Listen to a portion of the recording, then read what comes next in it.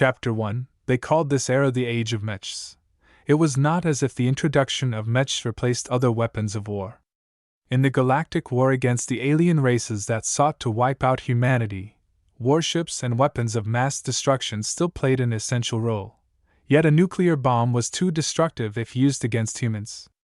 Alien races could easily pick up a bargain if humanity constantly weakened themselves to settle internal grudges. These pointless wars would only end when humanity united all of its separate fiefs. Many visionaries have attempted to do so, and succeeded, up to a point.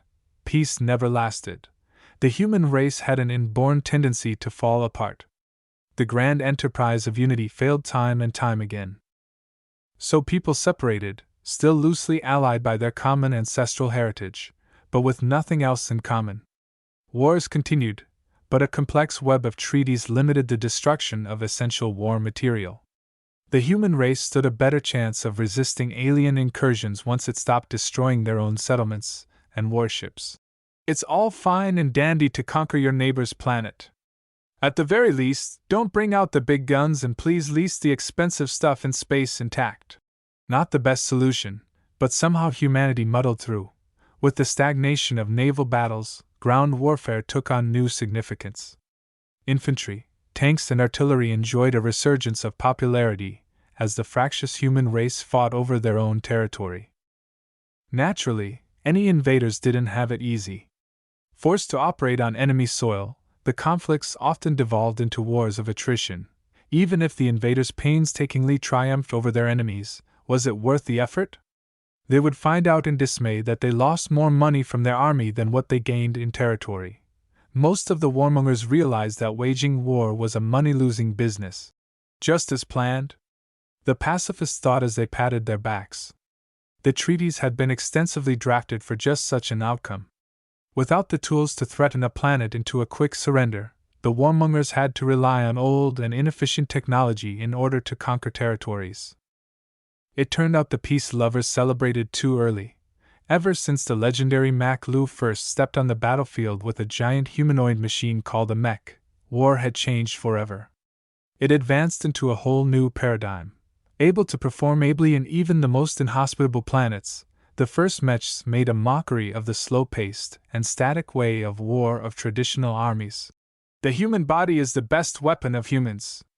One of the lead inventors of the modern war mech remarked after the first models blitzed half a massive nation's territory. Everyone knows that infantry is flexible but fragile while tanks are tough but clumsy. So one day we thought, why not make a new weapon that takes the human form and simply scale it up? It resulted in a revolutionary weapon that charmed humans across the galaxy for its evocative look and inspiring capabilities. Faster than infantry, more flexible than tanks and able to carry a variety of weapons, they nonetheless required much less supplies to keep them running.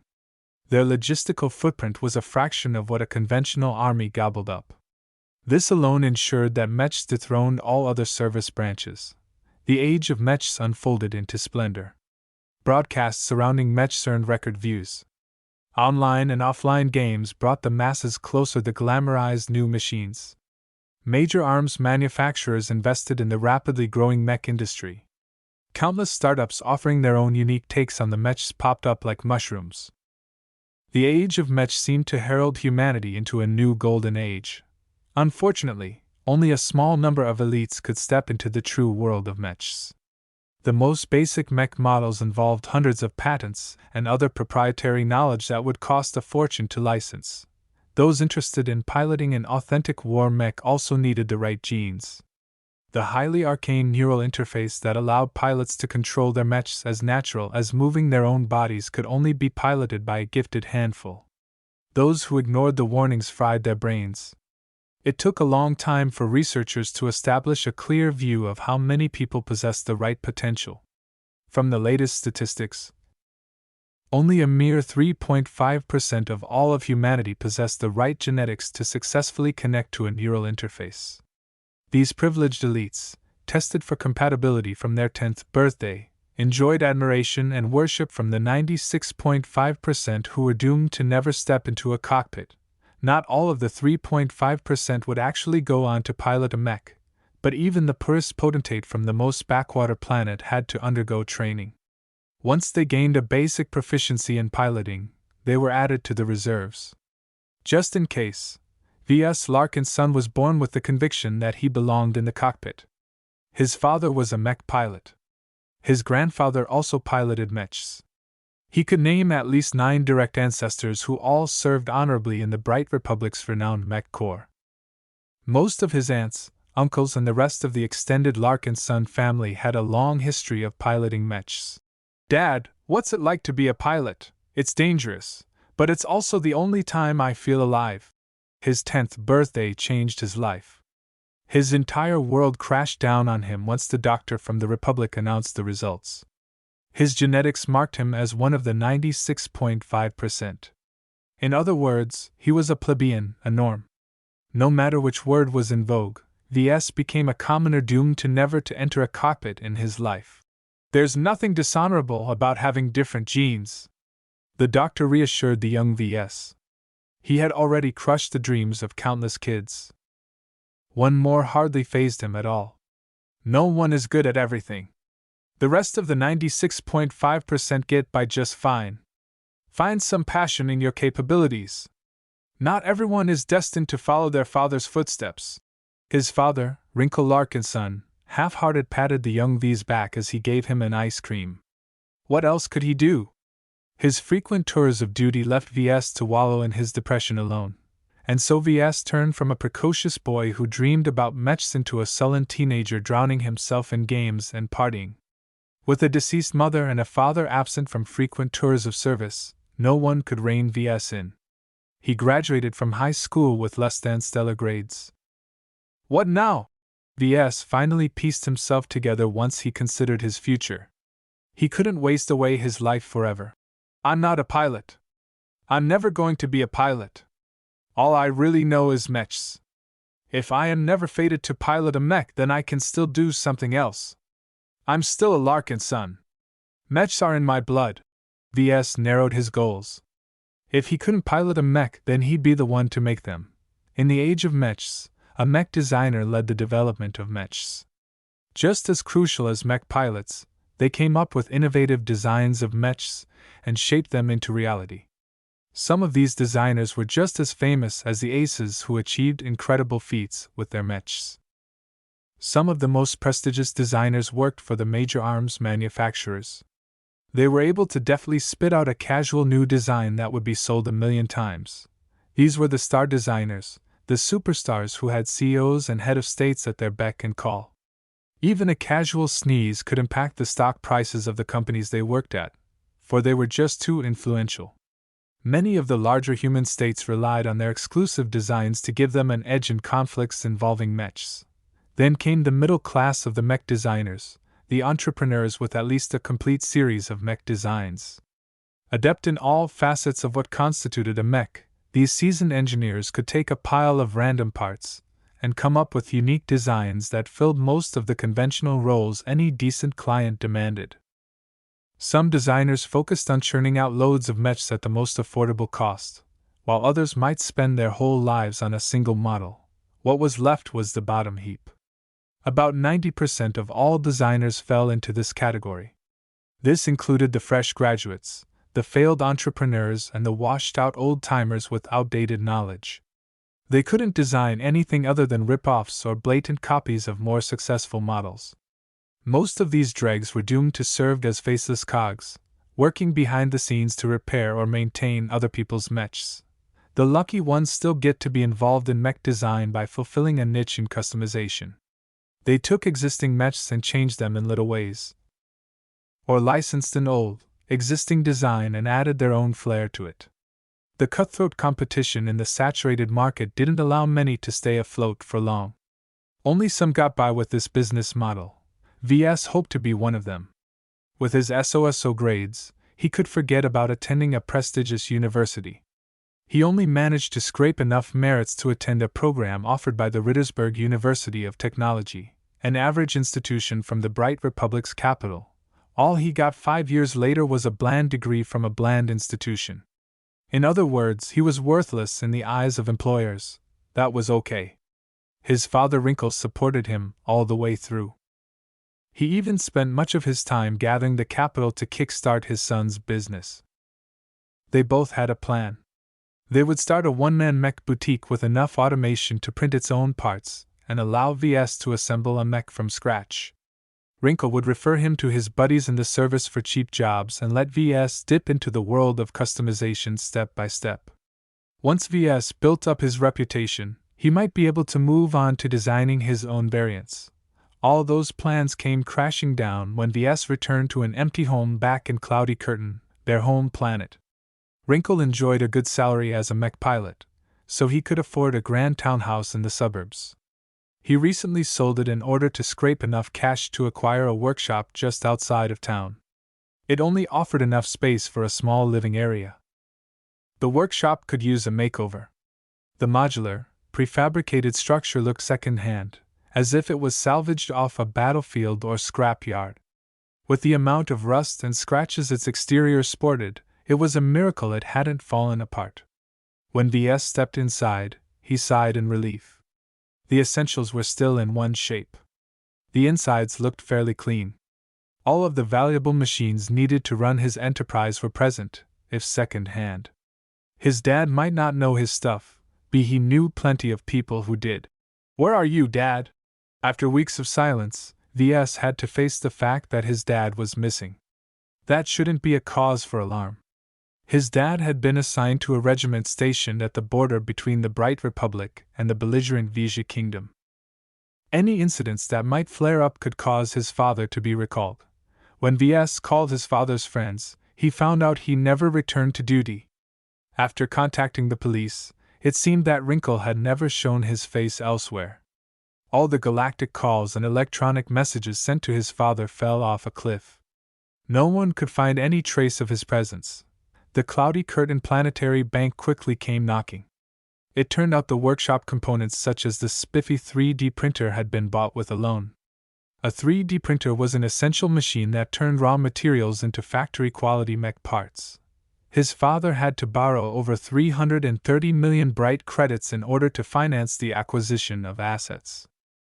With this much money, anyone could buy half a dozen advanced mechs. VS could spend his lifetime working for an average mech manufacturer and still not earn enough to pay back the huge debt. He instantly fell into a cycle of distress and panic when he read through the bank's polite but impersonal note. "What kind of mess did my father drag me into?" The bank took 3 pages to state that all of the debt was in his name. He would have to hand over the workshop and all of its valuable machinery in case he missed a single annual interest payment. In short, VS had to scrounge up about 5 million credits in the next 3 months in order to meet the next payment. He lifted up his armband-shaped communicator and activated its miniature projector. A screen came into view that displayed a menu. He hopelessly switched to the credit account linked to the device. His account only held a measly 1,200 credits. That was his spending money for the month. VS had little means of earning the required amount of money. With his dad gone missing, it was questionable whether VS was entitled to the life insurance and other benefits his father arranged. VS followed up his father's insurance policy because he needed every penny he could squeeze out of the system. Nothing came out of the meetings. The insurance company was as obstinate as a dog chewing a bone. VS swiped away the latest messages from the bank. "I'm broke. I can't even scrounge up the credits to buy the raw materials I need to fabricate new parts. How am I supposed to do business?" Within a day, he called the bank, the insurance company, and the government. What he got back wasn't good. The bank had already written VS off. They wanted to get their claws on the workshop before VS screwed something up and depreciated its value. The only useful thing he received from the bank was a package that Wrinkle stashed at the bank in case he got out of touch. The insurance company claimed that Wrinkle was merely missing in action at worst. As an active serviceman, he might return months or years later, so VS was not entitled to a single penny until the company received solid proof that he had died. If not, the money would only be released after a period of 5 years. The government was its usual bureaucratic self. VS only heard lots of incomprehensible jargon before he plainly hung up. He'd get nothing useful there. VS was alone. His dad had gone off to the deep end, leaving Ves to pick up the pieces. His father only left him with a lousy package with a casual note pasted in front. To my son Ves, in case I'm not home. Opening it up, Ves was mildly surprised to pick up a secure data chip. Most data transfers today occurred entirely wirelessly. People only used data chips when they absolutely had to keep their contents secure. Ves turned off his comms connection to the galactic net before accessing the old data chip. It took 3 seconds to load its contents, which was unusually long for a chip this size. An unknown program suddenly took over the holographic projection. Initializing the Mech Designer System. New user detected. Initiating deep scan in 2400 mini-cycles. Please prepare properly. Wait, what? Ves asked the program, just before the comm released a huge shock.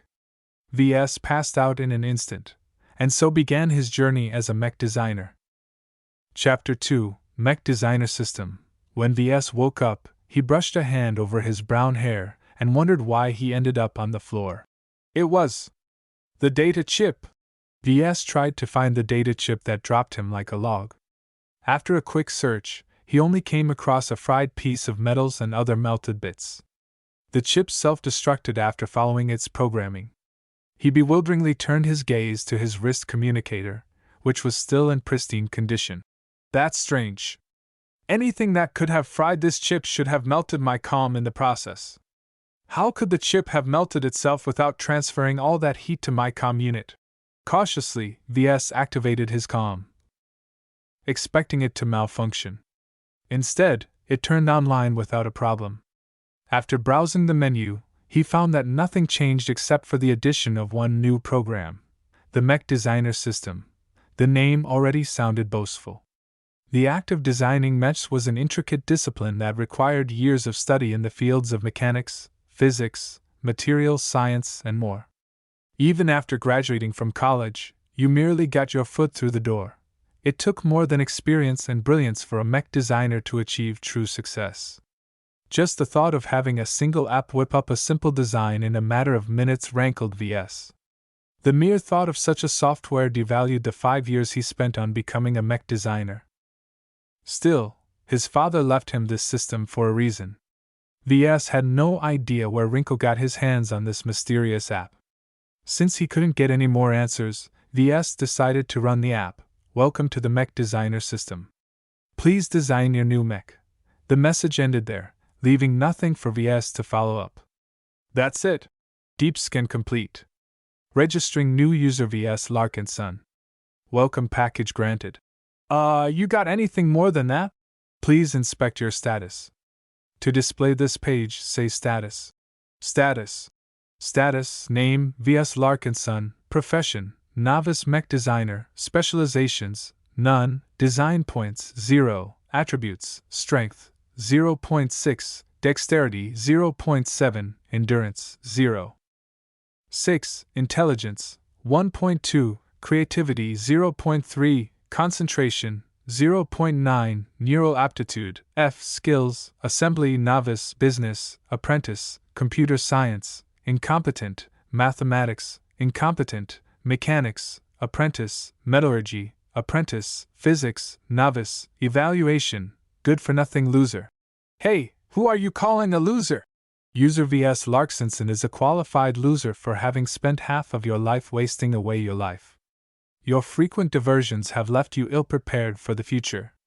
Your inability to pay off your debt is a direct consequence of your ineptitude. Ves had to suppress the urge to raise his middle finger. Instead, he challenged this stupid system. I admit, I used to be a stupid kid, but I cleaned up my act.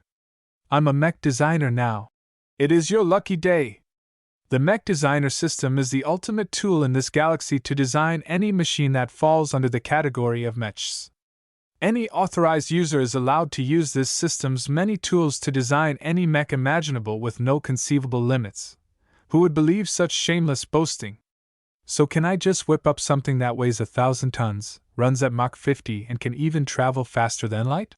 Certainly, user, but you must design its components and integrate them into a viable design by yourself.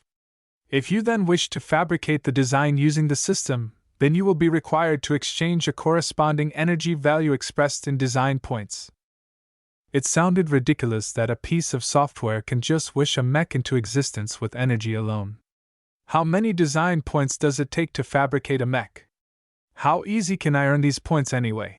An average mech requires 1,445,645,313 design points in order to be fabricated accurately. Calculating your current combination of attributes and skills. After estimating your capabilities, you are able to earn an average of 3.89 design points per day. Ves was literally speechless. The system disparaged him again in a roundabout way. You seem pretty useless. How am I supposed to get some use out of you if I can only earn about 4 DP a day? Yeah, I thought so. Ves muttered quietly. His finger already hovered over his comm, ready to shut down this useless app. User, please do not exit the program yet. You have yet to explore the menu, nor have you opened up your welcome package. Okay, so give me a menu then. Mech Designer System menu, status, designer, missions, skill tree, shop, lottery, inventory. User, as a novice mech designer, your privileges are limited. You currently do not have access to the missions, shop, and lottery menu. Ves browsed the designer option first. The system unfolded into a vast holographic design interface that seemed to be ripped off from a popular design suite that Ves had frequently used in his student days. The system's version came with a lot of additional features. Though Ves wasn't in the mood to explore them right now, the skill tree unfolded even more elaborately, taking up a panoramic view. The most fundamental skills sat at the top. It started with the most basic fields such as mechanics and mathematics. Beneath them nested an unfolding expanse of sub-skills that seemingly went on forever. He could upgrade skills as diverse as artistic judgment. This skill tree alone appeared way too fantastical and unreal. How could anyone improve themselves with the press of a button? All it took to upgrade his skills was to spend a couple of so-called design points. It was fairly uncanny that the system managed to map his current skills pretty accurately. Ves reserved his judgment for the moment. His father had to have a compelling reason to pass on this absurd piece of software to him. Ves refused to consider the system to be a work of fantasy. He opened the inventory last. It appeared to be a typical, game-like interface except he couldn't store or take out real universe items. The inventory mainly dealt with storing designs and other virtual content, though it offered the option of storing real items later on. Naturally, his inventory contained no designs, but he found the vaunted welcome package in the miscellaneous tab. He curiously tapped it with his finger. The holographic box cheerfully opened up, accompanied by the faux celebratory fanfare prevalent in cheap online games. 3 silhouettes floated in front of him, tempting his anticipation a tiny bit even as he remained skeptical of this system.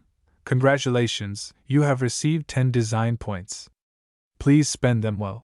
Just 10 measly design points? Ves exasperatingly questioned. From browsing the previous menus, he learned that 10 design points was only worth peanuts to the system. With this amount, he could neither afford to increase his attributes or upgrade any skills. The paltry amount only afforded him enough to purchase a soda. He then clicked the next silhouette, which revealed 3 copper lottery tickets. It allowed him to draw 3 prizes from the system's lowest-ranked lottery draw. When Ves activated a ticket, the lottery page projected a prize wheel. After staring at the wheel in doubt, he spun the large object by heaving a lever with his arm. You have failed to draw a prize from your copper lottery ticket. Please draw again. You have failed to draw a prize from your copper lottery ticket. Please draw again. You have failed to draw a prize from your copper lottery ticket. Please draw again. Really, even the lottery tickets from the convenience store aren't so stingy. After using up the lottery tickets, the system's final present unfolded. The silhouette faded away, revealing a small mechanical cat. The pet displayed on the hologram seemed no different from any of the other artificial intelligences available on the galactic net. Popular with little girls around the galaxy, these virtual pets offered companionship and distraction without the hassle of taking care of a real animal. So you got me a virtual cat? Whoop-de-doo. You are mistaken, user. This gold-ranked auxiliary companion is an extremely rare random draw from the welcome package. Congratulations on acquiring your new gem cat. The creature in front of VS shifted. The holographic interface dimmed as the projection of the mechanical cat brightened. The cat thudded on the floor with an audible thump. Just as VS thought the system was tricking him, the cat meowed and physically brushed his leg with its very real body. What? This couldn't be happening. The cat felt real. VS bent down and put his hands around the light metallic shell of the cat and lifted it in front of his face. The cat questioningly purred as it beheld its new owner while VS processed its appearance. His communicator was just a basic model. It didn't possess the fancy microfabrication options that came with premium models. Even if his comm turned into premium model overnight, it was impossible to fabricate a mechanical animal larger than a mosquito. His comm simply couldn't store the required materials. Who knew how the cat came into existence? The system's workings already broke the bounds of reality. Do not be surprised, user. As the ultimate design tool for mechs, the Mech Designer System is able to utilize, redacted, to instantly fabricate any design or item you have exchanged at the shop at the cost of design points. Only until now did it sink in that V's father had left him an impossibly amazing software. Though he understood very little so far, he was fairly certain that whoever created this system was light years ahead of even the most advanced human scientists. He guessed that the system might be hiding some massive secrets, some of which may even involve alien technologies. These questions were so far above V's tiny head that he simply set them aside for the moment. He had more immediate concerns. "This cat is kind of cute," VS remarked as he scratched the mechanical creature's head. "Is it supposed to do something more than beg for scratches and hugs? Concentrate on the gem cat in order to call up its status. Pet status, name, none, owner, Ves Larkinson, rank, gold, exclusive, level 1, skills, gem excretion I. What kind of a skill is gem excretion? Concentrate on the skill to see further details. Gem excretion, the ability to convert low-value materials into rare gemstones of a higher value through manual absorption, digestion, and excretion. These gemstones provide random benefits helpful to any mech that incorporates them into their design. Certain raw materials have a higher emphasis on the benefits that the resulting gemstones can express. It took half a minute for the description to sink in with VS.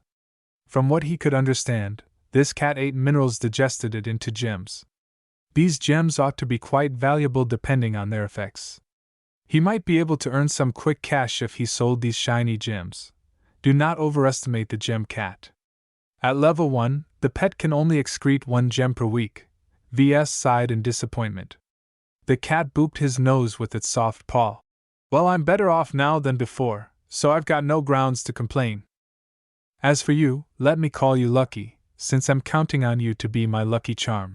The mech cat adorably meowed in response, indicating that its artificial intelligence possessed at least some form of low sentience.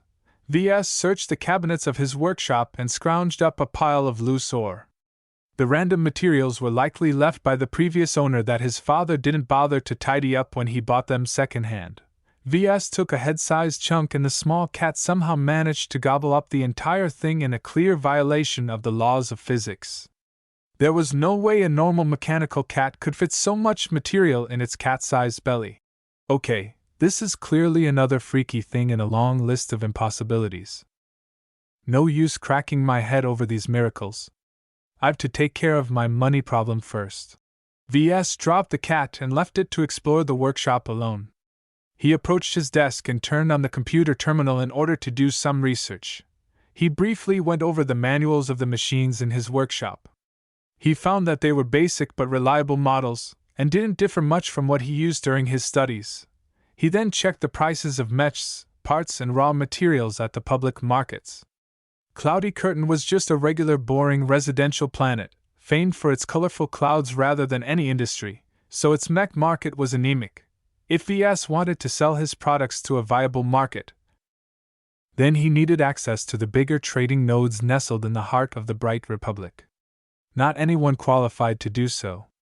VS lacked both reputation and a track record. Even if he did gain access, he lacked the capital to acquire the raw resources needed to fabricate a mech. It takes money to make money. That was one of the most important lessons he learned in college. Surprisingly, he did quite well in his business classes. Ves owed this achievement due to his aspirations. It also helped that the classes only involved simple math. After half a day of research, Ves gained a clearer idea on the viability of his new enterprise. He gave up on producing a physical product. The areas of mech design, mech customization, or mech fabrication all required substantial capital in order to step foot in them. He needed at least several million credits upfront. The only economically viable market where he could realistically offer his services was in the field of mech repair and maintenance. However, his workshop was limited by its scale, and without a reputation he doubted he could attract any customers. He needed to make a start in a market with a low barrier of entry, one that didn't demand any prior investment. Ves made a resigned look at the section of games on his terminal. Iron Spirit, the most exclusive galactic mech simulator in the galaxy, Iron Spirit was not the most played online game on the market. However, its esports broadcasts attracted a very wide audience, allowing the game to foster a large and diverse creators market. The reason for the game's success could be attributed to its adherence to reality. Iron Spirit emulated reality so well that players had to buy or rent expensive simulation pods to pilot a mech. It turned the player base into an elitist club that served as a decent simulation to actual mech combat. The BSBH Corporation stuck to the creed of realism so much that its virtual mechs had to be fabricated within its simulated ecosystem in a realistic manner. Only the mainstream mech models could be bought off the shelf. The true high-performing mechs in the game were all customized or original designs that could be sold for either gold, the virtual currency, or with real credits. Unlike piloting a virtual mech, Iron Spirit didn't demand its designers to be a potentate, so even an average norm like Ves could engage in its virtual market. As Ves registered a Mech Designer's account in the game, he came across a few snags. He had to pony up a registration fee of 800 bright credits. This wiped out more than half of his remaining savings. When the game approved his account, he encountered another barrier. Customizing any existing design required the purchase of a so-called virtual license. The licenses for the cheapest parts started at around 10,000 credits, while the licenses for the most outdated one-star mechs were valued at 100,000 credits. I'm such an idiot for forgetting the licensing fees. BSBH apparently didn't want its virtual mech market to be flooded by a tsunami of awful designs. With no other way out, Ves turned on his wrist communicator and started up the Mech Designer System. Hey system, I don't have the money to afford a virtual license. Can you lend me a hand? The system accessed his terminal through a wireless connection. It took only a dozen seconds to scan the entire game and absorb additional information from the galactic net. Tutorial mission received. Please enter the missions page to browse the details. Ves obediently turned to the missions page of the system. Mission, Tutorial Part 1. Your first design. Difficulty, F rank. Prerequisites: be an idiot who can't solve his own problems. Description: as a mech designer, it is shameful that you have not completed a single design that is ready for sale. Use the Mech Designer System and the provided mech model to design a customized mech that has a minimum deviance of 10% and a performance improvement of 2% of its base model. Reward: a random 1-star virtual mech license. A random 1-star virtual component license. This sounds doable. Can I ask how you're able to reward me with those virtual licenses? Nothing is impossible to the Mech Designer System. With enough design points, the user may even be able to achieve immortality. Please increase your Mech Designer rank for a more detailed answer. Yeah, right. Ves guessed the system had some way of hacking into Iron Spirit's servers. In order to preserve his sanity, Ves stopped his inquiry and instead turned his attention to the designer mode. It wasn't until Ves saw what kind of licenses he had to work with that he practically spat out blood. This is impossible! Chapter 3. First Design. As a reputable mech simulator, Iron Spirit only featured real mechs. The base design sold in its virtual store could be bought in real life with almost the same performance. With its vast and extensive database, the game worked hard to group them together in a simple manner. The BSBH Corporation eventually decided to adopt a 1-star to 5-star rating. They later added even higher ratings with the introduction of even higher performing models. The game's database included many older designs, but its library of current designs was incomplete. Many top-notch mech designs were highly guarded secrets. These so-called next-generation models represented the cutting edge of mech design. The Age of Mechs spanned 400 years, so the game offered plenty of models even without the latest designs. Iron Spirit's lowest 1-star mech models used to plow the battlefield alongside legends such as Mac Lu, the mech pioneer. Compared to contemporary models, these ancient relics fell short in many ways. They were slow, clumsy, inefficient, and sometimes looked ridiculous. When VS took a peek at these clown-like models, he wondered if their designers had a few screws loose. Systems Designer Mode already loaded one such design. The Fantasia 2R incorporated a radical humanoid design scheme, and was the second iteration of a flawed first edition. The Fantasia mass very little due to its slim and narrow design, allowing it to run faster and longer than the stockier models available at the time. These gains were made at the cost of other parameters such as armor and firepower. For whatever reason, the designers shaped the Fantasia 2R in the form of a woman. Its concave torso, sloping breastplate, thin limbs, and narrow head evoked the appearance of a supermodel and dressed in skimpy armor. The older 1R model already looked like a feminist's worst nightmare. The manufacturers doubled down by attaching hair-like sensor threads on top of the 2R's head. The sensors at least served a practical purpose, since they turned the model into a decent scouting mech, since the Fantasia was such a light and thin mech. VS had very little leeway in modifying its parts without destroying its good points. In contrast, VS could easily tinker with heavier models, shaving 10% of its mass without sacrificing too much of its defense. After applying modern techniques to the ancient design, he could easily raise the performance of his variant by 2 or 3% compared to its base model. This Fantasia the system provided me is really too skinny. Since he couldn't go for the route of subtraction, he needed to find another way to add value. VS could easily improve the design by adding additional components.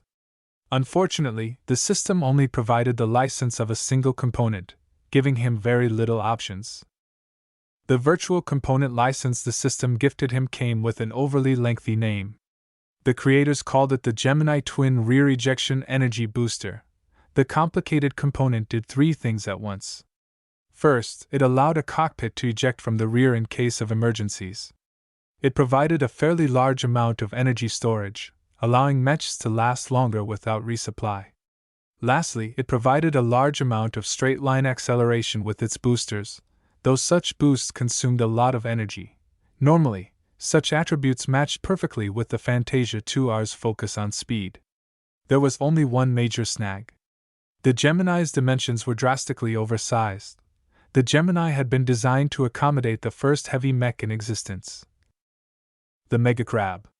This mech was a behemoth that required 8 legs and twin cockpits for 2 pilots. Trying to affix the Gemini system to the Fantasia 2R was like trying to put a stuffed backpack onto a clueless toddler. If only I had more assets. I can't do much without more licenses.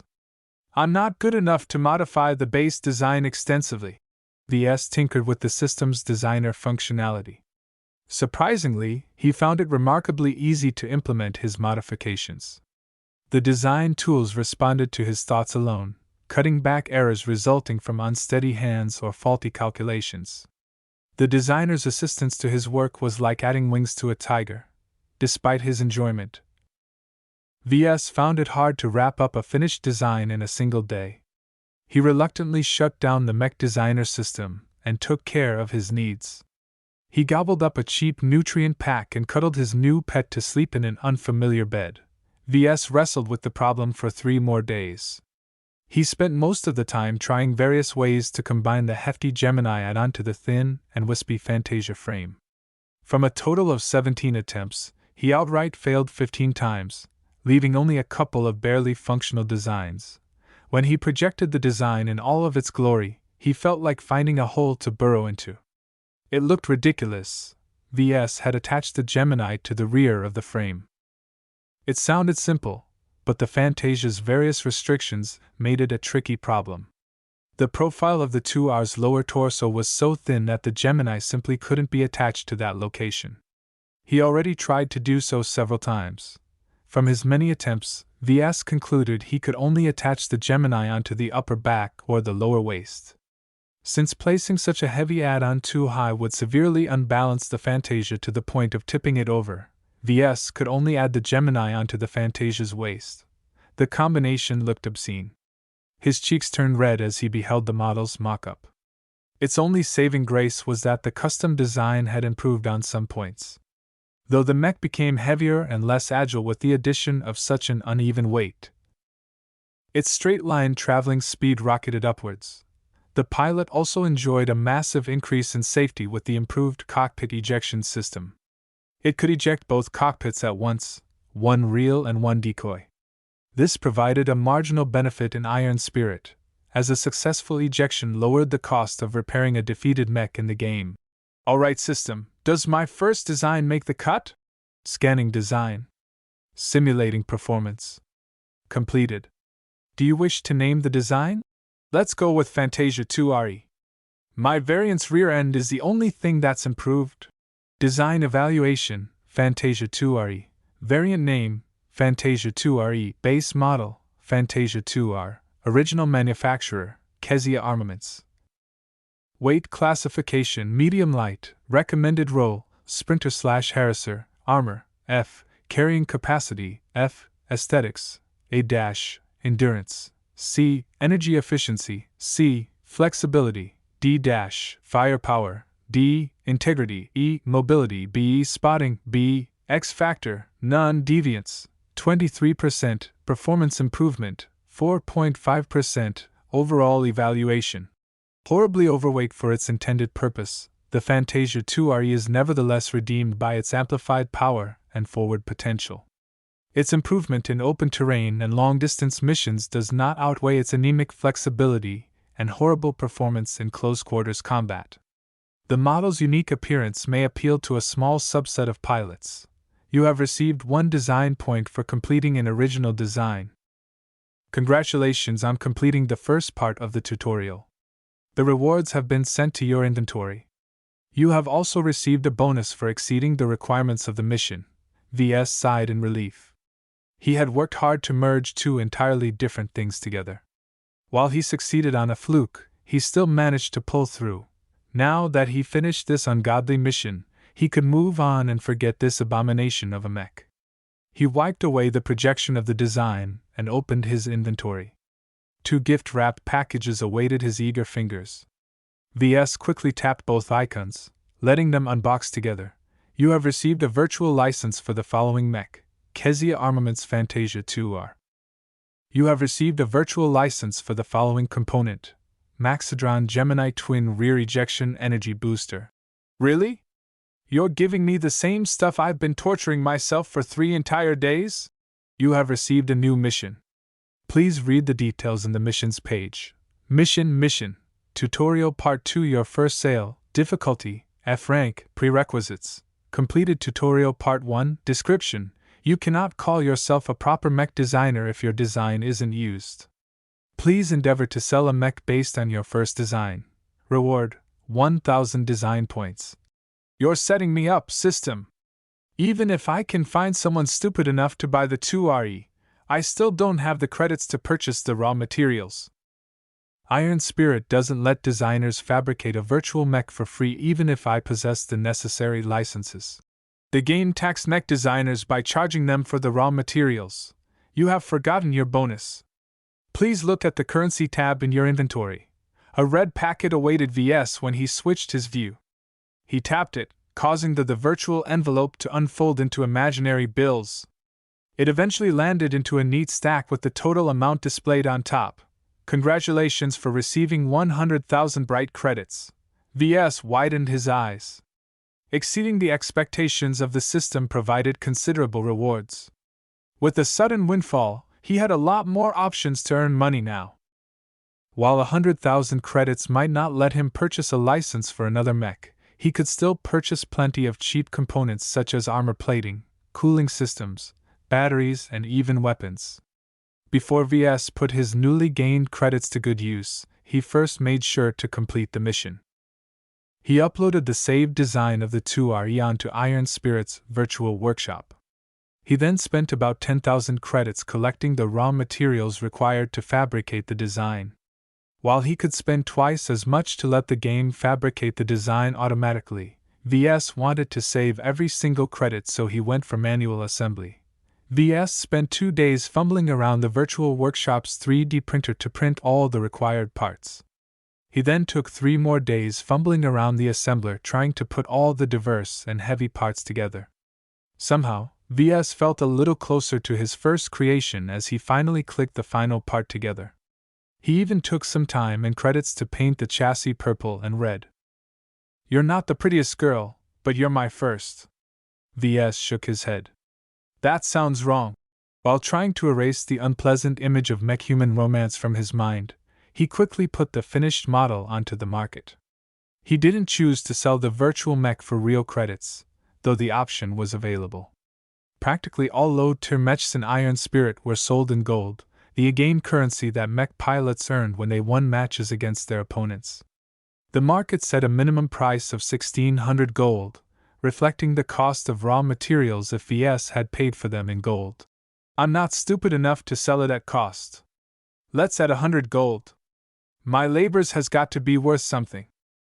Just after he finished with the lot, he also checked his user profile. He chose to hide his real name for now.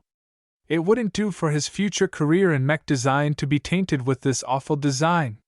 He casually set his nickname as Chasing Clouds, as a reference to his home planet and his aspirations. With that chore done, VS threw the mission to the back of his mind and went to mech's section of the market. He browsed all of the available variants of the Fantasia 2R. If he wanted to design a competitive but affordable Fantasia model, he needed to do his research on what market already offered. He could then tailor a list of requirements and scour the market for fitting components. VS sunk into his work. He fell into the enthusiasm starting his career in mech design. Even if designing virtual mechs for a game didn't bestow him with the qualifications of a real mech designer, he could still polish his basic skills. Once he accomplished a handful of sales, he could purchase better licenses and design better variants. "Still, I can't play with virtual mechs forever. There's no way I can earn enough credits to meet my next interest payment." He needed to earn enough credits to fund the operations of his real mech business. If the expensive fixed cost of purchasing licenses was left out, then he could easily make the deadline. Reality wasn't so kind. Virtual licenses only apply to in-game designs.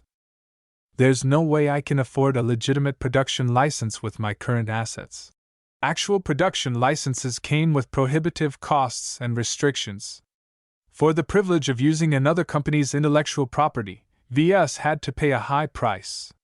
He also had to give the original owners a cut of his earnings. Along with the cost of raw materials, profits grew thin. It's impossible to make it without the help of the system. I hope the 2RE is going to sell out quickly, because I have a feeling I'm going to need all the design points I can get. Lucky sauntered over and meowed at VS. "What's up, buddy?" The cat tugged at V's pants and tried to lead him outside. "Curious." VS followed the mischievous cat outside and spotted something sparkling behind the weeds.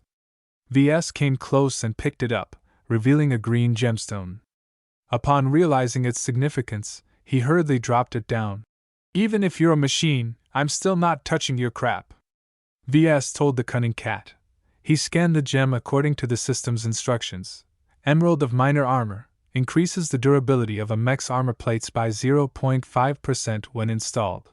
For a gem of its size, its effects were heaven-defying. Despite the paltry boost, the gem cost nothing to make. If he kept feeding Lucky the same cheap ore, he could end up with a pile of emeralds. If they all had the same effect, they might accomplish something great if combined. System: if I have 2 of the same gems, do their benefits stack?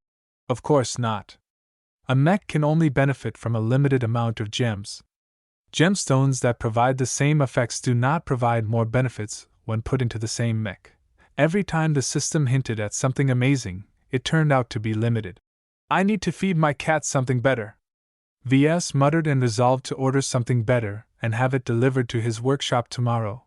Unknown to Ves, on the other side of cloudy curtain, a certain 12-year-old potentate sat down in a fully enclosed simulator. He had just finished school and rented a sim pod from the local gaming center downtown. The boy avidly played Iron Spirit ever since he recently finished his basic lessons on mech piloting. It hardly turned him into a qualified pilot, but it allowed him to pass the minimum requirements to finally play the game. Calling himself Shifter 66 in the game, he enjoyed piloting faster mechs. There was something about running in a multi-ton machine that charmed him. Playing the heavier mechs bored him to tears. He preferred to be quick on his feet, pestering enemies and dodging shots rather than slugging it out in a head-on collision.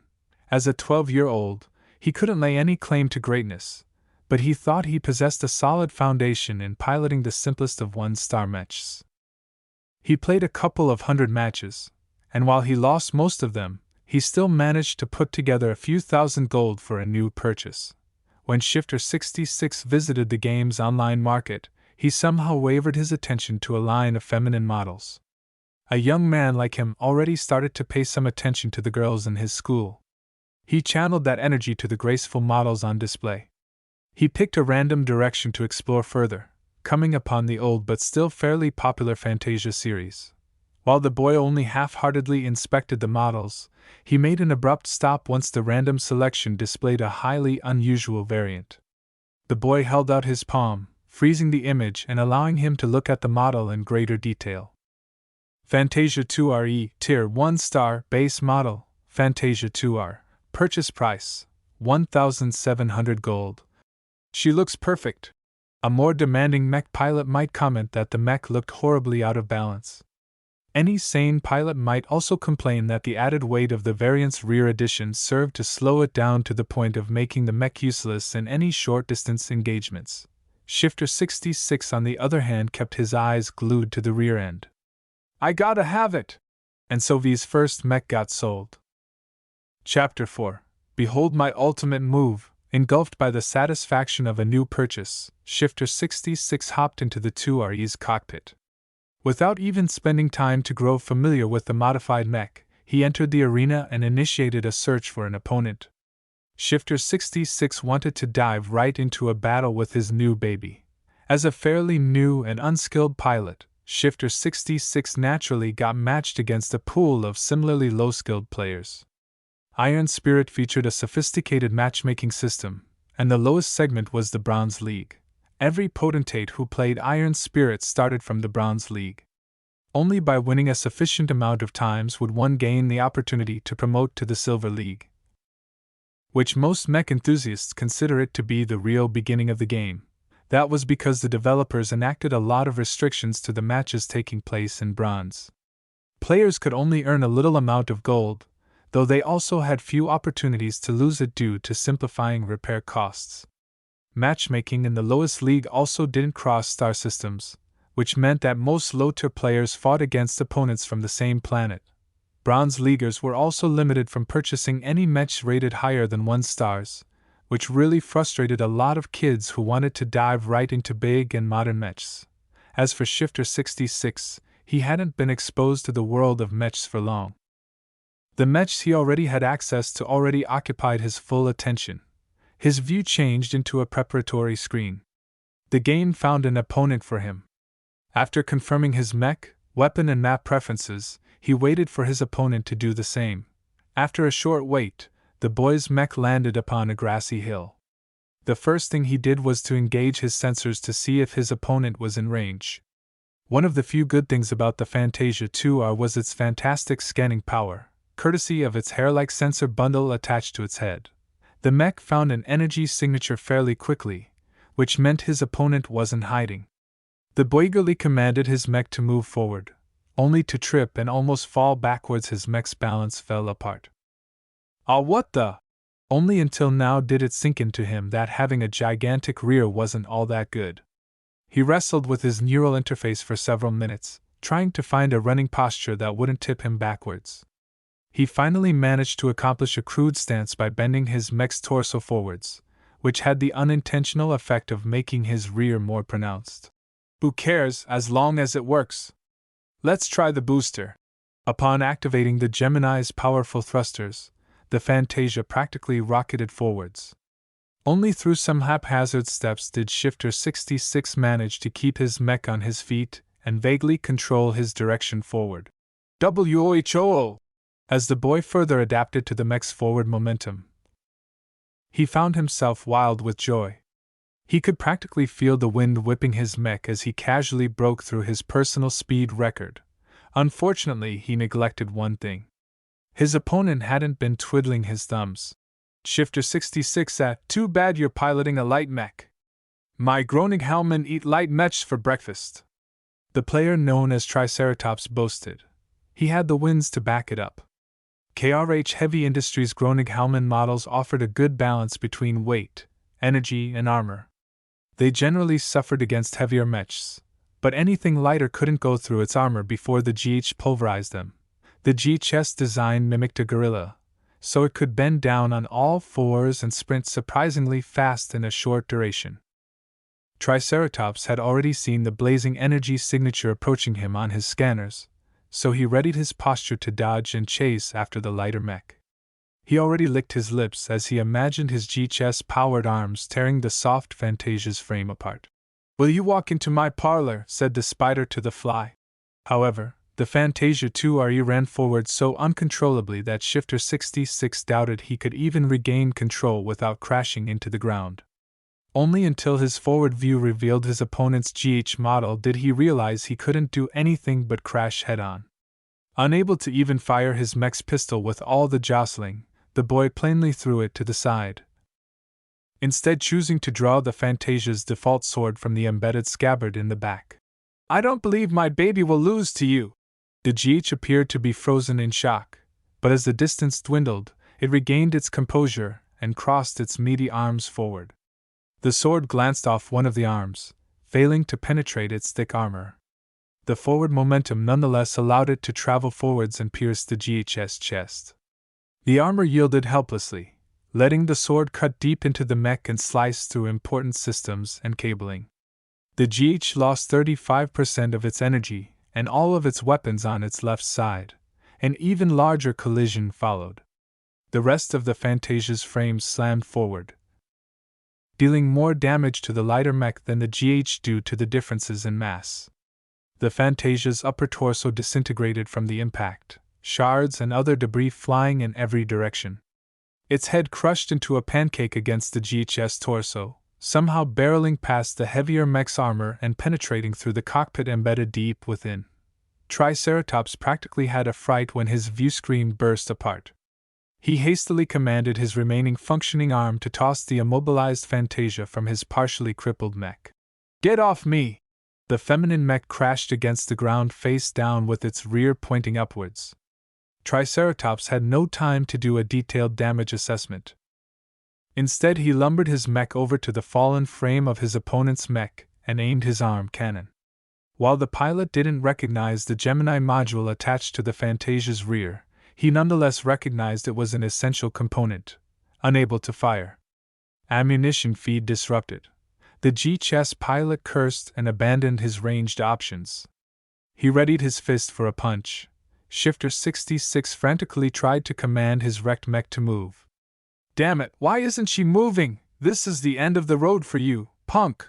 Just as the GH landed the punch, a hatch on the Gemini blew apart. It revealed the hard-shelled cockpit, which ejected instantly from the Fantasia with substantial thrust. While it didn't travel with the force of an armor-piercing shell, it nevertheless possessed enough force to smash apart the GH's ramshackle torso armor and pound its pilot into meat sauce. Exhaust smoke spurted out of the Gemini's gaping cavity. Burn marks littered the immobilized Fantasia and the surrounding foliage as the decapitated groaning Hellman mech collapsed like a puppet with its strings cut. Winner, Shifter 66. "Huh!" The boy groggily wondered as the rewards from the win poured in. "It worked! I won!" It had been a complete fluke to eject the redundant extra cockpit. In the final moments, the boy pretty much pressed every neural button he could find, trying to get his mech to do something other than being a sitting duck. Ejecting the cockpit was one of the last options left. Ha ha! I knew my wouldn't disappoint! Shifter 66 spent a significant fraction of his newly earned gold to instantly repair his mech. More expensive mechs required manual repairs or payment of real credits to get it done instantly. Fortunately, Iron Spirit didn't bother to milk excessive fees from its beginners, so the boy had nothing to worry about. He threw himself back into the arena. Triceratops, who turned out to be a boy just a year older than Shifter 66, simply sat stunned in the simulator. He couldn't believe he got done in by an ejected cockpit. He loaded the replay of the last match, fast-forwarding to the final moment before slowing down the playback to leave him with plenty of time to watch. The same incomprehensible action happened again, just in a different perspective. Triceratops chose to watch the event from the side. He could see the immobilized Fantasia billowing out ejection fire and smoke from its battered rear module. Its left hatch blew apart, making room for the abruptly accelerating metal shell that protected the empty cockpit. Normally, any ejecting cockpit followed an upwards trajectory as soon as it left the chassis of the mech that held it. If Triceratops had just been a little more patient, he could have let the cockpit fly harmlessly in sky. Instead, he could only watch as his past self moved the GH into punching range of the Fantasia, thereby exposing its damaged torso to his opponent's crazy strike. He pretty much impaled himself onto the enemy's lance. This isn't real. This stupid mech looks so dumb and ugly. Who the hell made this mech? This Shifter 66 must be trolling if he's bored enough to bring such a mech into the arena. Triceratops opened a window showing the statistics of the Fantasia 2RE. The numbers made little sense to him, as he hadn't been studying mechs very long. Following the link to the seller called Chasing Clouds, he found out next to nothing as the account had been created very recently, with no other mechs for sale. The seller's privacy settings caused Triceratops' impromptu investigation a dead end. Well, if I can't find anything out about the seller, then let's check Mr. Shifter 66. I want to see whether you're a pro playing on an alt account. Though Triceratops spent his time in the Bronze League, he occasionally fought against opponents with a much higher apparent skill level on occasion. These monsters mostly consisted of expert mech pilots with a successful career in the upper leagues of the game. Sometimes expert pilots with real-life mech combat experience also took the game for a spin, causing many helpless Bronze Leaguers to cry helplessly as they got beat up in turns. When Triceratops loaded into Shifter 66's next match, he already saw that the battle had reached the peak. The Fantasia 2RE had difficulty catching his much lighter opponent, who happened to be piloting a Fantasia 1R, as the predecessor model. The 1R lagged in several areas compared to the 2R. Nonetheless, the 1R the opponent piloted was the stock model, granted him a decisive advantage in agility and short-range mobility. The forest environment also bogged Shifter 66 down. His 2RE couldn't find a clearing to put his substantial boosters to good use. Without the extra speed afforded by the boosters, his 2RE had been rendered into an overweight mech, clumsily trying to turn its sluggish frame in the direction of his flitting opponent. The 1R's pilot played it smart, Triceratops noted. The 1R seemed to be wary of Shifter 66's mech boosters. It neither faced the 2RE directly in the front and behind, using its superiority in lateral movement to keep the mech to the sides. The boy could only grit his teeth as he endured the light laser blasts digging into his Fantasia's rear armor. He only managed to endure until now because the enemy's Fantasia lacked the capacity to field heavier firepower. However, just its basic pistol possessed enough punch to eventually slag the 2RE's armor into a puddle. Shifter 66's own pistol had already been shot to pieces and he could only try to make potshots with his heavier, but unwieldy marksman rifle. You asshole! Are you a monkey or a man? Stand still for a moment. The 1R ignored the complaint and resolutely kept up its dodging. The boy knew he couldn't let this merry-go-round continue, so he activated his boosters and just rocketed into the trees. His mech crashed through the trees with minor difficulty, though he accumulated internal structure damage with each tree felled. He couldn't keep this up for long. Nonetheless, Shifter 66 managed to retake the initiative. The 1R's pilot panicked. Allowing the 2RE to build up distance meant exposing him to powerful laser fire. He hastily followed after the rocketing mech, inadvertently lining up right behind the 2RE's Gemini system. "Behold my ultimate move!" Shifter 66 yelled as he slammed his fist on the secondary ejection button. The Fantasia's twin cockpit whooshed forward from the Gemini model in another fiery blast. This time the cockpit kept up a straightforward trajectory.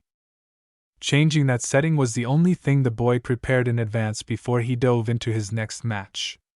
The cockpit rocketed backwards with a speedy but avoidable trajectory.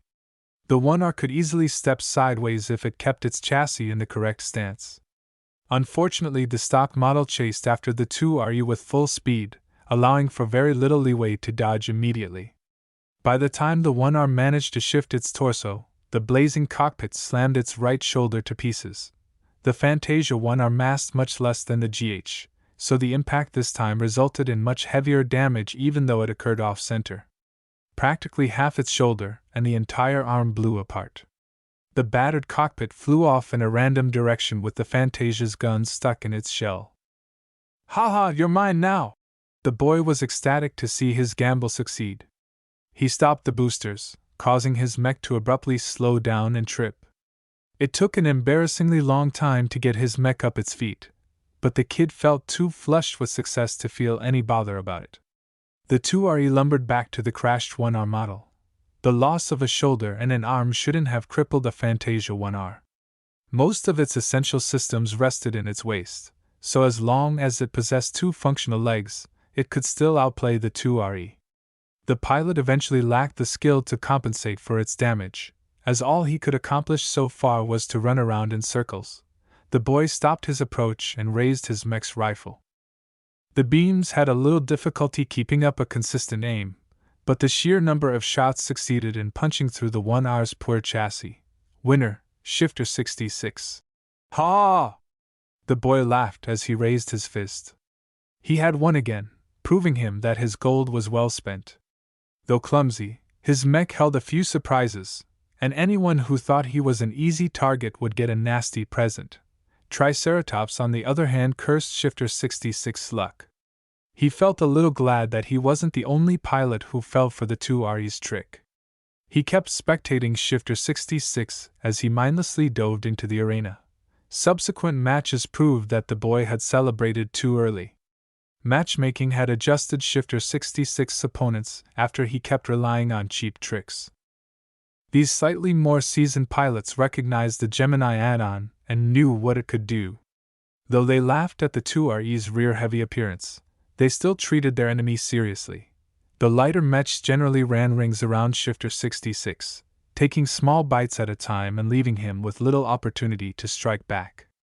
The heavier mechs proved to be easier opponents for him, as they were less capable of dodging his newly invented ultimate move. Only the heaviest one-star mechs could shrug off the damage caused by the sudden collision. Remembering that he had to go home for dinner, the boy eventually called it a day. When a couple more wins than losses in his record, the potentate felt that buying the Fantasia 2RE was one of the best decisions in his life. Before he logged off, he added the designer in his address book. Oblivious to the potentate, Ves looked at his system's notification with a puzzled expression. "The mission finished that quickly? I can't believe there's someone stupid enough to buy the mech I put on sale." Lucky concurred with a meow, while shaking its mechanical behind in V's direction. The young man playfully picked up the pet and cuddled him against his chest. "At least the stuff you crap out can be sold." Now that he finally received some design points, Ves switched back to the shop and browsed its catalog with greater attention. The previous time he just took a casual look, choosing to ignore the more unrealistic entries as pure nonsense. Now that he swept his eyes past them again, Ves widened his eyes. If the system is really capable of doing this with design points, then meeting the next interest payment is in my grasp. Ves reached an unconscious threshold in his mentality. He had always been a little bit skeptical of the system which suddenly intruded in his life. Now, though, he felt ready to embrace it with all its oddities. While some designers counted on their fancy degrees to start their careers, others threw money and connections at the problem. VS only needed the system to pave his way to the top. You have received a new mission. Mission. Tutorial Part 3 Mass Production. Difficulty, F rank. Prerequisites. Completed Tutorial Part 2. Description. A mech designer should not be content at selling a model once. Real designers must have flocks of people begging to purchase their products. Please sell 100 virtual mechs of your own creation within a month. Reward: 1 random 10-year combat mech production license. The system screwed him for real this time. How am I supposed to sell 100 of them in a month? Visit and read more novel to help us update chapter quickly. Thank you so much. Chapter 5. Investment. After VS finished freaking out, he read the mission description again and understood he missed out an important detail.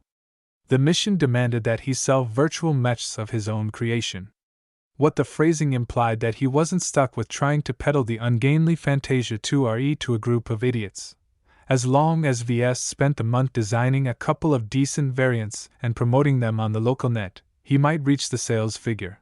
800 sales a month might sound like peanuts to established virtual mech designers, but meeting it remained a hefty challenge to a nobody like VS. I can't physically build all 100 models by hand, VS concluded as he formulated a basic plan. At this tier, pilots don't demand too much from their models. It'll be fine if I outsource the manufacturing to the game.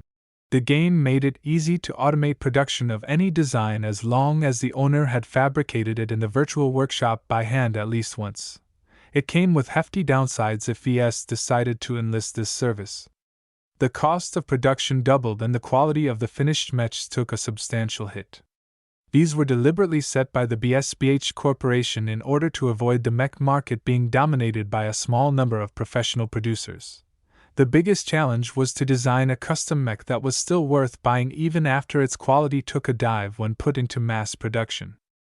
It had to offer at least one substantial advantage over the competition. He'd never be able to accomplish such a design without help. Luckily, the bright credits and the design points he earned from the previous tutorial missions could help him out a lot, if he spent them wisely. Despite the tight 1-month deadline, VS felt highly motivated. The reward for completion mentioned that he could receive a production license for a real mech. Licensing costs for outdated mechs were modest, but nobody bought antiques except for special purposes. The licenses for current mechs started with prices ranging from tens of millions of bright credits, not an easy amount for VS to pull out of nowhere. The system taking care of the license reduced his projected spending by at least 80%. Only the randomness of the reward kept him a little vigilant. He hadn't received much luck with the system so far, so he felt there might be a possibility he might receive a useless model. Any design over 100 years old were too obsolete to be of use in the battlefield. While some mech designers have found a niche by refurbishing classic models with modern materials and technology, it had never been a large enough market. Perhaps the system's randomness might also screw him in the other direction. VS could receive a model that was too high-end, one that cost billions in materials alone to produce. His small-scale second-hand 3D printer might not even have the capabilities to process all of the exotic materials involved with the production of the parts. If he was particularly unlucky, some big players might even wonder why his small mech boutique possessed such an expensive production license in the first place. VS shook his head and got down to earth. First, let's spend the design points. They're not much, but enough for a total beginner like me. He had received a windfall of a 1000 DP for completing the tutorial mission, but he couldn't rely on earning the same amount going forward. He only earned 1 DP for completing a successful design, and another point for selling it. At this pace, he'd face a considerable drought of DP in the near future. But points aren't doing anything sitting in my status. I might as well spend them as I desperately need to improve my basic capabilities. His recent experience in designing a mech variant and putting it on the market helped put his skill level in perspective. VS had a better what his good and bad points are in comparison to other inexperienced mech designers who sold their work in iron spirit. Status, name, Ves Larkinson. Profession, novice mech designer. Specializations, none. Design points, 1012. Attributes, strength, 0.6. Dexterity, 0.7. Endurance, 0.6. Intelligence, 1.2. Creativity, 0.3. Concentration, 1. Neural aptitude, F. Skills, assembly, novice, business, apprentice, computer science, incompetent, mathematics, incompetent, mechanics, apprentice, metallurgy, apprentice, physics, novice, evaluation, a loser on the right track. His status hardly changed since the last time he viewed it. Only his concentration had improved by 0.1. While he could work hard to raise his attributes and skills on his own, the system could do the same. While he could have bought more equipment or pets from the system, what he really needed right now was to improve his own capabilities. Ves had enough sense not to rely too much on external help. After browsing the shop and the skill tree for a couple of hours, Ves formed a spending strategy based on the prices set by the system. Attributes formed the basics. Not all of them were useful, but intelligence, concentration, and creativity had a pretty big influence in these future limits. His creativity especially appeared deficient, something he could confirm firsthand as any casual drawing he sketched would draw looks of disgust. Ves wanted to raise his 3 core attributes substantially, but if he did that, he might not get an immediate benefit for the amount he spent. They were just too big and vague. Developing his skill tree provided immediate results. He could improve practical sub-skills like increasing his proficiency when working with the 3D printer or become more proficient in balancing a mech's weight distribution. A lot of the fancier and impressive skills cost millions of DP to unlock and required the acquisition of other skills first. Those goodies were still too far away for the moment.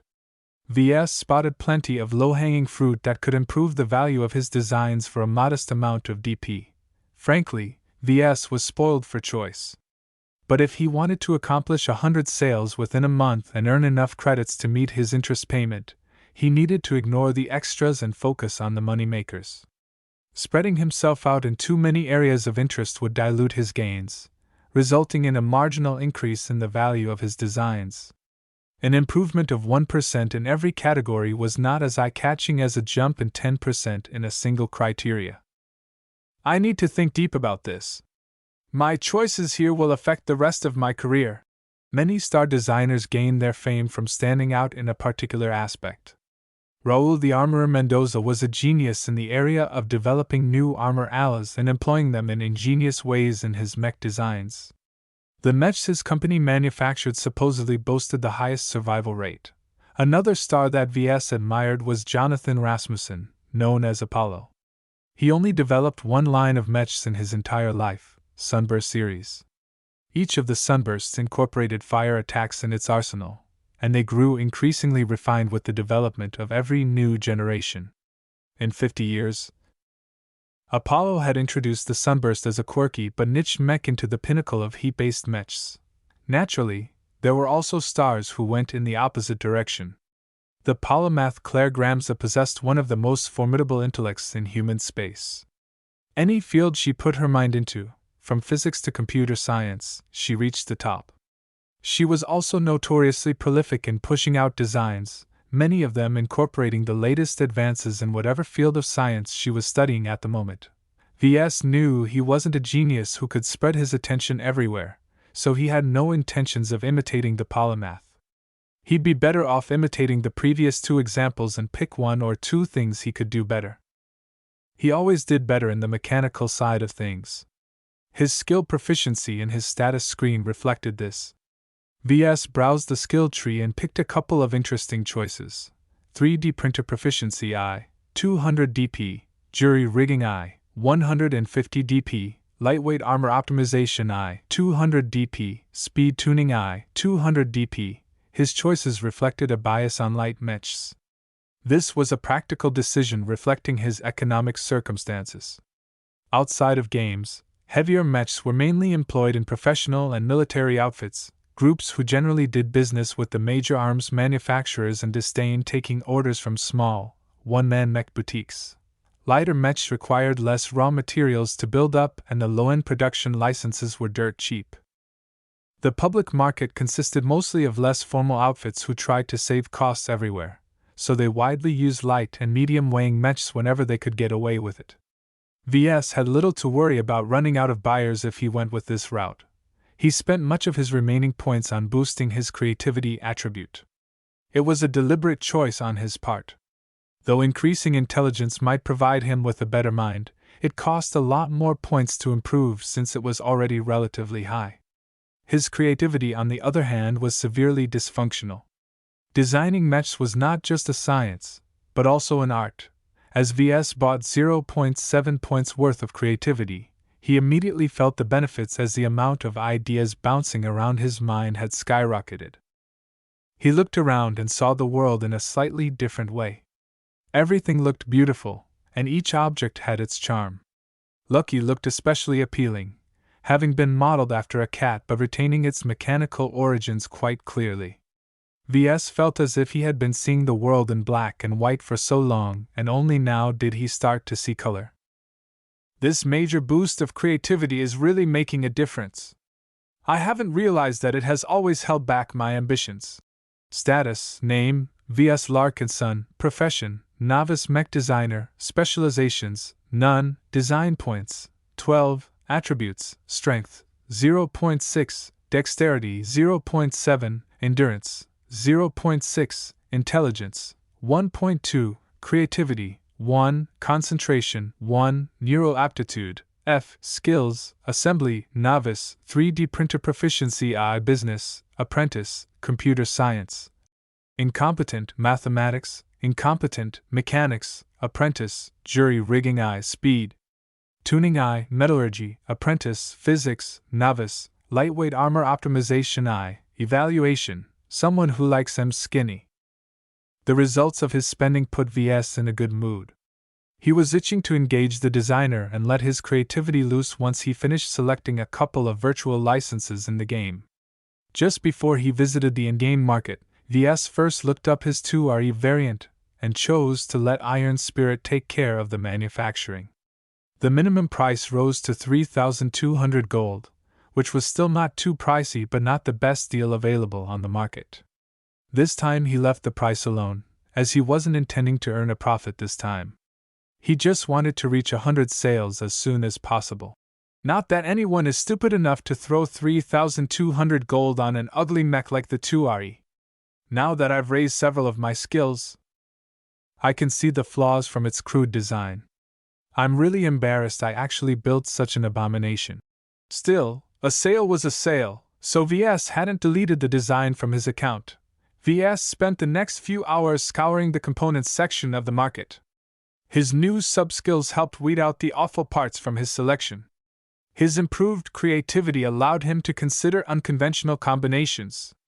Though difficult to implement, he might be able to forcibly cobble them together with his jury rigging skill. He eventually settled for purchasing the virtual licenses of a couple of good quality 1-star components. Astoria Experimental Flight System, 25,000 bright credits, Fayette ECM MK. I, 7,000 bright credits, Red-Eye Assisted Aim Module, 9,999 bright credits, MDTR Removable Battery Pack, 3,000 bright credits, Harkenix Lite DMR version 3, 19,999 bright credits, Festive Cloud Generator, 5,000 bright credits, Miran 21 Ultralight Armor Plating, 10,000 bright credits. Almost 80,000 bright credits exited his spending account as VS finalized his purchases. Parting with half of his newly gained credits hurt, but he consoled himself for making the necessary investments. The component licenses he chose performed exceptionally in the 1-star range. Their high prices also ensured that not many of V's competitors incorporated the components in their own designs.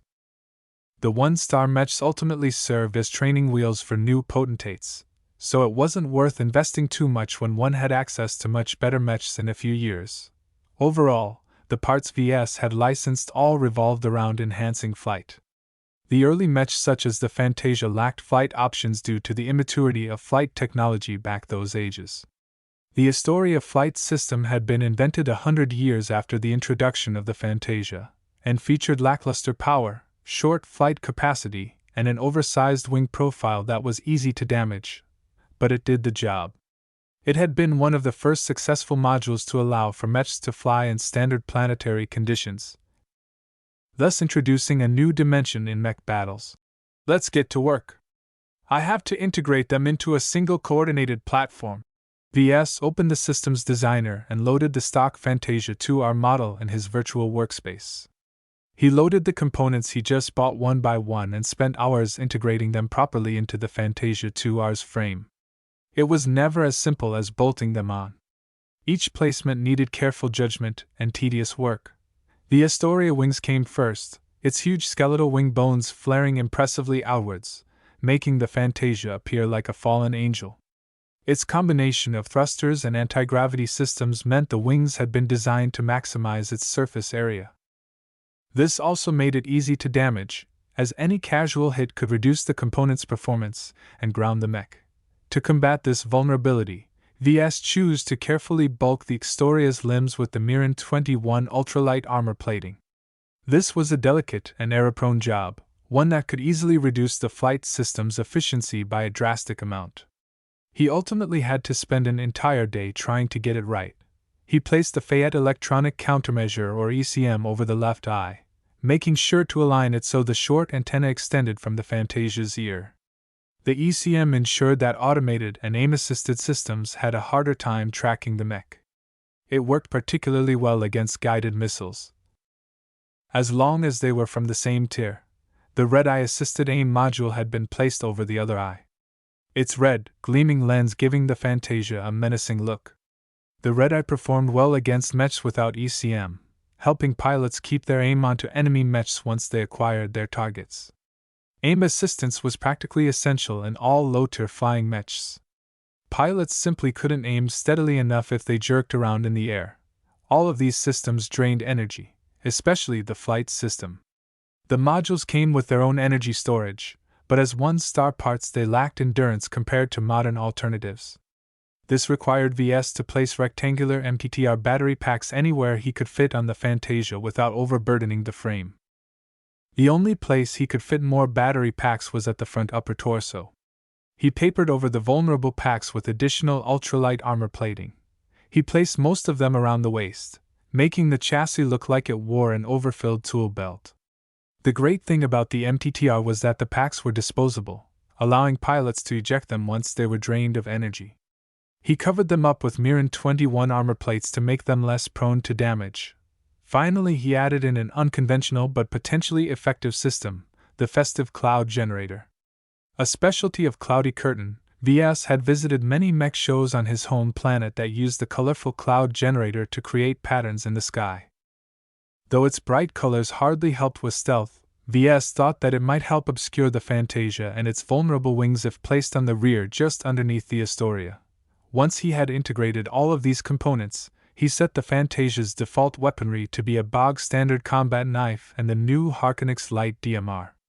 Not quite a sniper rifle nor a standard assault rifle, the Harkonix nevertheless offered precision at a generous firing rate.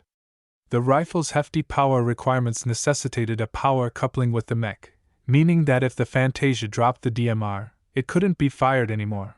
Once Ves brought all of the newly bought parts together, the new variant looked nothing like its stock model. Though it gained a generous amount of mass, the new Fantasia also appeared like a predator, capable of striking down any interlopers from afar. He enjoyed putting this variant together. He had been able to flex his improved creativity and newly acquired sub-skills to do a much better job of integrating the parts than if he was still a fresh graduate. This is hardly a Fantasia anymore, so let's call you a Fantasia 2R Seraphim. Before Ves submitted the design for approval, he painted over the entire frame in Cloudy Curtain's national colors. It made the Fantasia appear as if it was born in the skies. Design evaluation, Fantasia 2R Seraphim. Variant name, Fantasia 2R Seraphim. Base model, Fantasia 2R. Original manufacturer, Kezia Armaments. Weight classification, light. Recommended role, aerial marksman, armor, D. Carrying capacity, F. Aesthetics, A. Endurance, D-. Energy efficiency, D-. flexibility, C. Firepower, C. Integrity, F. Mobility, A- spotting, B. X factor, F. Deviance, 44% performance improvement, 17% overall evaluation. The Fantasia 2R Seraphim features a superior aerial performance at a horrible cost. Its performance in close-range combat has been sacrificed for powerful long-range firepower. The mech is able to outperform its opponents as long as it has energy to spare, which isn't much. The Seraphim further shines out due to its attractive appeal. You have received 50 design points for completing an original design with a performance improvement of over 10%. Ves whooped into the air with a cheer. He actually did it. He completed a custom design that outperformed the base model significantly. Sure, he overspent way too much to achieve such a boost, but it nonetheless propelled his Seraphim in the top tier of custom Fantasias.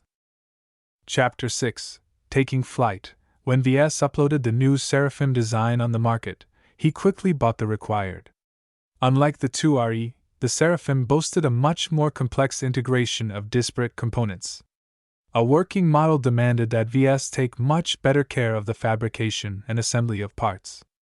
His increased proficiency in working with the 3D printer helped him in printing out parts with less deviation than normal, which further assisted him in making the assembly occur without many problems.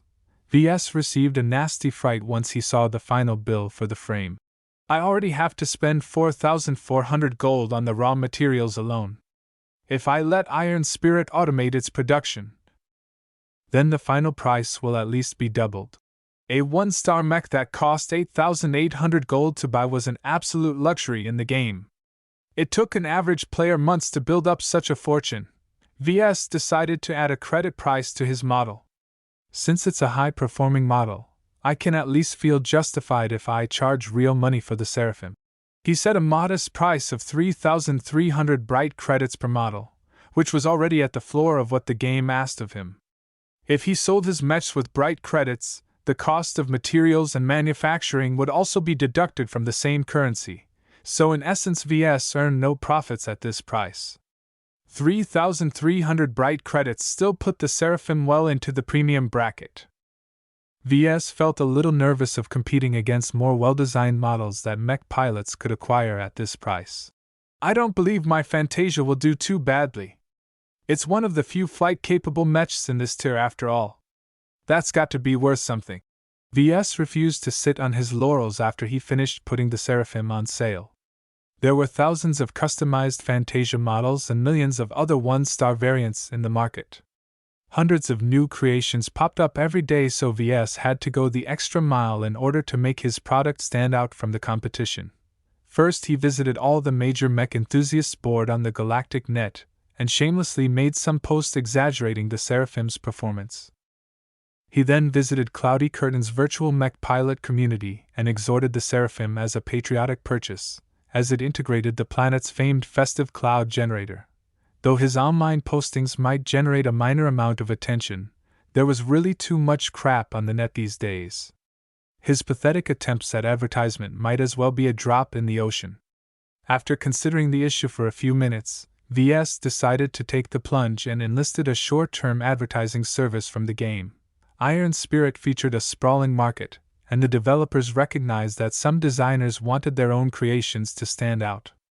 So Iron Spirit's marketplace offered several methods in which to make a model stand out, such as putting them on top of search results, or putting them on display in the virtual environment. The cheapest option started at 1,000 bright credits a day, and Ves bought a package deal of 9,000 credits for 10 days of sporadic advertisement. This only left Ves with 11,000 credits in his accounts, which almost turned him into a pauper. Making money comes later. Right now, it's best for me to complete the system's mission. I'll earn much more once I receive a real production license.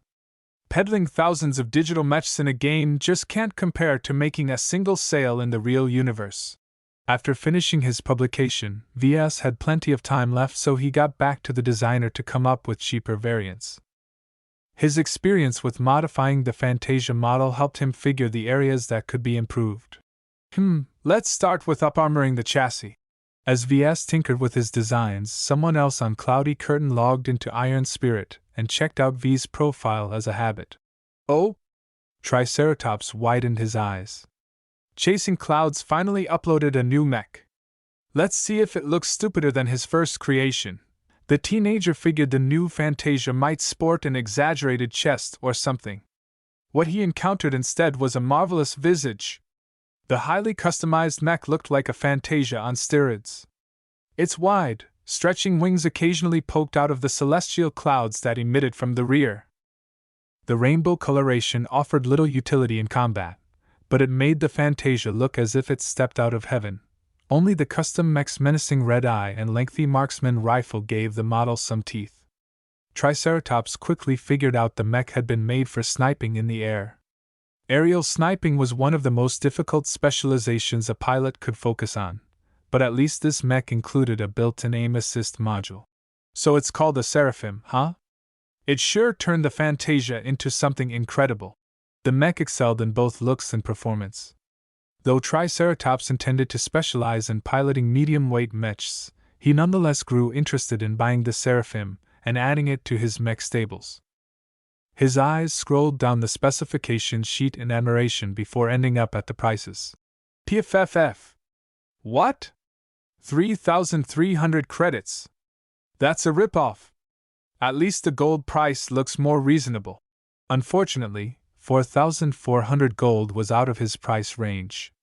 He hadn't outgrown his Groningen mech yet. Triceratops calmed down and stopped his impulsive urge to purchase the Seraphim. If he knew that the gold price of the Seraphim doubled once the handcrafted model was sold, he'd likely spit his lunch. As for paying in credits? A kid like him only had 50 credits in pocket money, far too insufficient to splurge on an in-game item. His parents would scold him for wasting so much money. This mech is out of my price range. There's no way I can buy this luxury model. But I think I know someone who can. Let me check my friend list. Triceratops, yo buddy, are you available? The seventh snake, what up? Triceratops, I found a new mech variant on the market. I think you'll be interested. The seventh snake, it must be something weird if you're taking the time to tell me about it. Give me a name, I'll check it out. Triceratops, Fantasia 2R Seraphim, the seventh snake, damn, you're right. This is the best Fantasia I've seen up till now. But what is up with the price? I could buy a top-performing flight mech with all that gold and still have some left for some bling. Triceratops, all of those mechs look like birds or underfed men. This is one of the few Fantasias with a decently integrated flight system. You can even do some cool tricks with the cloud generator.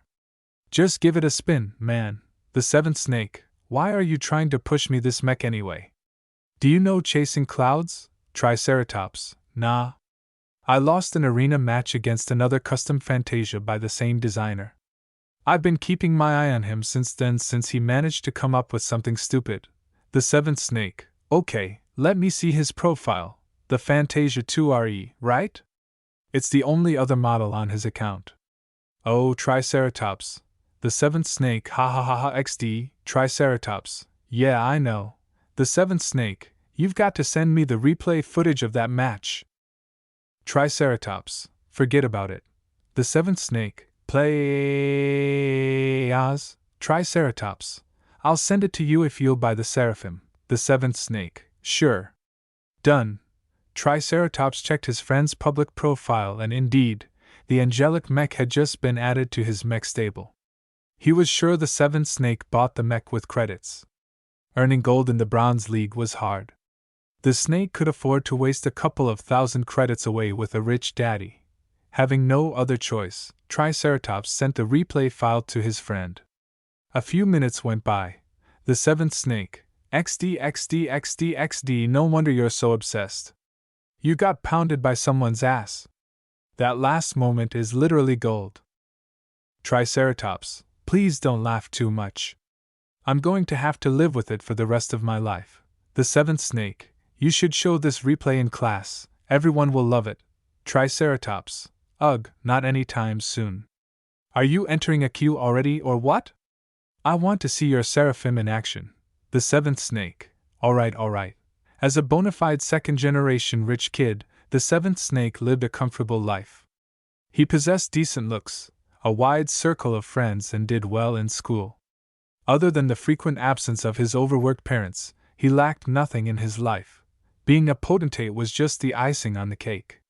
His parents hired retired mech pilots to tutor him in piloting ever since the government revealed he was one of the 3.5%. Naturally, they didn't hope he make a career out of it. Just the status of reservist was enough to make the both of them crazy, since it offered many generous benefits in daily life, which included subsidies and priority access to universities. His parents even bought him a personalized mech simulator so he could play Iron Spirit at home. Right now, the matchmaking finished finding an opponent for the seventh snake. Curious, he checked his opponent's profile while the game loaded the battlefield. Player profile, nickname, Cassie the Fox, League, Bronze, wins/losses/draws, 307/276/0, equipped mech, Orion Incorporated Excelsior E26 stock.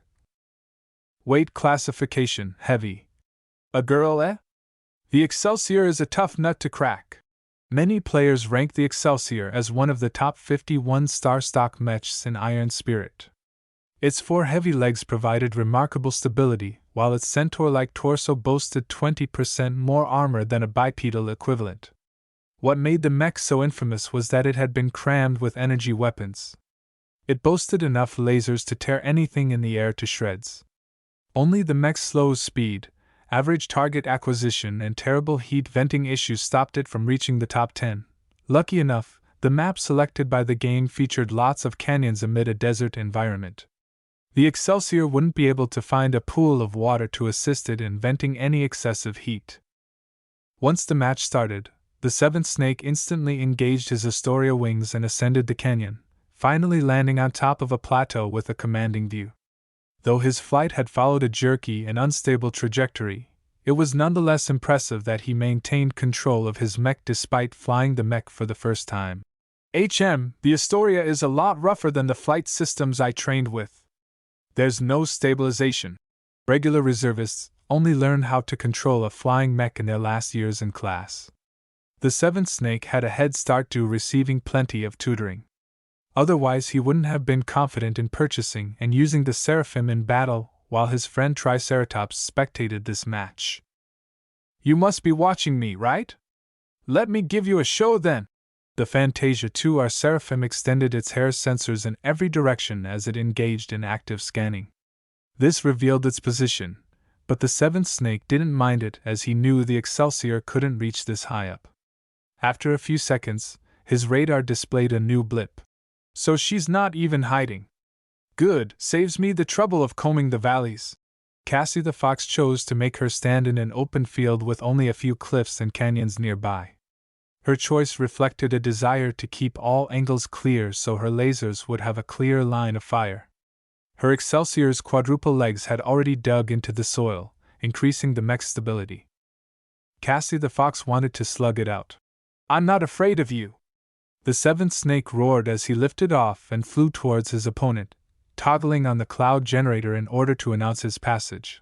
The Excelsior had been caught off guard by the majestic entrance. The Seraphim immediately opened fire, its DMR spitting out compressed energy bolts at a telling frequency.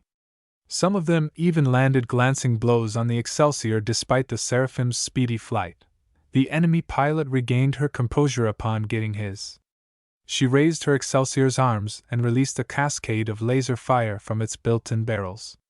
The Seraphim's ECM helped muzzle the accuracy of the lasers, but the barrage of fire overwhelmed his awkward dodging. You annoying fly! Cassie the Fox screeched in the public channel. It doesn't matter how many gimmicks you use, I'll still swat you down. Try hitting me more than a couple times before you boast.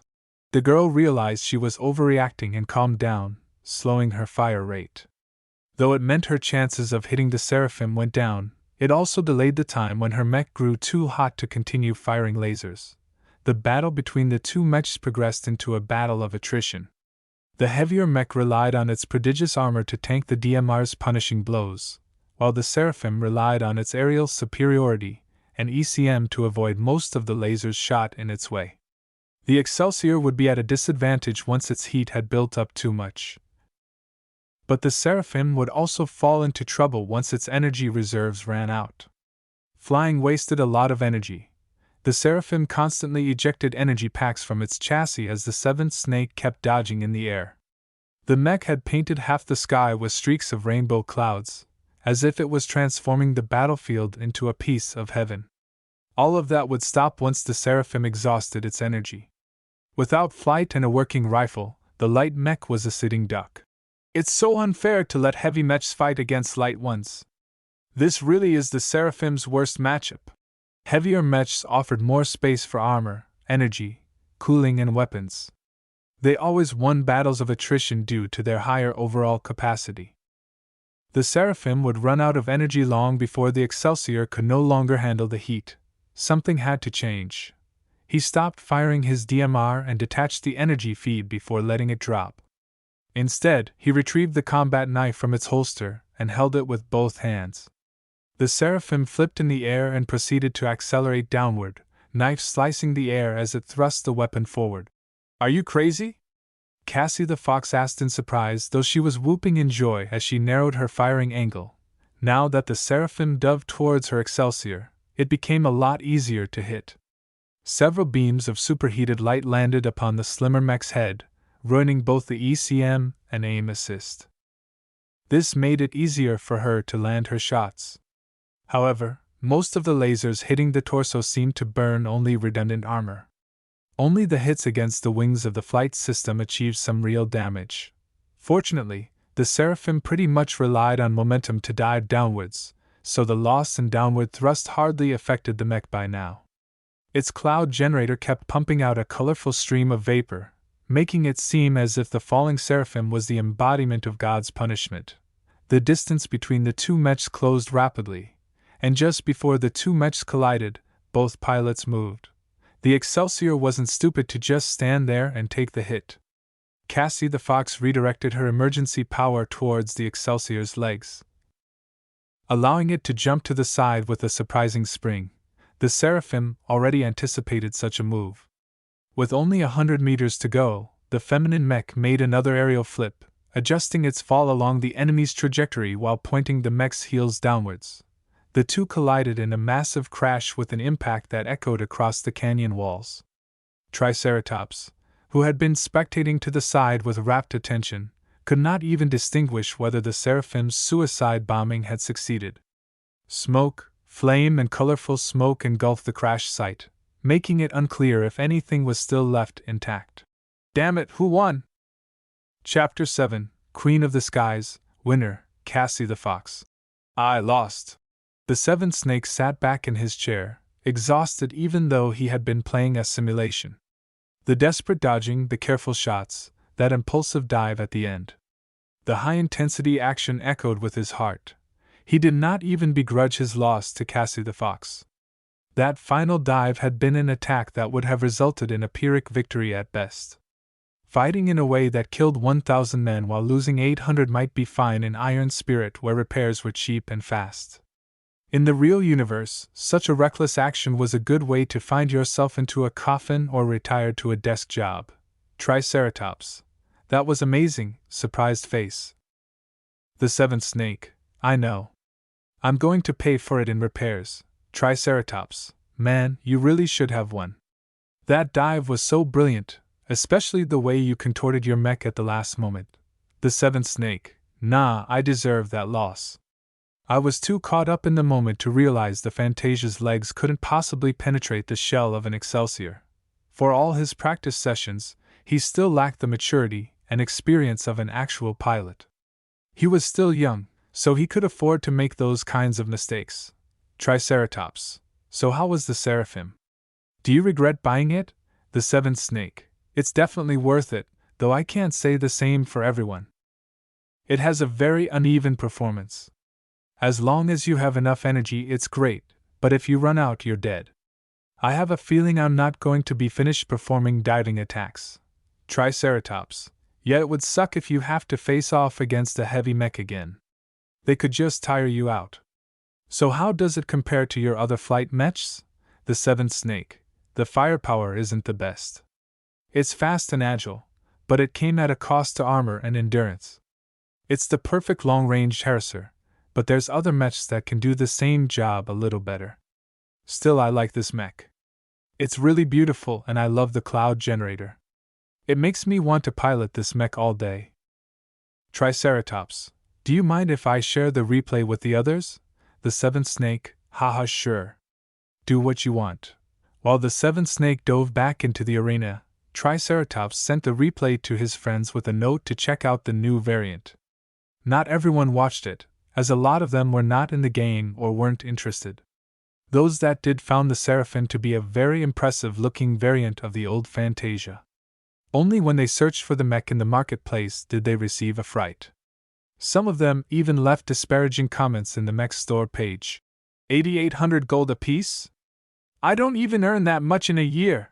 Whoever pays 3,300 credits for this underspec'd mech is an idiot. Fucking get your brain checked, you greedy price gouger. This mech is too sexist. There's no reason at all to enlarge its front chest. Mechs don't wear bras. Some of these potentates forwarded the replay to their other friends and mentioned the Seraphim's price. This caused a further ripple in admiration over the mech's beauty and scorn over its price. In the end, the sensation died down and nobody took the plunge to purchase the mech. In the meantime, the 7th Snake kept throwing himself into solo matches. He achieved a record of 12 wins and 5 losses so far, an impressive ratio, but nothing to boast about. Very few flying mechs appeared in the Bronze League, so some pilots went into battle without carrying ranged weapons. These hot-blooded youths who wanted to get right into the opponent's face could only cry as the Seraphim gracefully drew a rainbow in the air while pelting them with energy bolts. Only snipers and heavy mechs posed a threat to him. Their advantage in firepower or armor was so decisive that they had the Seraphim in the palm of their hands. The next match proved to be the most exciting one of the day for the 7th Snake. His opponent surprisingly piloted another flying mech. Player profile, nickname, Dire_Wolf, League, Bronze, wins/losses/draws, 524/360/3, equipped mech, Lost Constellations Model VF5, custom, weight classification, medium. Damn, this is a scary opponent. What is up with that insane win ratio? I've never seen a ratio that high in the Bronze League. The 7th Snake was sweating in his seat. The mech model also caused him to raise his vigilance. The Lost Constellations Company was one of the more mysterious mech manufacturers even way back then at the start of the Age of Mechs. They adhered to a different design philosophy and were the first to introduce animal-shaped mechs in the battlefield. The famed Model VF had been designed like a vulture. It traded speed for power and endurance. Though slow to catch up to any light mechs, it pumped out powerful shells from its cannons that could even shred heavy armor as long as it fired long enough. Though its ammunition was prone to run in extended battles, the Model VF was still able to pose a threat in melee range with its powerful reinforced claw and beak attacks. The VF5 his opponent piloted was undoubtedly a customized variant. Anything could be different from its stock model. The 7th Snake had no way of guessing what his opponent preferred, and simply reserved his judgment. The battlefield finally loaded, revealing an empty urban environment. The map consisted entirely of a densely packed downtown city. Metal skyscrapers blocked the views of both players while also diminishing the effectiveness of their sensors. I could get ambushed easily by the VF if I blunder around. It's best to wait for my opponent to come to me. The 7th Snake deduced. He chose to ascend straight up and chose a random, mid-sized skyscraper to land upon. The roof offered plenty of space but very little cover. The Seraphim turned off its wings before extending its hair sensors. This time the 7th Snake maintained a passive scan. Essentially, he just extended his mech's ears and hoped to catch a sound made by the enemy. This time he wanted to get a drop on his enemy. If he could take the time to make his first shot, he might be able to cripple the VF's wings. He stayed patient as 5 minutes passed. The time limit for a solo battle was 30 minutes, so he had plenty of time to spare. He was prepared to stand there and wait 25 minutes if necessary. He really couldn't relax against an opponent with such an impressive win record. The sweat trickled down the back of his neck as he continued waiting patiently. The alarm at the 13th minute almost threw him off the seat. Finally, you moved. The Seraphim retracted its sensors, turned around, and carefully approached the edge of the roof in the direction of the opponent. He spotted the VF-5 hovering at a generous pace, reserving its speed but making sure to keep up a juking pattern in its flight. He's trying to draw me out. And he doesn't know my Fantasia is sporting a flight system. The enemy was aware the Fantasia boasted a considerable sensor range. Instead of fruitlessly trying to search the Seraphim, he instead flew around seemingly lazily. The VF-5's flight appeared slow, but it held considerable power in reserves. The VF-5 hit a number of short-range boosters underneath its wings to assist with dodging and carrying out swooping attacks. The 7th Snake chose to take his time to aim. His sensors had detected the VF-5 a fair distance away. Together with all the sensor pollution the crowded urban environment offered, he had a 90% certainty the enemy hadn't spotted him yet. The Seraphim's red-eye module shone a little brighter as it locked on to the VF-5's left cannon, just underneath its wing. Since he hadn't received any sniper training, the 7th Snake fired upon the moment he felt a buzz. The energy bolt that left the DMR's barrel soared through the air in a rapid flight towards the vulture-like mech. The VF-5, perhaps caught off guard by the projectile's unexpected angle, reacted too late. The wing and the barrel of its left cannon took a glancing blow. It resulted in minor damage to the VF-5's flight systems, but the damage the barrel sustained made the weapon inoperable. Dire_Wolf seemed to be enraged as the VF-5 opened its beak to let out a piercing scream. This sound wave disrupted Seraphim's lock on the vulture-like mech, causing him to miss his follow-up shots. The VF-5 explosively activated all of its boosters, ascending quickly towards the Seraphim. The 7th Snake abandoned his position and took to the skies himself. The Seraphim widened the distance while continuing to fire back at the enraged vulture. The VF-5 could only helplessly dodge the shots while trying to keep up. It excelled at bullying ground mechs by shredding them with its powerful cannons, but with one already disabled and the other firing out of its effective range, the vulture performed rather poorly. Only its secondary machine guns achieved consistent hits, but their caliber was so small that even the Fantasia could tank a few bullets as long as they didn't land in the same location.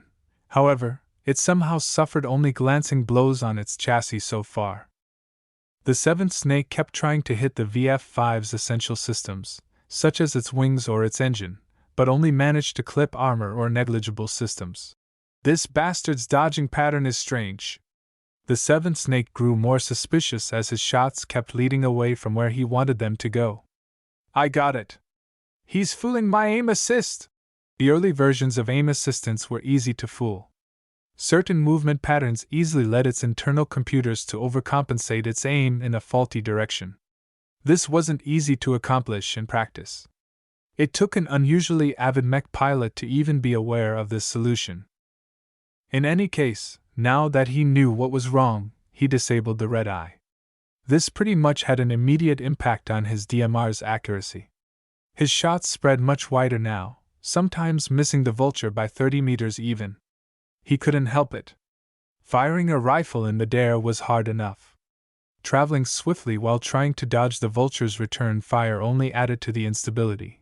Nevertheless, the almost perfectly random distribution of shots threw the vulture off guard for a second time. Since even the Seraphim's pilot couldn't predict where his shots landed, his opponent could forget about figuring out a pattern. The exchange continued on for a handful of minutes. The VF-5 appeared miserable as its chassis sported a lot of scorch marks and ran low on ammunition. It succeeded in preserving its important systems, only suffering major damage to its massive wings. The vulture was built to be robust among the flyers, so even if it lost half its wings, it still maintained its capability to stay afloat. The Seraphim, on the other hand, survived the sporadic barrage of solid projectiles with a few dents. It suffered an unlucky hit at the end when a cannon shell managed to hit the rifle. The impact and subsequent explosion irretrievably wrecked the weapon, leaving the lightly armed Seraphim without a ranged weapon. Just as well. I only have a third of my energy left. Both sides knew this match would be decided up close. The Seraphim ceased running, turned around and approached the VF-5 cautiously while unsheathing its combat knife. The rainbow cloud spurting from its rear gave the angelic mech a majestic appearance, as if it was a queen that claimed the skies as its domain. The VF-5 let out an indignant cry from its beak as it accelerated in a sudden fashion, eager to challenge the interloper. While its half-wrecked wings reduced the power of its flight, its plentiful thrusters still provided a substantial amount of explosive acceleration. The vulture flew out with its sharp and menacing claws stretched out. The force of its approach enough to wreck any Fantasia-based chassis in a head-on collision. The seventh snake flitted to the side and used his superior agility in the air to keep his mech safe. He swiped the VF-5 with his combat knife, scoring occasional hits, but unable to deal any critical damage. The cloud generator spurted out so many colorful clouds that the streets were almost completely obscured. This didn't affect either mech's performance, as they both switched to alternate vision modes that could easily see through the clouds of vapor.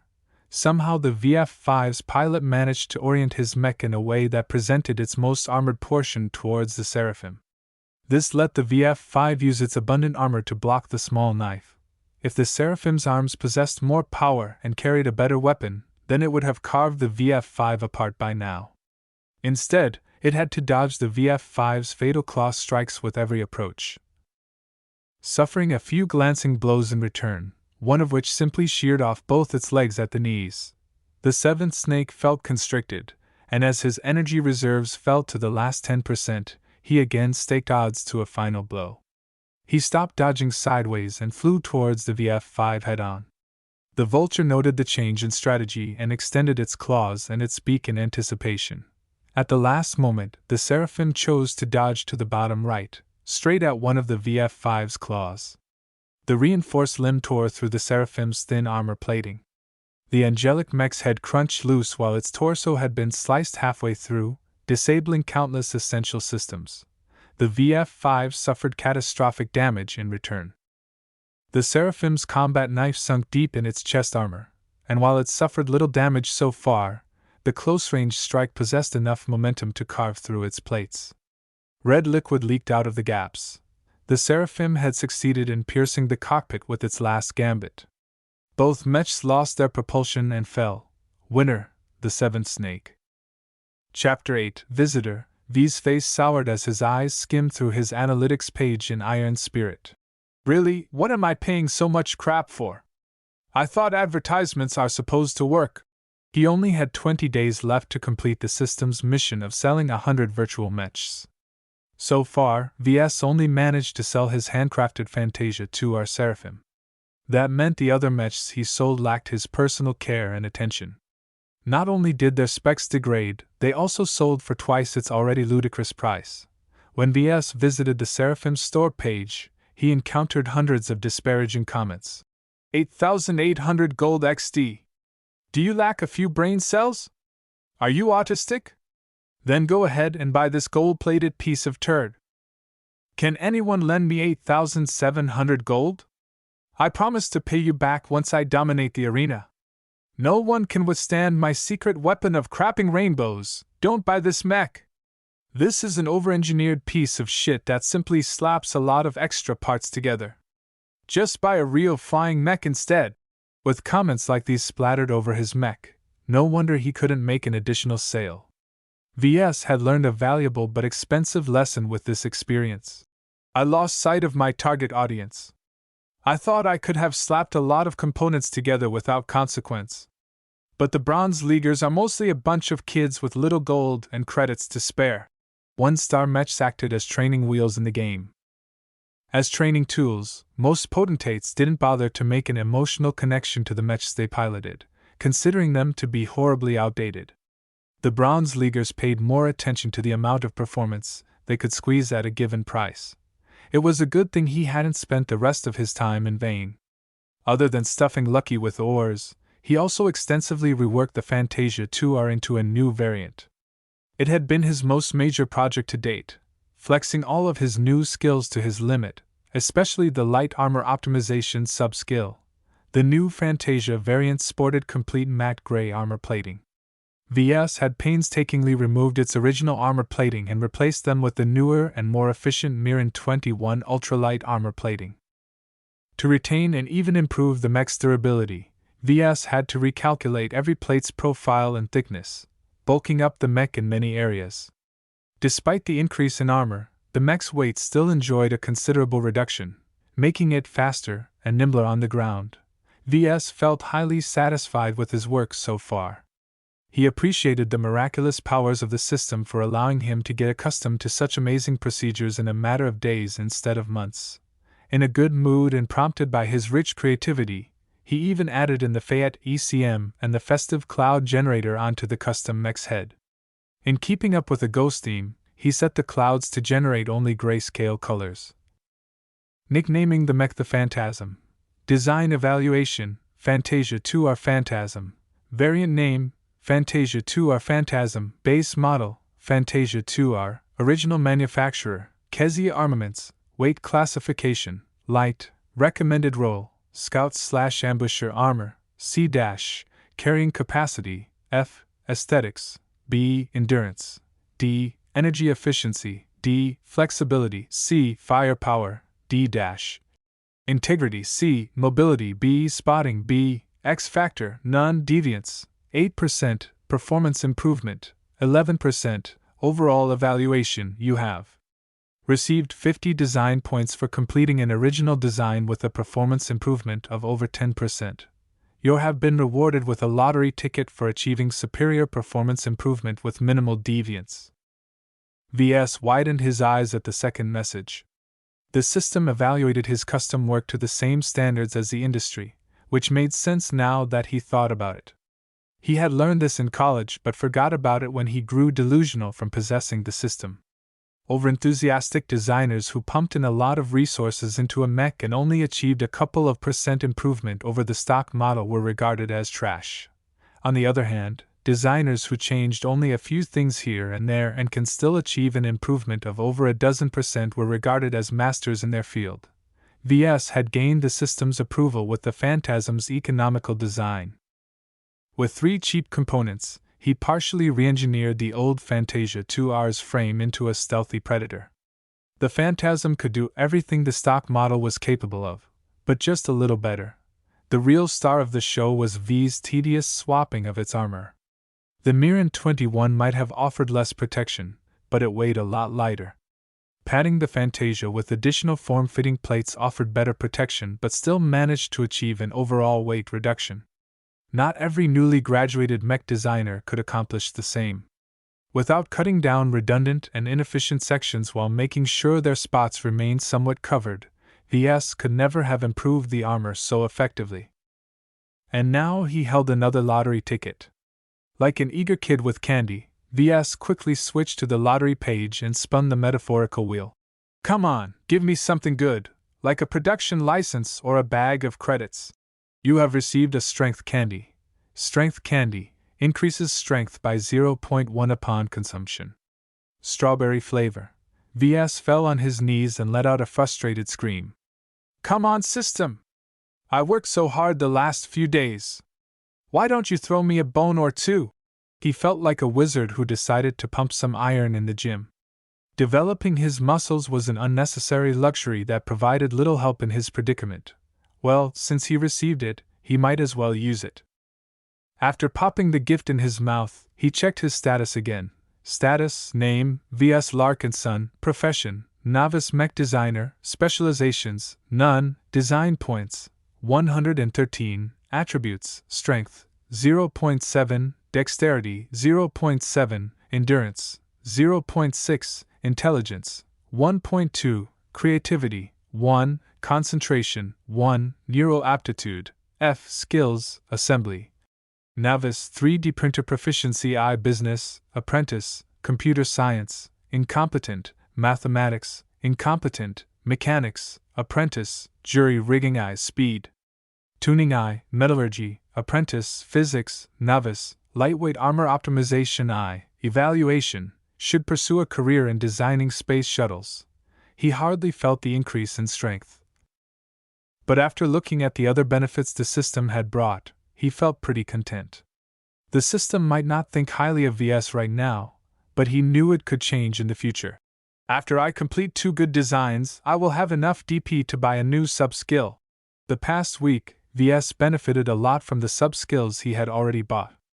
Even though they offered the lowest tier of knowledge, they vastly improved his existing competencies and sharpened his instincts.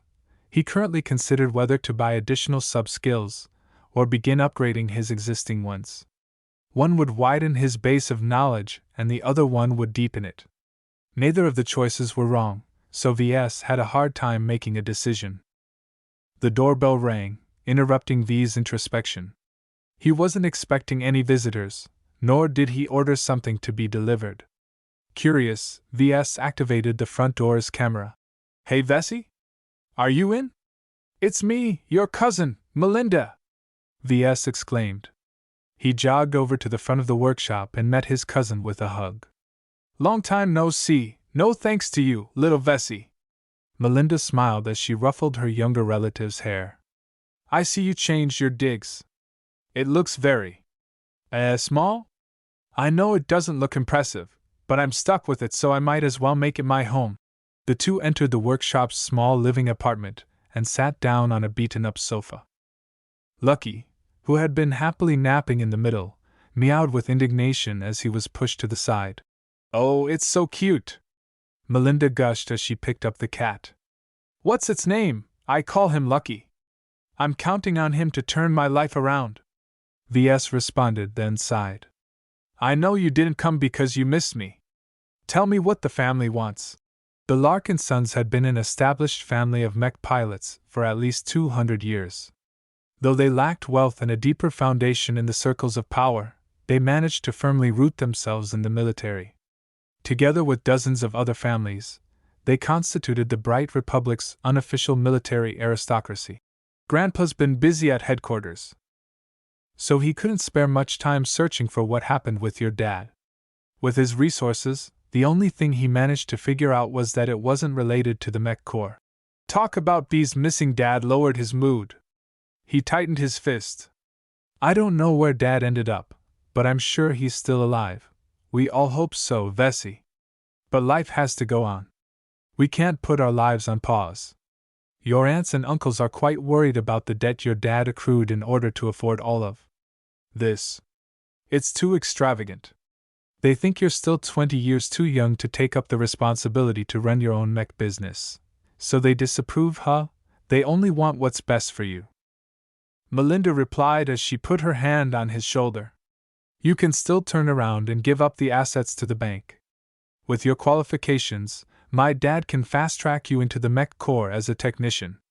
You'll be able to get loads of hands-on experience repairing and modifying next-generation military mechs.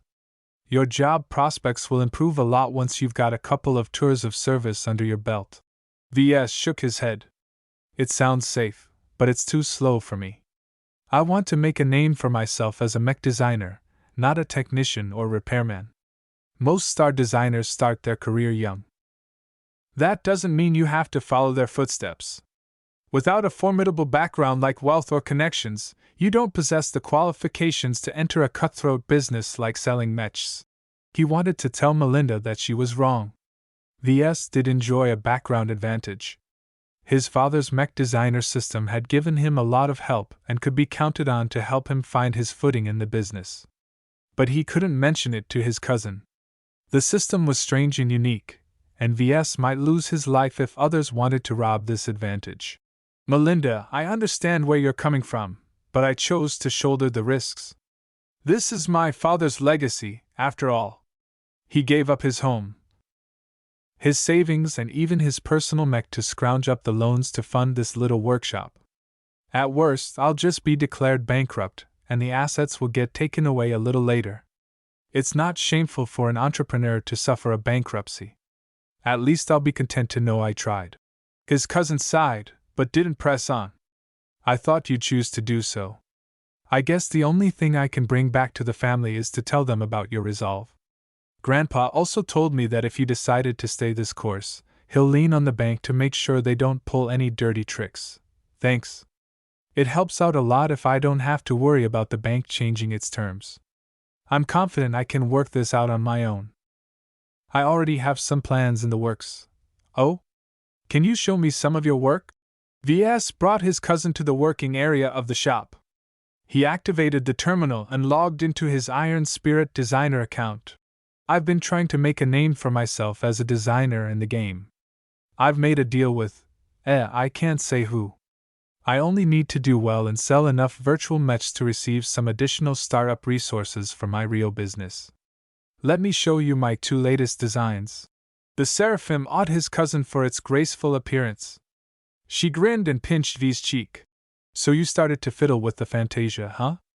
Do you need me to introduce you to some ladies I know? Melindea! I'm not a kid anymore. So other than its gender, tell me what you think about my mech. The Seraphim showcases your fundamentals. You've impressed me with how decently you incorporated all of the components together. While I'm not too familiar with the Fantasia chassis anymore, I'm sure it performs decently in the air. It's just, I know. It costs a fortune for a 1-star light mech. At least your Phantasm looks impressive. Melinda commented as she browsed through the specs sheet. I'm not a technician, but even I can see you've worked hard reworking its armor. This is really solid work. If I was still in bronze, I'd definitely give it a spin. What's your current league? I've been in platinum for a while. I can break into diamond if I work hard. Heavens! Reaching diamond rank at her age would be an impressive feat. Only freaks of nature and nurtured aristocratic elites could boast such an accomplishment. Sometimes Ves felt that his mech piloting talent had gone over to Melinda. The universe wasn't fair sometimes. Melinda noticed V's expression and flicked his forehead. Hey, no need for those thoughts. You might not have inherited all of your father's genes, but you definitely have his heart. Besides, Iron Spirit is just a game. Many of my colleagues in the Bentheim Planetary Guard don't even take it seriously. When you make a living piloting and fighting with the real thing, a game just feels too fake. Nodding, Ves agreed with her words. I know. Designing mechs in Iron Spirit is just a springboard for my real universe business. If I manage to achieve enough sales, I can receive a grant of some sorts. I'll be sure to recommend your models to the Munchkins back home. Melinda smiled as she thought of pinching the faces of her cute little nieces and nephews. The Larkinsons weren't exactly unified like real aristocratic families, but they kept in touch even as they spread out over many planets in the Republic. The younger generation often met up and played together, if not in person then in Iron Spirit. Being left out of many of these circles due to lacking the aptitude to pilot a mech had distances Ves a little from the peers of his age. Melinda was one of the few who kept a proactive friendship with him. It was times like these when he faced some difficulties did Ves realize how much family meant to him. A warm feeling embraced his heart, and he gave his cousin another hug. Chapter 9. Psst. Wanna buy a mech? After a hearty talk, Melinda had to leave in order to catch her flight back to Bentheim. As Ves accompanied her to the door, she turned around and bumped her communicator with his wrist. What's this? Ves asked as he activated his comm. It unfolded into a brochure. It's the Young Tigers exhibition. Isn't it a competition for younger mech pilots to showcase their skills? I hear the Mech Corps and the local Mercenary Corps organize this event to recruit outstanding pilots. The Bright Republic publicized the YT every year. It had practically turned into a national holiday. His father even brought him to an event when he was little. Before he found out his aptitude made piloting mechs an unreachable dream. That was 10 years ago, Melinda said and reached over and tapped the brochure, flipping it over to the next page. In recent years they expanded the program to include a Mech Designer contest. It's not as thrilling as the mech battles, but the Mech Corps and a few big players pay a lot of attention to the people who do well in the contest. I see. Ves nodded as he read through the brochure. It's conveniently open to mech designers who have just graduated or are in their final years in college. I guess the Republic wants to make sure it hasn't missed any talents. You should check out the rewards. Ves did, and widened his eyes. First prize gold cup, 1 million bright credits, Second prize silver cup, 500,000 bright credits. Third prize bronze cup, 200,000 bright credits. If he won first prize, then even if he couldn't meet the interest payment, he could at least afford other necessities. The raw materials to build up a mech didn't come cheap. These aren't even the real rewards, Ves. If you stand out during the competition, you might be able to get an audience with the real movers and shakers of the mech business. You can get job offers and commissions if they like your style. Ves smiled ruefully when he heard those words. The bigwigs probably aren't interested in a small businessman like me. I'm not one of those geniuses with fancy degrees from Mars or Estelon. Mars was the technological capital of the Greater United Terran Confederation, the oldest and most prestigious human superpower. Estelon was a hub of high-tech mech companies and stellar universities of the new Rubarth Empire, the most militarily dominant human state. Most of those geniuses already have their future careers lined up, probably with one of the Galactic 500. Melinda responded with a scowl. When they come back to visit sometimes, I sometimes wonder if I'm talking to a Terran or a Barthan. It's like they forgot their roots. The Republic is a third-tier power, after all. Ves lamented, not entirely sincerely. He loved his home country and its high living standards. There were benefits to loving in a peaceful backwater. Our next-gen mechs are probably considered last-gen by the first-tier superpowers. Those destined for greatness couldn't be contained by the small, bright Republic. Ves knew it was no use to feel jealous about those endowed with great opportunities. It all came down to strength. If Ves failed to win the first prize, then he just wasn't cut out for it. With the system backing him up, he might not excel in anything now, but it could be a different story a decade later. He waved his cousin goodbye and returned to his terminal. He reread the brochure for the YTE and registered for the competition after making sure he met all the requirements. Good thing the YTE starts in 2 months. I'm not confident of winning anything in my current state. Hopefully it'll be different when time passes. Ves went back to work. He logged into Iron Spirit and put in the hours to craft the phantasm in his virtual workshop. Seeing each component roll out of the 3D printer and place them in the appropriate place helped him understand his creation further. When he finished the assembly and tested its specs, he put the new variant on sale. Fantasia 2R Phantasm, Tier 1 star, base model, Fantasia 2R, purchase price, 3,600 gold, minus 50%, premium price, 750 bright credits. Comparing the new Phantasm to his earlier Seraphim showed a stark contrast in price levels. Fantasia 2R Seraphim, Tier 1 star, base model, Fantasia 2R, purchase price, 8,800 gold, premium price, 3,300 bright credits. His handcrafted Phantasm only sold for 1,800 gold, which represented a great deal.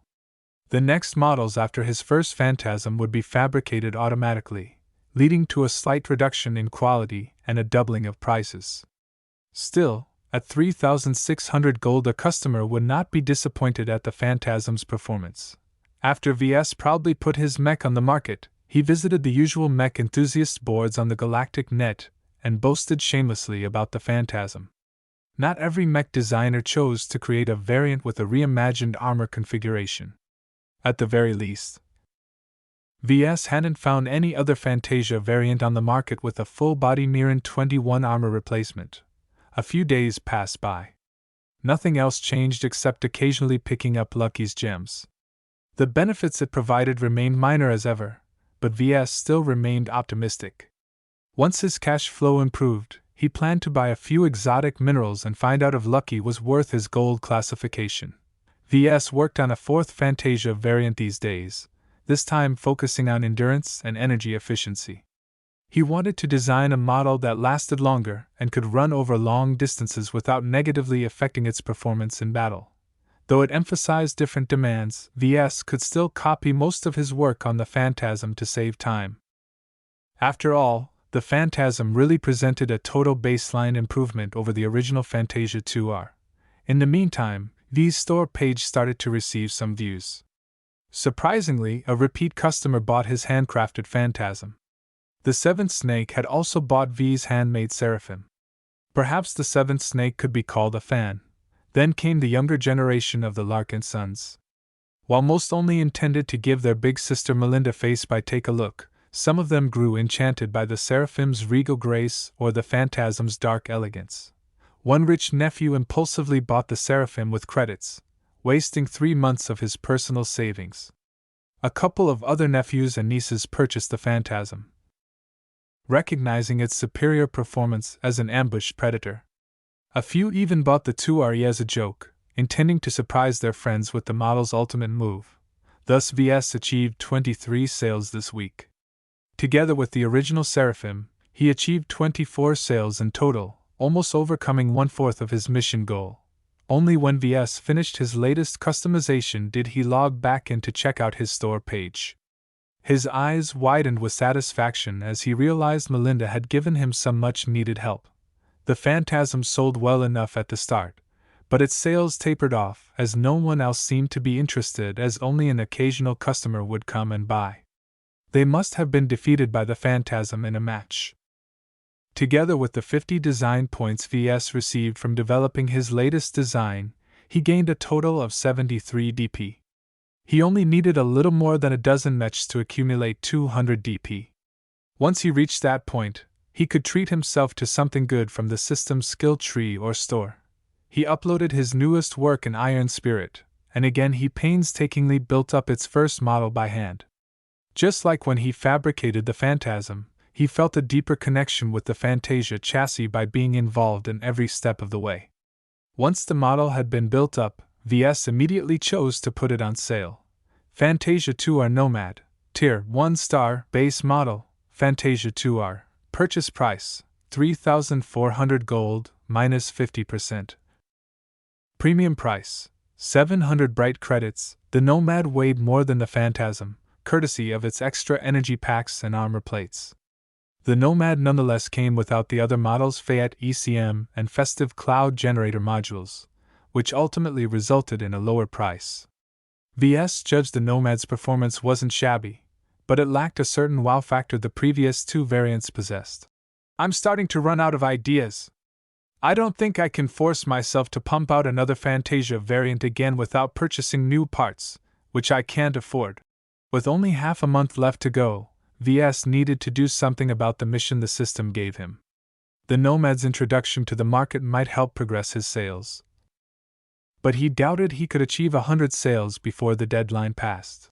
"I need to go out and push my mechs in person." Frankly, VS was too poor to afford a more sophisticated solution. While he gained a healthy amount of credits from the sale of his virtual mechs, he needed to reserve the capital for his Mech Boutique's future operations. Besides, his previous ad purchase in Iron Spirit had been like a drop in the ocean. VS dug into the assorted pile of junk the workshop stored in its backyard, managing to scavenge a broken, window-size holographic picture frame. With his technical skills, it was a cinch to restore it. He fixed it up and also welded a lengthy pole underneath its frame. Once it worked, VS loaded all of his mech designs in the picture frame's memory. After a quick thought, he also added in some footage copied from some public replays featuring his mechs winning. Naturally, he ignored the matches where his mechs lost miserably. Ready to go out, VS took the board and called for an air cab. "Hey Lucky, you want to go out and take a look downtown?" Once his transportation arrived, he took a leisurely trip to the downtown area of Rodrigo's Rest. Having lived in the suburbs for much of his life, VS was more than familiar with its streets. He knew where all the kids hung out after being released from school. He arrived at the local gaming center and took a spot next to the other people holding their boards ready. Lucky meanwhile jumped about here and there, exploring the trees and lantern posts in perplexed curiosity. VS wasn't worried he'd run off, so he let his pet explore to his heart's content. "You new here?" A grungy guy looking like he needed a couple showers asked. "Yeah, why are you here? What else?" "I have to sell my product urgently," VS helplessly confessed. "Anything I should know?" The do's and don'ts? Grunge had mentioned a few short tips. Above all else, don't annoy the managers. They want kids to come in and out without any hassle. The two along with the others waited patiently for the kids to come out of school. Once the first eager teenagers arrived, VS went to work. Do you need a new mech that's swifter and lasts longer? Then I've got a mech for you. Naturally, most potentates ignored the people soliciting their products. Only a couple of young pilots spared a glance, but their eyes only stayed focused for a second or two before they entered the game center, standing for hours at a time holding an animated board tired VS out. He gritted his teeth and carried on with his work to push his mechs into the minds of the visiting players. Things changed once Lucky returned. The cat evidently had his fill of exploring the environment. It effortlessly jumped on top of a trash can near VS and rested languidly atop its cover like a king surveying his serfs. The cat's fine workmanship and agreeable expression attracted a few girls. So cute, can I pet it? It's such a big baby. Lucky appeared overwhelmed, but VS put a hand on its neck to calm him down. Please don't press against my cat. He's young and hasn't been out very much. After realizing the young women weren't out to hurt him, Lucky meowed and stared at them with his shiny eyes. So adorable! Let me take a picture with him. I love his liveliness. It's even better than the dog I have back home. Did you build him yourself? VS coughed awkwardly and shamelessly answered. I was involved in its creation, yes. Lucky is unique and isn't for sale, but if you're interested in my other creations, how about you take a look at my phantasm? As groups of squealing girls tried to pet and take pictures with Lucky, VS allowed them to do so as long as they behaved. The cat seemed to lap up all of the attention, as if he was making it up for the times when VS appeared too preoccupied with his work to play with his pet. Nonetheless, the steady stream of girls allowed VS to conveniently insert a few mentions of his products. Be sure to search for the Fantasia 2 or Phantasm when you visit the in-game market. It's the perfect mech if you want to look good while kicking your friend's ass. Maybe 99 out of 100 girls paid zero attention to these words. If the one girl who actually paid attention visited his store page, then VS felt his hard work was worth the trouble. Surprisingly, his increased strength allowed him to stand on the sidewalk and last a little bit longer. Holding the picture frame up tired him a little less than he expected. His physical strength also translated into mental strength in a way VS couldn't really figure out. He felt the effects anyway. This made him reconsider the utility in upgrading his other useless attributes. Maybe upgrading my dexterity will make my thoughts nimbler, and upgrading my endurance will increase my willpower. The system isn't what it seems in the first place. There's a lot depth to it, and I've only dipped my toes so far. After the sun started to dip down below cloudy curtains horizon, VS called it a day.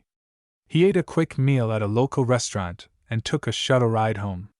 Sinking tiredly into his sofa, VS activated the system and checked his progress. Mission progress, 35 out of 100 sales. He sold 12 mechs today. If his sales kept up the same pace, then he'd definitely accomplish the mission within a week. He also accumulated 198 DP. With just a few more sales, he'd reach the threshold of 200 DP. Opening up a lot of options in the system's shop and skill tree. Though other mech designers might scoff at V's pathetic street peddling, all of his hard work had paid off for him personally. Naturally, Lucky contributed much to his success.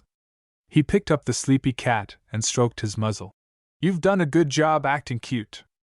I'll order a few treats and have it delivered tomorrow. Lucky meowed in contentment. Chapter 10. White Elephant. VS kept up his sales routine for a week. He visited different cities each day in order to maximize his exposure. Lucky always accompanied him, and with the help of his charm he managed to draw enough attention to his products to sell 100 mechs with less than 2 weeks to spare. He also accumulated a hefty 263 design points, but hadn't spent them yet. He thought it would be better if he received his next mission first. Congratulations for completing tutorial, part 3. You have received a 10-year combat mech production license lottery ticket. Please visit the lottery page to redeem this ticket. For completing the mission with time to spare, you have been awarded a bonus lottery ticket. The system sure loved lotteries, giving VS a bad feeling. His luck with the lottery so far had been mixed. Hey system, shouldn't you have sent me another mission by now? Please do not get addicted to missions. The Mech Designer System only offers missions in order to guide its users to the right path. Only babies require constant hand-holding. Are you a baby? Ves practically spat blood. Who's the baby? You are a baby! In fact, Ves felt rather terrible after hearing those words. He had indeed grown accustomed to the system's guidance. Now that he lacked a clear mission to strive towards, Ves felt as if he was adrift. No! That's not right. I still have to prepare for the Young Tigers exhibition that starts in 1.5 months. I also have to make progress in collecting 5 million credits to pay off my interest in 2 months. In other words, he needed to advance his skills and earn a lot of money. Ves could work on that without the system generating another tutorial to tell him how to accomplish those goals. Too bad I can't earn any more completion rewards. That reminds me, I still need to use up last mission's rewards. Rubbing his palms, Ves turned to the lottery page. He ignored the option to spend DP for a lottery draw and instead selected the option to use the tickets on hand. First, he activated his bonus ticket. Same as his previous lottery draws, it only entitled him to win an award from the lowest pool of prizes. The low-quality ticket snapped in half, revealing a familiar spinning wheel. Ves vigorously yanked the wheel, causing it to make clacking sounds as the pointer spun over a rapid variety of rewards. The wheel slowed down after half a minute. Time appeared to slow down as the wheel ticked forward in an exaggerated fashion. It allowed Ves to read the rewards hovering around the pointer. Endurance Candy, Alien Party Ears, 100,000 Bright Credits, Lantern of Imperfection, 1-Day Haunt. The pointer passed over the Endurance Candy, swept past the strange ears, and almost landed at the sum of credits. Ves never objected to having more money. You have received a Lantern of Imperfection. The system ended up defying V's wishes yet again. Instead of receiving something that he could desperately use, he instead received an old-fashioned burnished bronze device that had obviously lived better days. Lantern of Imperfection. Light the lantern and shine it against a mech or component to reveal structural flaws. The revealed flaws are only visible to the holder of the lantern. The lamp contains enough oil to burn for 5 hours. This could be useful, Ves remarked, actually a little impressed by the generosity of the lottery. Machines that could analyze and reveal structural flaws existed, but only high-tech researchers and manufacturers were able to afford them. The assistance of such a device helped prevent defective material from being incorporated into a mech. For some parts, it was a lot more troublesome to replace once an assembler combined it with other parts and placed it in a mech. Too bad the lantern only lasted 5 hours. Ves had no idea where he could buy additional lamp oil either. The system, being its usual obstinate self, remained silent to V's questions. Now it's time for the main show. Ves smiled as he beheld the shiny golden ticket that had actually materialized in front of him. With a satisfying pull, he ripped the ticket in half. Festive bells rang out as a transparent man-sized pagoda dropped down from the roof. The pagoda consisted of 9 stories, and each story spun in an alternating direction. The first story spun to the left, while the second to the right, and the third back to the left, and so on. It all gave off a sense of grandeur to Ves, as if Buddha himself had descended to give him a reward. The spectacle raised V's hopes. If the introduction already looked so impressive, then he surely wouldn't receive something cheap. Approach the pagoda to determine the tier of your reward. This was different. Puzzled, Ves took a step forward, and then another when nothing special happened. Somehow, he couldn't get any closer to the pagoda no matter how many steps it took. A formless pressure arrived that pressed down on his body. Neither gravity nor air pressure changed. Everything else remained the same. Only the pagoda itself rose up in the air, dimming the workshop from V's sights. Ves felt his vision dim from the pressure threatening to burst his head. Nevertheless, he clenched his teeth and kept putting one foot over another. When his consciousness was on the verge of passing out, the pressure disappeared. He fell to the ground as his breath wheezed as if he had run a marathon. The strange event affected him severely. He didn't exactly know what the pressure represented, but he hoped he did okay. Evaluation completed. You are eligible to draw a reward from the 5th tier. the pagoda transformed in response to the judgment. Its top 4 and bottom 4 stories slowed down their rotations, eventually falling still. Only the 5th story of the pagoda continued spinning its merry way. I don't know exactly what the pagoda did to me, but I guess did an okay job, Ves concluded spuriously. He really had little clue why the system needed to resort to such mysticism in order to give him a simple production license. I really need to do better next time. I'm not resigned to remain average for the rest of my life. Now that the test had ended, Ves easily approached the side of the pagoda. Its 5th floor continued to turn, whipping up a small current of air that blasted V's face. Even Lucky jumped down from the couch and inspected the strange, floating structure. His face looked as if it was wondering what the fuck made it spin.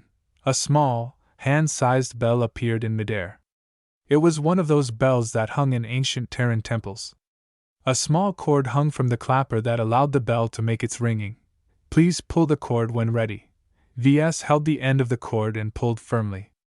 The bell released a delicate tingling tone, causing the pagoda's 5th story to shine brighter even as its rotation lost its driving force. Like the regular lottery wheel, the pagoda's many sides portrayed various prizes. Ves even recognized a few of their profiles and determined they were mostly last-gen models. This meant that the mechs first saw commercial release in the last 30 to 70 years, which was a fairly good range. Any mech models older than last gen were considered obsolete. Their performance just couldn't keep up with the models currently in use even in an assisting capacity. The price of such mechs often matched the cost of raw materials and production, meaning Ves would never be able to make any profit even if he handcrafted the mech in his own boutique. On the other hand, newer models also presented a few problems to Ves. The more current the mech model, the stricter its license. Only trusted mech designers and large commercial enterprises received approval to buy them.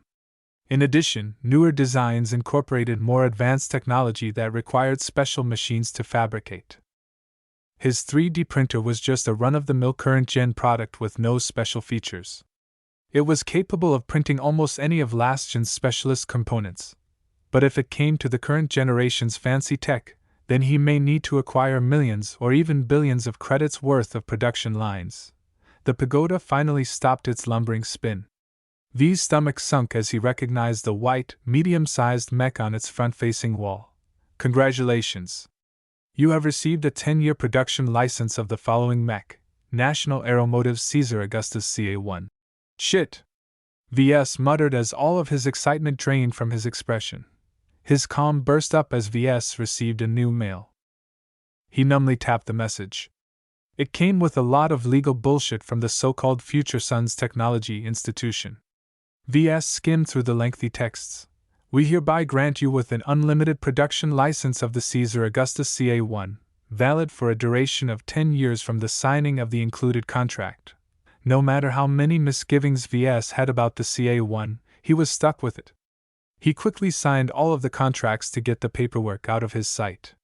He received another message a scant few minutes later, showing that the local had successfully approved of the contract. Ves now possessed a legal license to produce the Caesar Augustus. Fucking double shit. Ves felt like he wanted to cry but had no tears. The Caesar Augustus had a colorful history. Ves happened to be familiar with it, because it had been a lesson in college on what not to do. The story started 50 years ago, when National Aeromotives, a renowned manufacturer of air cars and shuttles, decided to enter the mech market. They adopted a two-pronged approach. His 3D printer was just a run-of-the-mill current-gen product with no special features. It was capable of printing almost any of last-gen's specialist components. But if it came to the current generation's fancy tech, then he may need to acquire millions or even billions of credits worth of production lines. The pagoda finally stopped its lumbering spin. V's stomach sunk as he recognized the white, medium-sized mech on its front-facing wall. Congratulations! You have received a 10-year production license of the following mech: National Aeromotive's Caesar Augustus CA1. Shit! Ves muttered as all of his excitement drained from his expression. His calm burst up as Ves received a new mail. He numbly tapped the message. It came with a lot of legal bullshit from the so-called Future Sons Technology Institution. VS skimmed through the lengthy texts. We hereby grant you with an unlimited production license of the Caesar Augustus CA1, valid for a duration of 10 years from the signing of the included contract. No matter how many misgivings VS had about the CA1, he was stuck with it. He quickly signed all of the contracts to get the paperwork out of his sight. He received another message a scant few minutes later, showing that the local had successfully approved of the contract. VS now possessed a legal license to produce the Caesar Augustus. Fucking double shit. VS felt like he wanted to cry but had no tears. The Caesar Augustus had a colorful history. VS happened to be familiar with it, because it had been a lesson in college on what not to do. The story started 50 years ago, when National Aeromotives, a renowned manufacturer of air cars and shuttles, decided to enter the mech market. They adopted a two-pronged approach. The first approach was to license a couple of mainstream designs, retool a couple of factories, and pump out loads of shoddy quality but cheaply priced mechs. The sheer quantity of mechs they made allowed them to figure out the intricacies of mech production quite rapidly. The quality of their mechs improved with each new production run. The second method was to allow Jason Kozlowski, the son of NA's CEO, to learn how to design mechs. He directly attended one of Estelon's premier mech design program. An important thing to mention was that Jason had been a spoiled brat. As could be imagined, Jason spent much of his time on Estelon attending parties and getting drunk off his ass. Only his superior genes enabled him to perform well enough in class to graduate. Once Jason returned home, he made a high-sounding announcement to the galactic press. He claimed that he would take just 1 month to design a fully original mech that would outperform all of that period's current generation mechs. Many industry insiders scoffed at such a boast. Forget about outperforming a current generation mech. Many freshly graduated mech designers weren't even capable of designing a model that could outperform a last-gen mech. It took years of experience, learning many skills and acquiring many new technologies to even be capable of producing such a stellar mech. In any case, the public hung on to Jason's every word. A face this handsome wouldn't renege on his promise, right? After the announcement, a couple of black-suited men quickly brought the prodigal son away from the press conference, and he was never seen again for a month. Some conspiracy theorists guessed that National Aeromotives wanted the public to forget about Jason's pledge. They received an unexpected surprise when Jason showed up to the press exactly 30 days later. A slightly disheveled but attractive young man then proceeded to introduce his month-long effort. He domineeringly named it after the first ancient Roman emperor, for it was indeed capable of outperforming most mechs of the current generation. Just its majestic posture and stately head design showed that Jason spent quite a lot of time matching the mech's aesthetics to its superb offensive power. The Caesar Augustus offered supreme offense and supreme defense in the medium weight class. By far the most expensive component was National Aeromotives' proprietary armor plating, originally designed to protect its most luxurious line of space shuttles from direct microasteroid impacts. Though expensive and difficult to produce, the armor offered superior protection that approached next-gen standards at the time. The CA-1 also provided a variety of offensive options. Its main weapons were its 2 wrist-mounted laser cannons. Missiles mounted on its shoulders provided some long-ranged indirect firing options, while a classic sword and shield built out of the same excellent material of its armor made the mech a monster in melee range. While Jason showed off a holographic model of the white-painted mech and its admittedly impressive capabilities, the experts combed over its specifications. They quickly couldn't hold in their laughter. The Caesar Augustus hid a bevy of issues underneath its perfect exterior.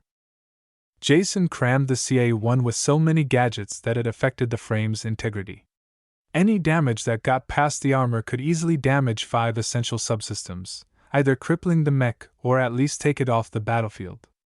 In order to save space, many of those subsystems got tangled together, making it a pain in the ass for any technician to replace even a single faulty power line.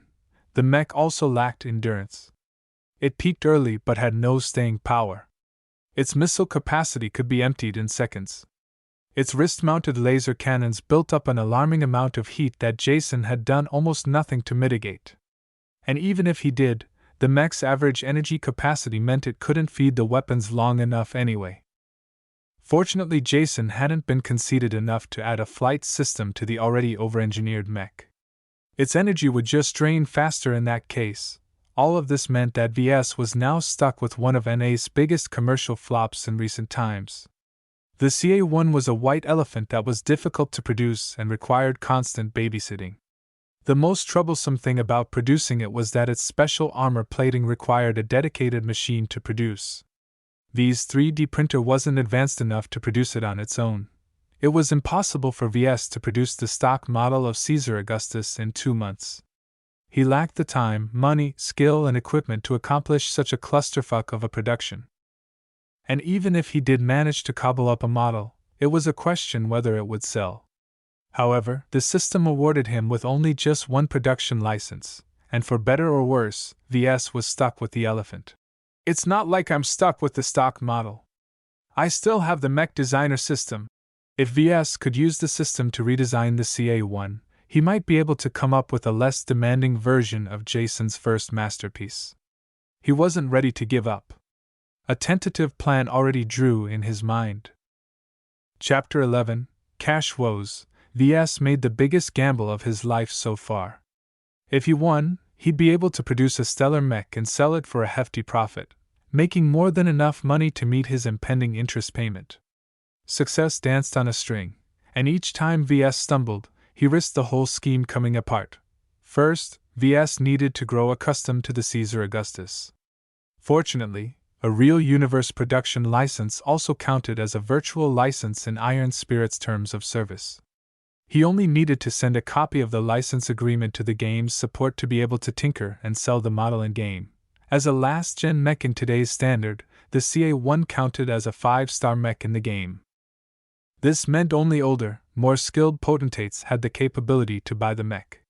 The Caesar Augustus could be sold for a higher price, allowing VS to earn some actual profits from his sales if he designed a good enough variant. Iron Spirit's tiered leagues put a cap on how good a mech you could play depending on how well you progressed in the game. A Bronze Leaguer only had access to 1-star mechs. A Silver Leaguer had access to 2-star and 3-star mechs. Though they could still play around with 1-star mechs if they wanted to have some fun. A Gold Leaguer had access to both 4-star and 5-star mechs. Most potentates that did not pursue a professional career in piloting mechs languished in this league. When one reached Platinum League or further, they gained unrestricted access to every mech, even the mythical 10-star mechs. However, the higher the tier, the more expensive the mechs cost to purchase and to repair if it ever got damaged. The fancier mechs even required weeks of in-game time to repair if they got completely destroyed. This meant that a fair number of Platinum and Diamond players still occasionally took a 5-star mech into a match for the purpose of earning some easy gold. This resulted in 5-star mechs being one of the most profitable tiers in Iron Spirit. High-performing models especially attracted attention. However, whether VS could break into this market was still a question. Considering he lacked familiarity and expertise with the Caesar Augustus.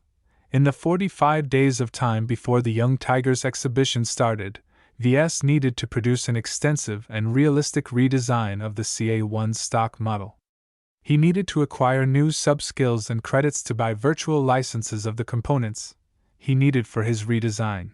In the meantime, he had to release a number of mech designs in the game in order to generate even more credits. Much of the money would be used to buy the real universe production licenses of the components he had used in the game. It sounded terribly complicated, but actually VS didn't need to change what he had been doing so far. Essentially, VS only needed to continue to design variants and put them onto the in-game market to sell. First, VS contacted Iron Spirit's support in order to receive his virtual license. A production license of a last-gen mech already cost many millions of credits. He'd be damned if he was forced to purchase a 5-star mech's virtual license, which potentially ran into the millions. While he waited for his application to be approved, VS shut off all distractions and loaded the CA-1 into the system's designer program to begin tinkering with it. He wanted to pry apart its shiny armor and see how much of a mess its infamous internals looked like. besides finding a replacement material for its armor. Ves also needed to optimize its internals in order to turn the CA-1 into a competitive mech. One look and his hopes were dashed. It really did look like someone took a plate's worth of spaghetti and tried to stuff it in a small cup. It was doable, but it mashed everything together and left far too little slack. Cables, pipes, and structural supports all crammed right next to each other, sometimes dangerously so. For example, if a certain cable broke and released electric sparks, it could ignite the gas released from a punctured pipe. Though Ves knew these linkages could produce a catastrophe, he lacked the skills and resources to fix them. He could only document each fault he came across and come back to the problem later. Ves spent the rest of the day combing over each and every component, to the point of dismantling the engine even if he understood little on how the advanced component worked. Ves took a deep breath when he finished going over the Caesar Augustus. If he wanted to understand the model deeper, then he needed to fabricate the stock model. He took a minute to log into the in-game market and inspected the model's market conditions. Damn, that's expensive! An average CA-1 sold for about 50,000 credits, and that was for an in-game item. 5-star mechs belong to an entirely different market segment than 1-star mechs. The latter catered to kids while the former was sold to professionals. The raw materials required to fabricate the mech likely cost tens of thousands of credit as well. Since Ves had set bottom prices to his virtual mechs, he hadn't earned even a single credit or gold even after selling over 100 models. I'm earning a decent amount of DP from every sale. If I raise the price, my mechs won't be able to stay competitive in the market. It's better if I don't change the prices. The Caesar Augustus represented a marvel of its time. In order to solve its many puzzles, Ves required learning many new skills. But while he needed to save up a lot of DP, he also couldn't go without credits. Ves switched to his mail and was relieved the game's support approved of his request to claim the CA-1's virtual license. After loading the mech stock model in the in-game workshop, he received an unpleasant bill. So it costs about 40,000 credits in raw materials to build the base model. Even if the gold price looks a bit friendlier, it's not like I have a bag of virtual gold either. The lack of cash on hand stymied V's progress in researching the Caesar Augustus. There was only so much he could do to play around with the mech's design in the designer. Ves had learned one important lesson when designing the Fantasia variants. A passionate mech designer needed to get hands-on with his own creations. Just making a few doodles in a design program didn't turn you into a veteran designer. A real expert got his hands dirty, putting each and every part together to see how it works and where any problems might arise. With only about 9,000 credits on hand, Ves needed to scrounge up at least 31,000 credits from any source he could squeeze. He first checked the system, but couldn't find any option to convert his DP to credits. Perhaps he could buy a few knickknacks from the shop and sell it for a tidy sum, but that option wasted too much valuable points. Should I call Melinda? Ves wondered out loud. Family stuck together. If Ves took the time to explain his plans and difficulties to his cousin, he was sure she'd lend him the credits. It's not right. It's due to my own poor planning that I'm facing a shortage on credits. If he cried and went to his family to bail him out, then sure, they might lend him a hand. It would also prove that he'd been in over his head. His aunts and uncles already disapproved of his career path. He wanted to avoid giving them ammunition. Perhaps sell Lucky's gems? Ves had dug out half a dozen of these little shinies, and they all provided minor benefits when installed onto any mech. Any expert would love them if they realized they could improve their mechs by just installing a single jewel. Shaking his head, Ves discarded the idea. Nah, that's a last resort. If he introduced these gems to the universe, a lot of powerful players would want to know their source. Ves lacked the strength to isolate himself from the connected universe he lived in. It was child's play to track him down once he revealed any oddities. Forget about it. I need to figure out something else. What do I have that's valuable but not so much that it can be sold for some quick cash? The workshop? Out of the question. The building, 3D printer and assembler constituted the most basic requirements of a mech manufacturer. VS couldn't part with any of it. He might as well make a deal with the bank about the loan if he gave up on the workshop. What else did he have? The licenses, for one. Since he had just read through the terms of the Caesar Augustus production license, he became well aware of what he could do with it. National Aeromotives didn't allow any shenanigans, nor did they accept any refunds of a license VS acquired through a charity grant. I still have a number of one-star virtual licenses. At this stage they're helpful, but not necessary to my plans. I wonder if I'm allowed to refund them. I bought out of my own pocket after all. Perhaps their terms aren't as restrictive.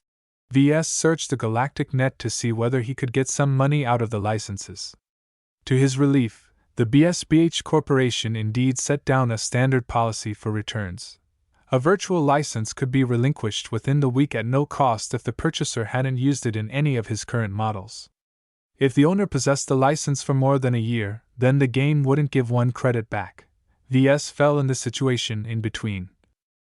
Having bought the licenses for more than a week but much less than a year, Iron Spirit allowed purchasers to get back 75% of their money if the licenses were not in use, and only 50% if they were. These terms only applied to licenses bought personally at normal prices. Licenses bought at a discount or granted by other institutions didn't count, and unfortunately for VS, the virtual licenses gifted by the system fell under this category. V's head spun after he combed through all the license agreements, but his work paid off. He knew what he could return and how much money he could claw back from the game. He visited Iron Spirit's support site and submitted a refund application. Astoria Experimental Flight System, 12,500 bright credits, Fayette ECM MK. 3,500 bright credits, Red-Eye Assisted Aim Module, 4,999.50 bright credits, MDTR Removable Battery Pack, 1,500 bright credits, Harkenix Light DMR version 3, 9,999.50 bright credits, Miran 21 Ultralight Armor Plating, 5,000 bright credits. The total amount of credits VS expected to get back was 37,499 credits. He left out the festive cloud generator in his refund application because he grew rather fond of it. He intended to incorporate the small, innocuous in his other designs whenever it fit. As the support staff already received V's personal information when he made his previous licensing request, they worked quickly in processing the refund. An hour later, VS received a mail and a credit transfer that indicated his refund application met with success. With about 45,000 credits in spendable cash, VS was more than ready to start producing the Caesar Augustus, at least in Iron Spirit. Yet before he did so, he hesitated. The Caesar Augustus was a monstrously complex mech. While many processes had been streamlined in Iron Spirit's virtual crafting environment, it still remained a lifelike simulation. If VS failed to produce a mech that matched the stock model's specifications, at the very worst he'd end up with an unsellable mech. A mech that remained stuck in place meant no new cash flow. Without another source of credits, he wouldn't be able to produce another virtual mech to advance his understanding of the model and earn more cash. All of this meant he couldn't fail at the first step. I'm not alone in this, VS realized as he slapped his forehead. Just because I can't beg for money from Melinda doesn't mean I can ask for advice. He activated his comm and made a call to Bentheim. Melinda's face popped up. Instead of the casual clothes she wore in her recent visit, this time she appeared in a formal uniform. Hey Vessie, what's up? I'm good, but I've got a little trouble. Okay, tell it to me briefly. I'm technically on shift, so I need to get back to work soon. VS nodded and described how he received a grant license of the infamous Caesar Augustus. Naturally, the charity the system set up looked squeaky clean on paper, so VS wasn't worried Melinda would dig into it and find anything improper. He emphasized his determination to tackle the challenge of mastering its design. Frowning, Melinda tooted her disapproval. They've sure thrown you off the deep end. The CA1 is a beast of a machine, not something a fresh college graduate should come into contact with. This sounds pretty shady. Never mind that, Melinda. Just tell me if you can pry something loose from the Mech Corps or the Bentheim Planetary Guard. Without getting you into trouble, of course. Melinda furrowed her brow. I can ask the mechanics for some tips. I'll also see if I can dig something up from the archives. I'll pass anything I can find along to you as long as it's not classified or proprietary knowledge. Thanks a lot. I'm sorry for troubling you that much. Hey, your family, Vesey. I'd do anything to help. I gotta go back to work now, so see ya later. Bye. With that done, VS turned to a different issue. With his DP steadily accumulating, he should make a tentative shopping list of sub-skills he needed to rework the CA1. He opened his skill tree and started to comb over the available skills. Chapter 12, Duo Q. The battlefield finished loading, revealing a ruined city. Craters, broken mechs, and other war debris littered the landscape. Eerily, no life moved in the city. All was still, except for the desolate wind howling between the cracks of fallen skyscrapers. The silence ended as a brilliantly colored streak rose in the air. The Fantasia R2 Seraphim readied its long-range rifle and scanned the surroundings vigilantly. Come on! Let's stop hiding like rats, the seventh snake publicly declared. I'm right here! Shoot me if you can! Nothing responded to his taunts. The slim, gray phantasm that popped up from the side of a broken tank shook its head. I told you they wouldn't fall for it. Congratulations for revealing your position. Now get down and stop wasting your limited energy, Triceratops said as he tried to accustom himself to his new mech. The Seraphim cut back on its wing thrusters, allowing the mech to find some cover among the streets. This is why I hate 2v2. Everyone's constantly playing these clever strategies. The 1v1 arena is a lot more straightforward. The Phantasm's pilot kept his mech in the shadows as he explored their surroundings. I'm not saying you're wrong, but remember it was your idea to duo queue with two Fantasia variants. We have to play a little dirty if we want to win as a pair of light mechs. The 2 versus 2 arena provided a more intricate combat experience compared to the solo queue. With a teammate at your back, pilots had a lot more leeway in bringing a specialized mech to battle. For example, one player could pilot a heavy mech laden with missile launchers and magazines. Such a mech could rain death at long and medium range, but was as helpless as a kitten once an enemy got close. However, a teammate kitted out in a melee mech could keep off any mech that approached in the assurance that he won't get shot down from range. Compared to such a classical synergistic team-up, a combination of 2 light mechs hardly sounded optimal. Neither mechs possessed toughness and staying power. If they weren't able to shred their enemies apart in the first 10 minutes of a match, then they'd run out of juice. Luckily, light mechs still possessed some advantages. While Triceratops kept his phantasm behind cover, the 7th Snake Seraphim engaged its active scanning mode. The mech's hair sensors extended out and released invisible pulses, most of which bounced back when it encountered the plentiful debris in the map. My scanners are having a hard time picking up anything with all of this junk blocking my scans. My radar is full of false positives. I'm practically broadcasting my position here. It's better than nothing. At least you'll attract the enemy for us while I find a good ambushing position. The bait had been cast, and it only took a couple of minutes for the fish to bite.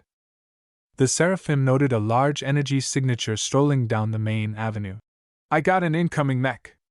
With an energy signature this large, it's bound to be a heavy mech. No sign of its partner. They're playing the same game as us, Triceratops guessed as he moved his phantasm a little closer in order to peek at the approaching opponent. Do you want me to stay hidden or find an opportunity to jump the heavy? The 7th Snake mulled both options before finally deciding on a course of action. It depends on the heavy. From what I can guess, it's likely to be a frontliner. Your phantasm won't have an easy time peeling its armor if that's the case. Triceratops only carried a basic pistol in his phantasm's limited loadout in order to make room for a sword. He could peel apart most mechs fitted out as riflemen but faced some trouble against heavy knight-type opponents. Don't do anything fancy. Just sit back and be ready to back me up, okay boss? While the phantasm slunk into the bowels of a giant commercial complex, the Seraphim flew into the air and over the skyline. He easily caught sight of the enemy mech, which revealed itself to be a model unfamiliar to the seventh snake. The bipedal mech wasn't built as a knight. Instead, it appeared to sport a shotgun and a pair of shoulder-mounted lasers. The energy weapons tracked the Seraphim in the sky and let loose a barrage of beams. The Seraphim snapped back with a couple of shots of his rifle, trusting his auto-aim to ensure it hit the heavy mech. The heavier the mech, the larger its energy signature, which meant that tracking systems had an easier time maintaining a lock. In the meantime, the flying mech cut back its thrust and dropped to the roof of a ruined apartment building, which cut its line of sight. Tops, the fucker's a striker. Its armor doesn't look too heavy, but he's sporting a really big shotgun. If he manages to draw a bead on you while you're closing in, you're dead. No worries, pal. He won't get me if I come from behind. Just keep attracting his attention. Triceratops cockily replied. The Seraphim flew back into the sky and shot a couple more times. He had an easier time tracking the heavy mech than vice versa. Even though the Seraphim ran a little hot, it's still a much lighter and less energy-intensive machine. The constant roof hopping ensured the heavy mech had to waste a lot of time reacquiring his targeting lock for his shoulder weapons. The seventh snake wouldn't be so daring if the heavy mech wielded a long-range rifle, which the enemy pilot could fire on instinct instead of relying on computer-guided algorithms. In the lower tiers of Iron Spirit, such computer-based targeting always worked like shit. I'm in position, Snake. You want me to go in? The other guy's still lurking around. You might get sniped before you know it. I'll take that risk. I really want to peel this heavy guy's face with my sword. He's just so arrogant.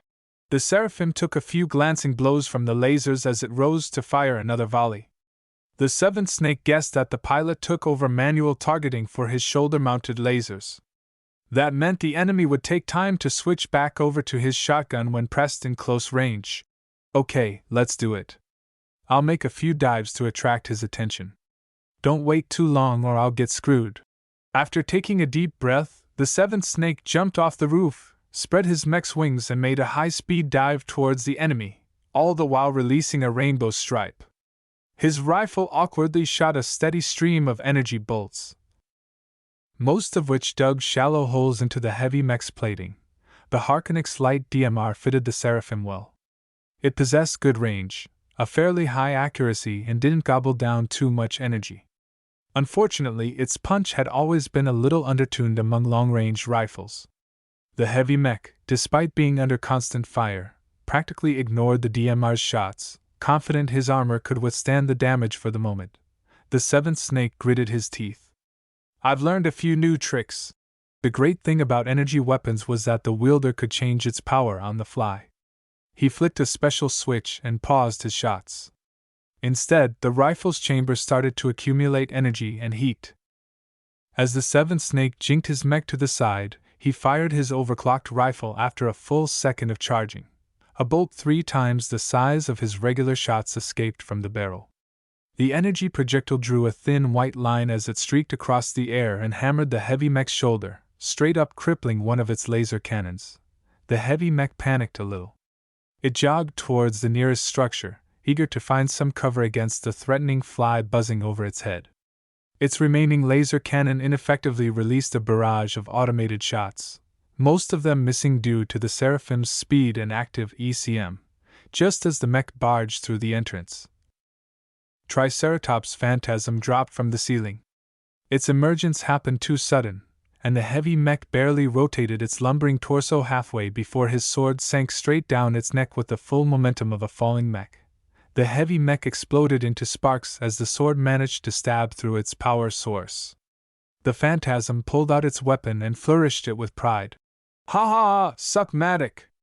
Triceratops elatedly boasted as he approached the smoking mech and squatted up and down near its face. You just got owned by the master swordsman. What are you standing for? Fucking move! The warning came too late. A thin but powerful line shot straight through the phantasm's torso, obliterating the cockpit in an instant.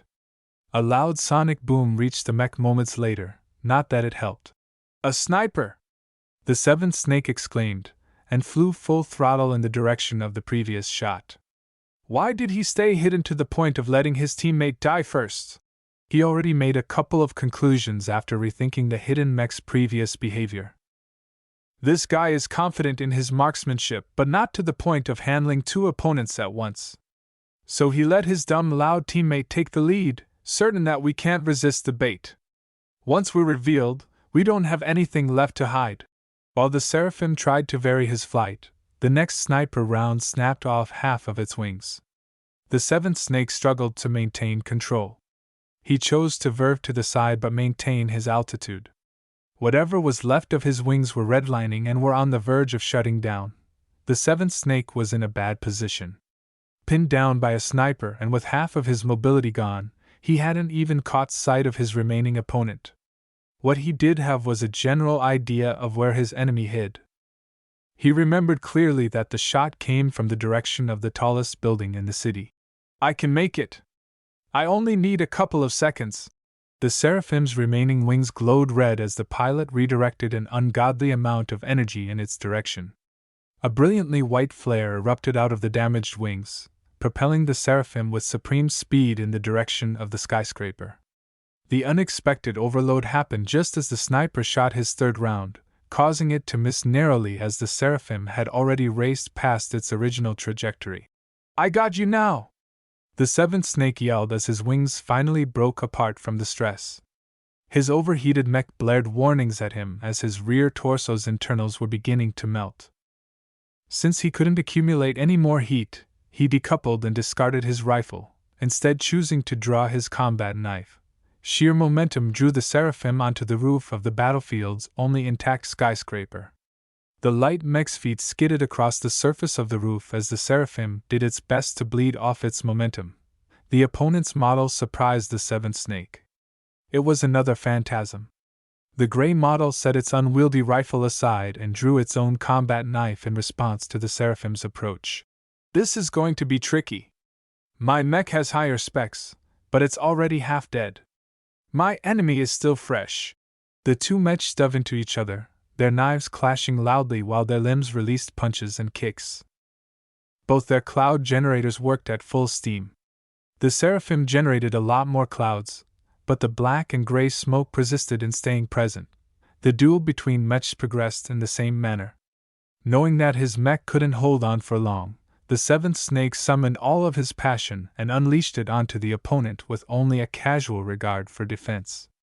The Phantasm player remained cool under pressure, focusing on pure defense in order to outlast his opponent. Once the Seraphim broke down, he could easily swoop down and claim victory. As if I'd let you! The seventh snake yelled as he went forward and extended his mech's free arm, deliberately taking the Phantasm's cautious knife swing. The Seraphim's arm got sliced through, but the Phantasm's knife lost its momentum, rendering it still for just a fraction of a second. The Seraphim leaned over with its shoulder and bashed it against the unprepared Phantasm, knocking it off balance. The Seraphim then swung his knife with an underarm swing, cutting ruthlessly into the Phantasm's belly, right where the cockpit rested. I've avenged you! The seventh snake sighed as the game confirmed his victory. That was cool! Triceratops exclaimed in the party chat.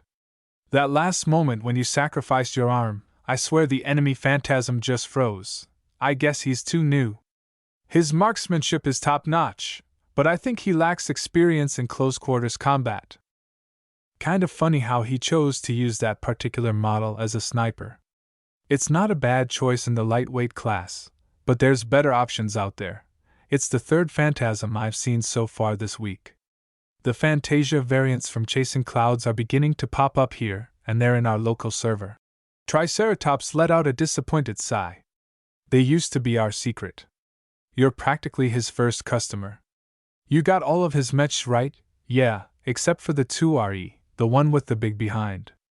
I just can't bring myself in piloting such a mech in battle. I wonder what Chasing Clouds is up to these days. He hasn't introduced a new mech for sale in a while. Despite the lack of new models, the Phantasm and Nomad enjoyed modest daily sales.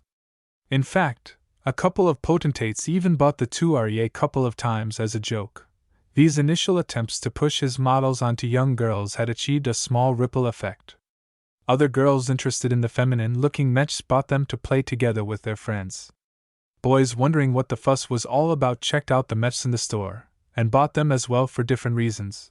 Though not the cheapest or most effective mechs, the Fantasia variants succeeded in establishing a foothold in Cloudy Curtain's digital battlefield. They had never been bad models to begin with, they just lacked public exposure. While sales hadn't grown to the point that they had gone viral, Ves nonetheless enjoyed a steady stream of DP even after his last tutorial mission had finished. Chapter 13, First Build. The skill tree featured a virtually endless amount of skills. With enough design points, Ves could become the ultimate mech designer, capable of drafting a complete design in minutes with his left hand while pointing out the faults of someone else's work with his right hand. Naturally, Ves lived in a world where time and resources were finite, so he didn't delude himself into thinking he'd ever reach that point in his lifetime. For all its merits, the Mech Designer System represented an incomprehensible piece of technology. Sometimes Ves felt as if reality itself bent to its whims. He didn't know how sapient the program was or how it determined its own limits. If one day the system's sophisticated AI turned crazy, entire star systems might get embroiled into war. The system in fact always addressed him as a user, not an owner. It acted as if Ves was just one client who conveniently picked it on the ground. If V's father hadn't given him the data chip, the system might have found a way to get its chip transported to some other person with the traits it preferred. This insecurity made Ves question if the system was using him rather than the other way around. Certainly the system didn't work for free. Some powerful entity had gone through the trouble of designing a reality-bending software working on principles at least 1,000 years beyond humanity's grasp. And somehow it ended up in an average person's hands. And it was a question whether the system will stay in that person's grasp for long. For all Ves knew, the system only treated him as a train. Once it reached its destination, it would leave without a word. So Ves felt the need to milk the system while he still could. So despite all his doubts and questions, he still skimmed over the skill tree and made a shopping list of skills he needed to tackle the redesign of the Caesar Augustus. Assembly upgrade to apprentice, 1000 DP, assembler proficiency I, 200 DP, assembler proficiency 2, 400 DP, 3D printer proficiency 2, 400 DP, jury rigging 2, 300 DP. Electrical engineering incompetent, 200 DP. Electrical engineering novice, 500 DP. Electrical engineering apprentice, 1000 DP. Medium weight armor optimization I, 300 DP.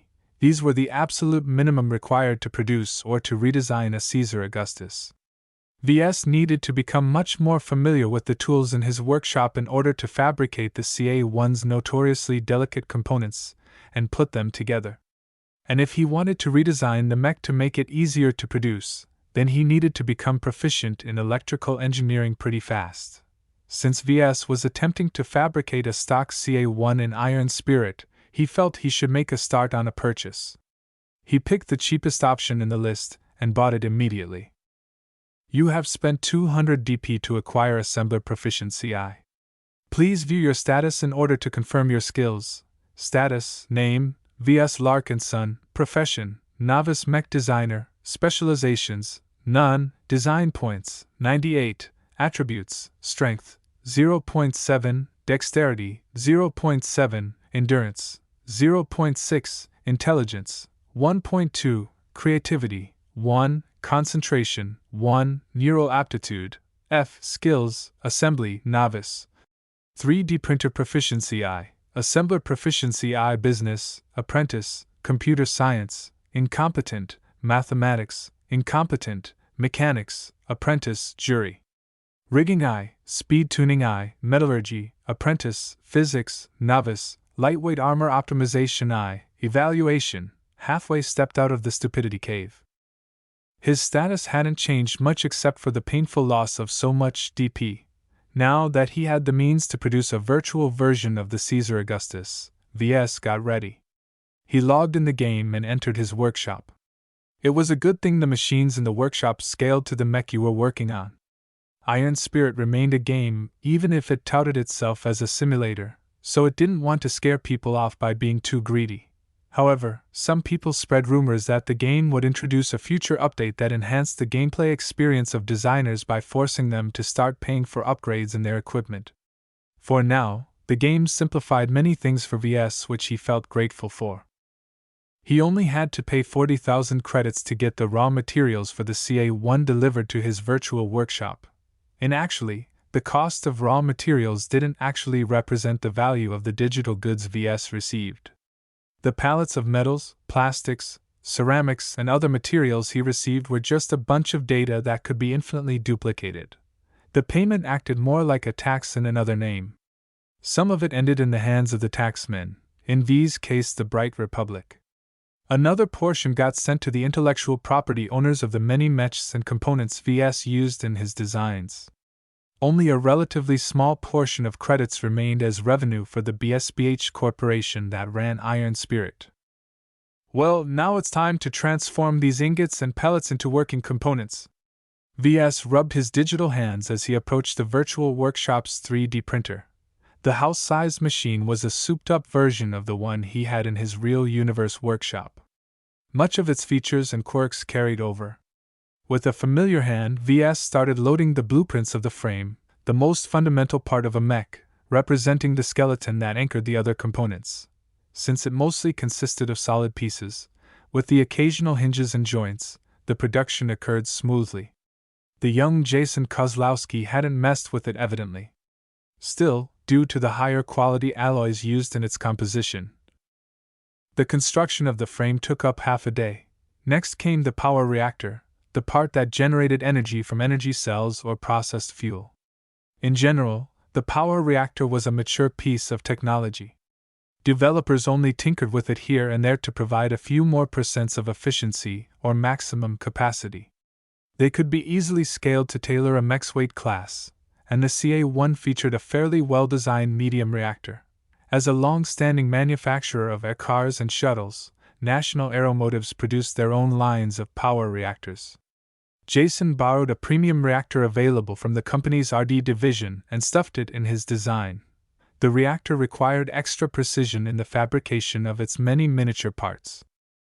VS had printed engines from scratch before with the 3D printer, but this was the first time he took the trouble to print each millimeter-sized component one by one, and assembled them all together by hand. The tedious work took up an entire day. VS felt he did an adequate job, and that the reactor worked. Whether it performed well, that was for later. With that experience over with, his work on the engine proceeded a little smoother. Unlike the reactor, the engine took in energy to produce motive force. It allowed the mech to move its limbs and run like a marathon contestant. Much like the power reactor, Jason also borrowed it from his daddy's company, so it contained little innovations that made it troublesome to produce. VS grew highly appreciative of NA's craftsmanship when he finished assembling the engine. After that followed the musculature that made use of the motive force to move the mech's limbs. Cheaper mechs such as those used in agriculture used hydraulics, electrical engines, or a bevy of other cheap alternatives. Combat mechs required something more sophisticated, to better emulate a living being's responsiveness when pilot connected to them neurally. Lucky enough, the technology behind artificial musculature remained stagnant for over a century, so its production went like a breeze. Next came some of the most difficult parts, the computer chips and cabling that provided instructions and processing power to a machine. It represented the brains and nervous system of the mech. The chips demanded the most from the 3D printer, but they weren't difficult to produce since they were last-gen technology by now. The amount of miniaturization and other fancy stuff that went into the production of a chip could only be taken care of by an automated program. VS only needed to inspect the 3D printer beforehand of dust and faults before producing the tiny chips.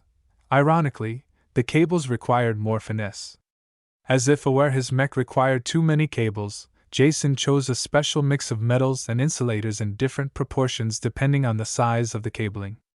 A single string of cabling could either be thicker or thinner at certain parts depending on its location. It made for a fine mess when you added in the sheer number of cabling, and VS felt he was growing mad at the end. After a long rest and a good night's sleep, VS continued with manufacturing the specialist components of the Caesar Augustus. These components differed wildly from each other, as Jason had filled in a shopping list of all the best commercially available components. The ECM, radar, boosters, gyroscope, cockpit, sensors, and all the other components came from wildly different manufacturers. This meant that VS had to watch out for certain issues on one set of parts, but needed to pay attention to a different area with another set of parts. VS diligently read the documentation while he went over each component, so he hadn't been met with outright failures. However, many parts came off the 3D printer in a marginally acceptable state. VS lacked a reserve of raw materials to fabricate replacements for all but the worst parts. It just couldn't be helped. He could only blame Jason for blindly picking the shiniest toys and rely on his super-duper expensive industrial-scale workshop to reproduce them perfectly. With much of the interior of the mech done, VS turned to the most expensive part of the mech, its proprietary armor. 30 years ago, a manufacturer required a dedicated machine from National Aeromotives to mix a bunch of metals into a highly compressed piece of plating. Fabrication technology advanced since that time, and now that the armor's formula became semi-public knowledge with the release of the CA1's licensing options, all modern 3D printers could reproduce it as long as they weren't too cheap. The Caesar Augustus required a large amount of plating for a medium mech.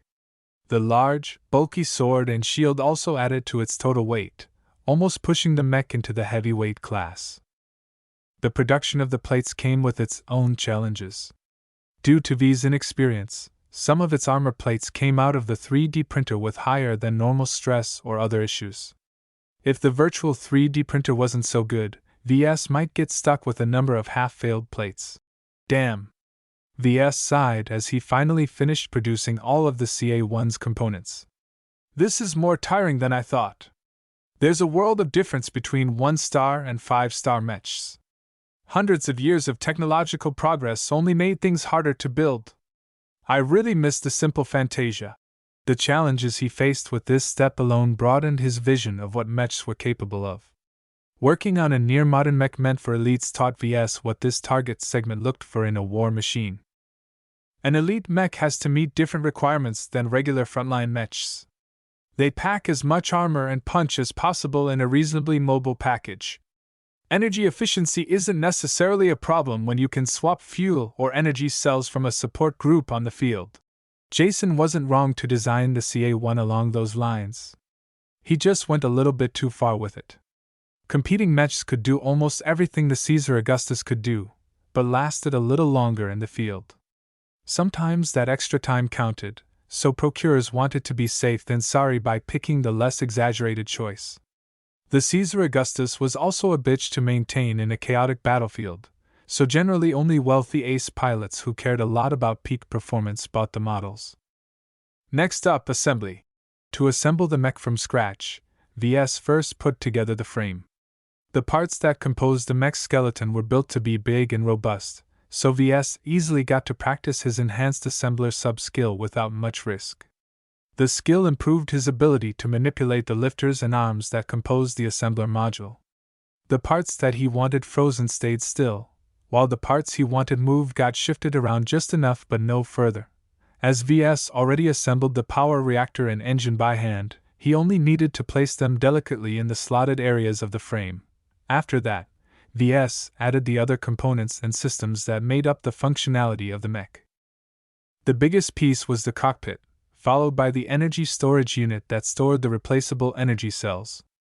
All the smaller systems followed, such as the sensors and boosters. Finally, VS reached the most troublesome stage. All of the components had been installed on the mech, but they remained isolated to each other. VS had to connect each of them together in a mishmash of cables and pipes. In between these relatively delicate components, VS also had to squeeze in a lot of artificial muscles. Sometimes that led to very tight fits.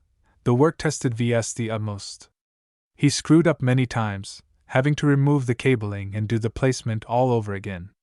Sometimes he had to cram a bundle of cables through a narrow opening between pipes by force. The stress and frustration caused VS to slip his fingers sometimes, causing unforgivable mistakes in the assembly. After a nerve-wracking day of playing plumber, VS finally reached the end stage of the assembly. He spent a much more leisurely time putting the armor plates together. Sometimes the improper cabling caused the plates to fail to adhere in its position. Ves sometimes had to hammer the problem areas lightly in order to cram the pieces of armor in their place. It proved the parts he fabricated were of substandard quality. "It's finally done," Ves said as he sprawled on the ground in exhaustion. The diagnostics and debugging still ran in the background, but Iron Spirit took care of most of the issues that popped up at this stage. "What do you think, System? Did I do a decent job? Why aren't you giving me an evaluation yet?" The Mech Designer System only evaluates designs, not copies. Since you are not the designer of the Caesar Augustus CA1, you will not earn any design points even if you manufacture it 1,000 times. Please work hard and make your own designs. That made sense. The system didn't want to bring up a technician or a factory supervisor. The main job of a mech designer was to make designs.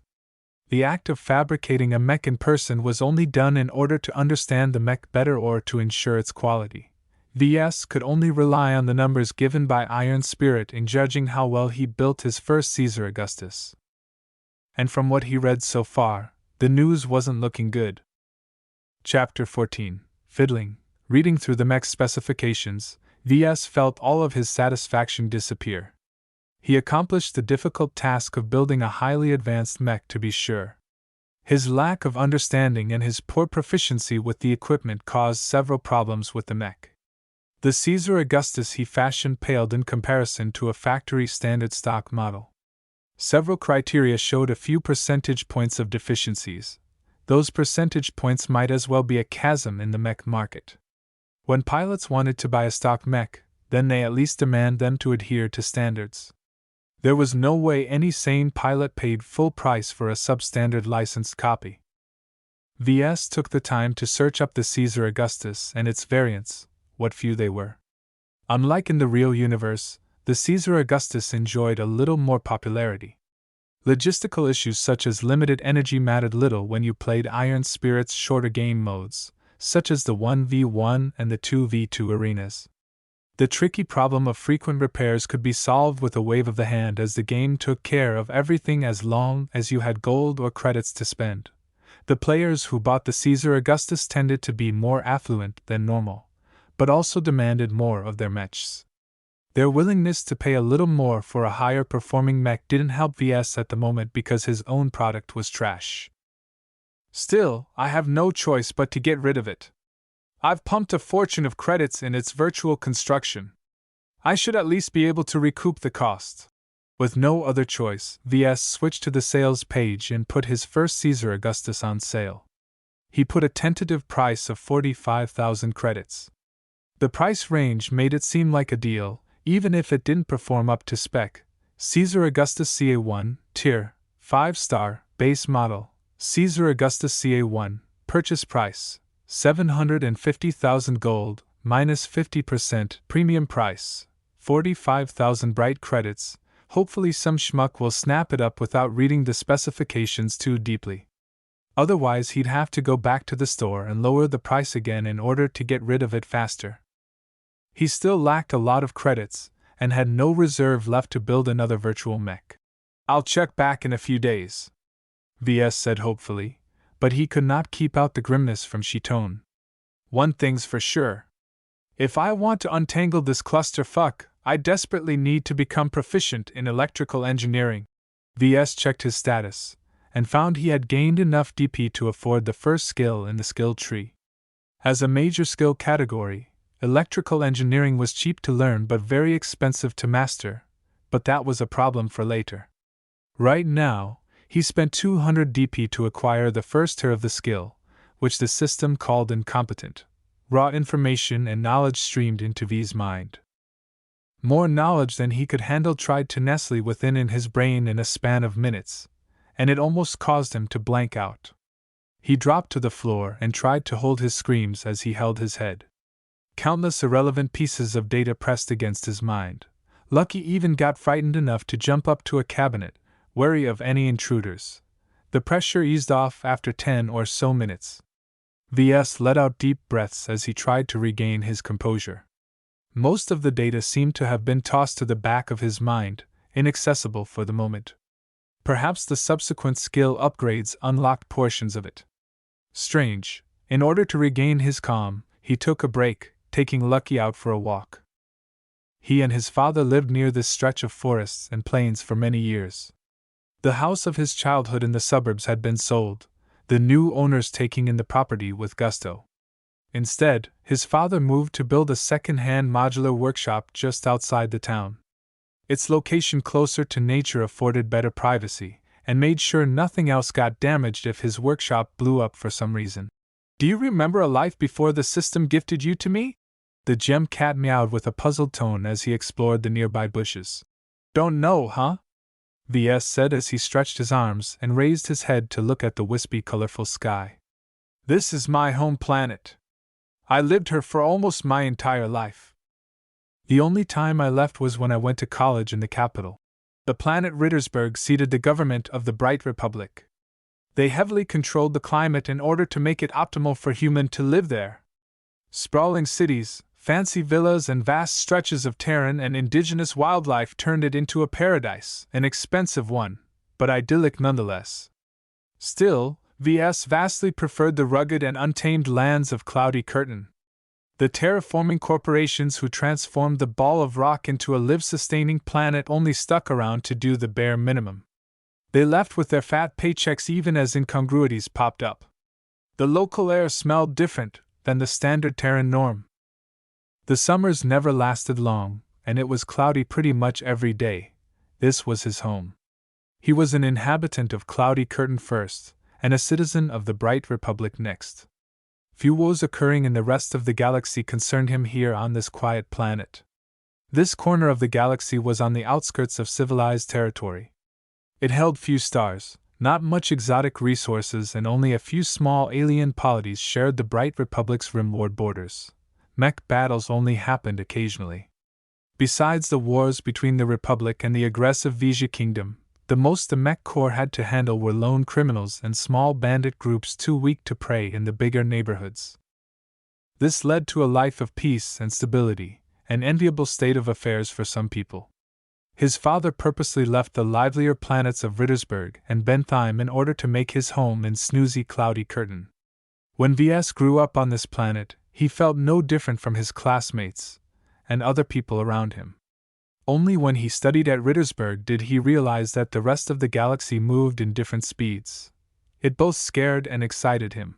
Eventually, Ves firmly entered this complicated, murky world in order to fulfill his dream to become a mech designer. Just this decision alone brought him into contact with the government, trade associations, suppliers, and more. He felt connected to the galaxy, as if anything he did affected the rest of human civilization. Only a little, but it felt as if his existence mattered. What kind of crap am I thinking? I should go back to work. Ves decided, and led Lucky back to the workshop. In the meantime, he made a call to Melinda. "Hi, cousin. Hey Ves, I was about to mail you back this weekend, so do you have any results you can share with me?" Melinda sent a few documents over the interplanetary comm. The Caesar Augustus is a rare beast, so the Mech Corps never officially purchased any of its models. However, it did come into contact with a few models piloted by pirates fleeing the authorities of the bigger empires. They even captured one intact. More or less. Did they do anything with it? The Mech Corps may be penny pinchers sometimes, but they won't throw away a functional mech. An ace pilot took it over and piloted it for a few years before it got embroiled in a border skirmish with the Vesians. It lost its left leg and a chunk of its waist. When it came back to the hangar, the Corps decided it was more trouble than it was worth trying to fix it up again, so they sold the rest for scrap. Damn, so it's gone now, right? Yup. Recycled down to the seats. Well, there goes my hope of refurbishing it. So anyway, the Mech Corps must have learned a thing or two about the CA-1, right? Nothing officially, but I tracked down one of the technicians that serviced the CA-1. That was impressive, and also a little dangerous. Melinda could get in trouble if she harassed a veteran too much. Don't worry about it, cousin. Melinda smiled over the comm. He found the Caesar Augustus to be a bitch to maintain, but he still misses it. He freely gave me the notes he kept about the mech.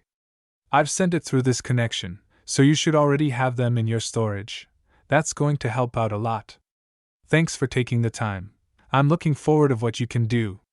Be sure to give me a call and show off your work when you finish a design. Will do.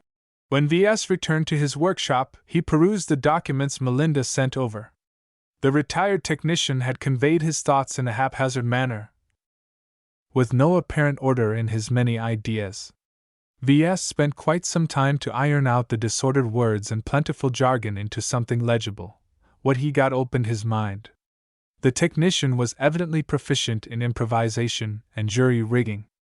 He kept the Caesar Augustus going for years even without official replacement parts from National Aeromotives.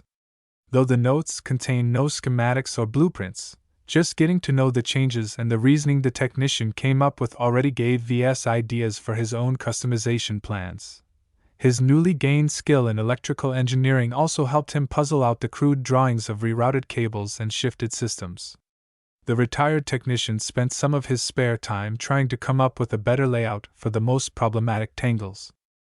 Not many of them looked viable, but the technician succeeded in coming up with some optimizations, making the mech a little easier to maintain. After digesting the material, Ves had the urge to work on a design immediately. He quickly switched over to the designer and started incorporating some of his ideas on the Caesar Augustus. He worked on the easy solutions first. He moved a few components, sometimes shifting them just a millimeter, other times swapping them from left to right. Following these actions, he uncrossed a couple of cables and rerouted them through a different channel.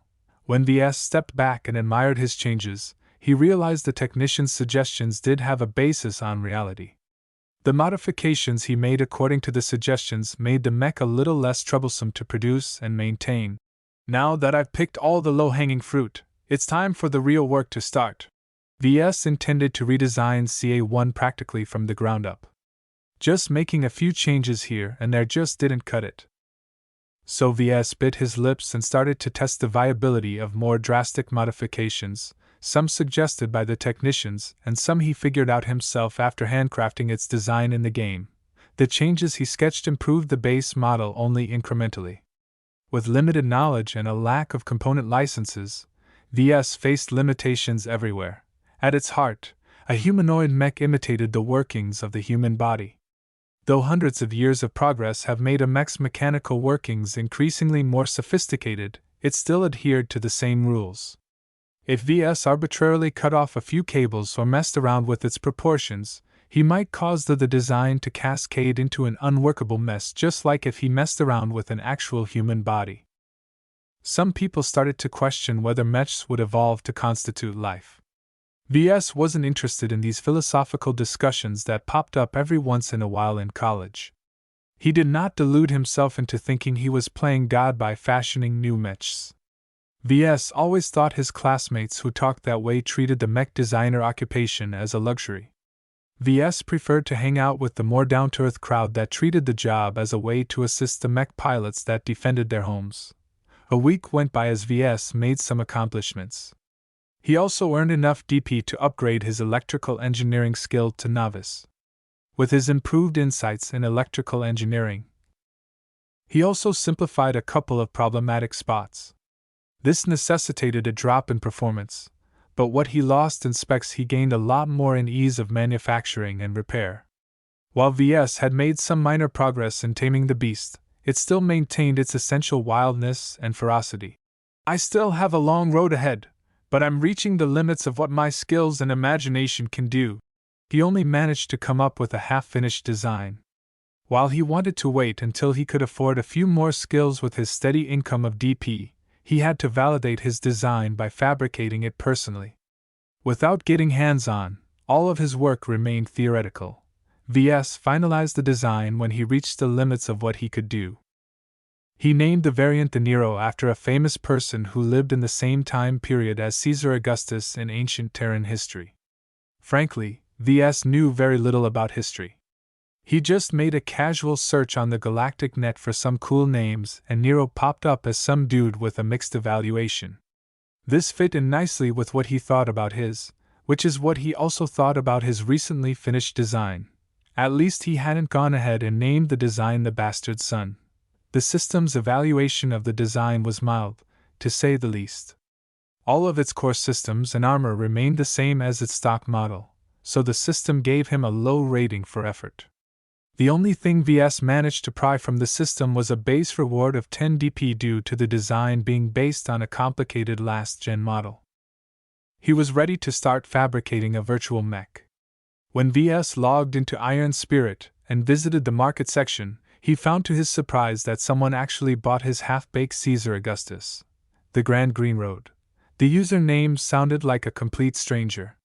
VS checked his friends list and found nothing.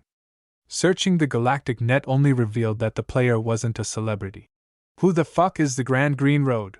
Well, whoever he was, he saved VS a lot of trouble. Whatever. Since the mech got sold, I have enough credits to fabricate the Nero. He threw the identity of the buyer to the back of his mind and entered the virtual workshop to go to work. He was eager to see if the Nero he produced could match the specs of a standard CA1. Chapter 15 Father, the center of the bright republic lay in Rittersburg. Though Bentheim surpassed the founding planet with its vibrant economy and liberal housing regulations, Rittersburg still remained the seat of government of the 100-planet state. Only inherited and distinguished families were allowed to live in its luxurious housing districts. In one such district, a row of modest villas rested alongside a placid river. In the backyard of one of those villas, a man reclined in a folding chair as he held a fishing pole in front of him. An empty bucket lay beside him, waiting for fishes to carry back home. An aircar approached the guarded district.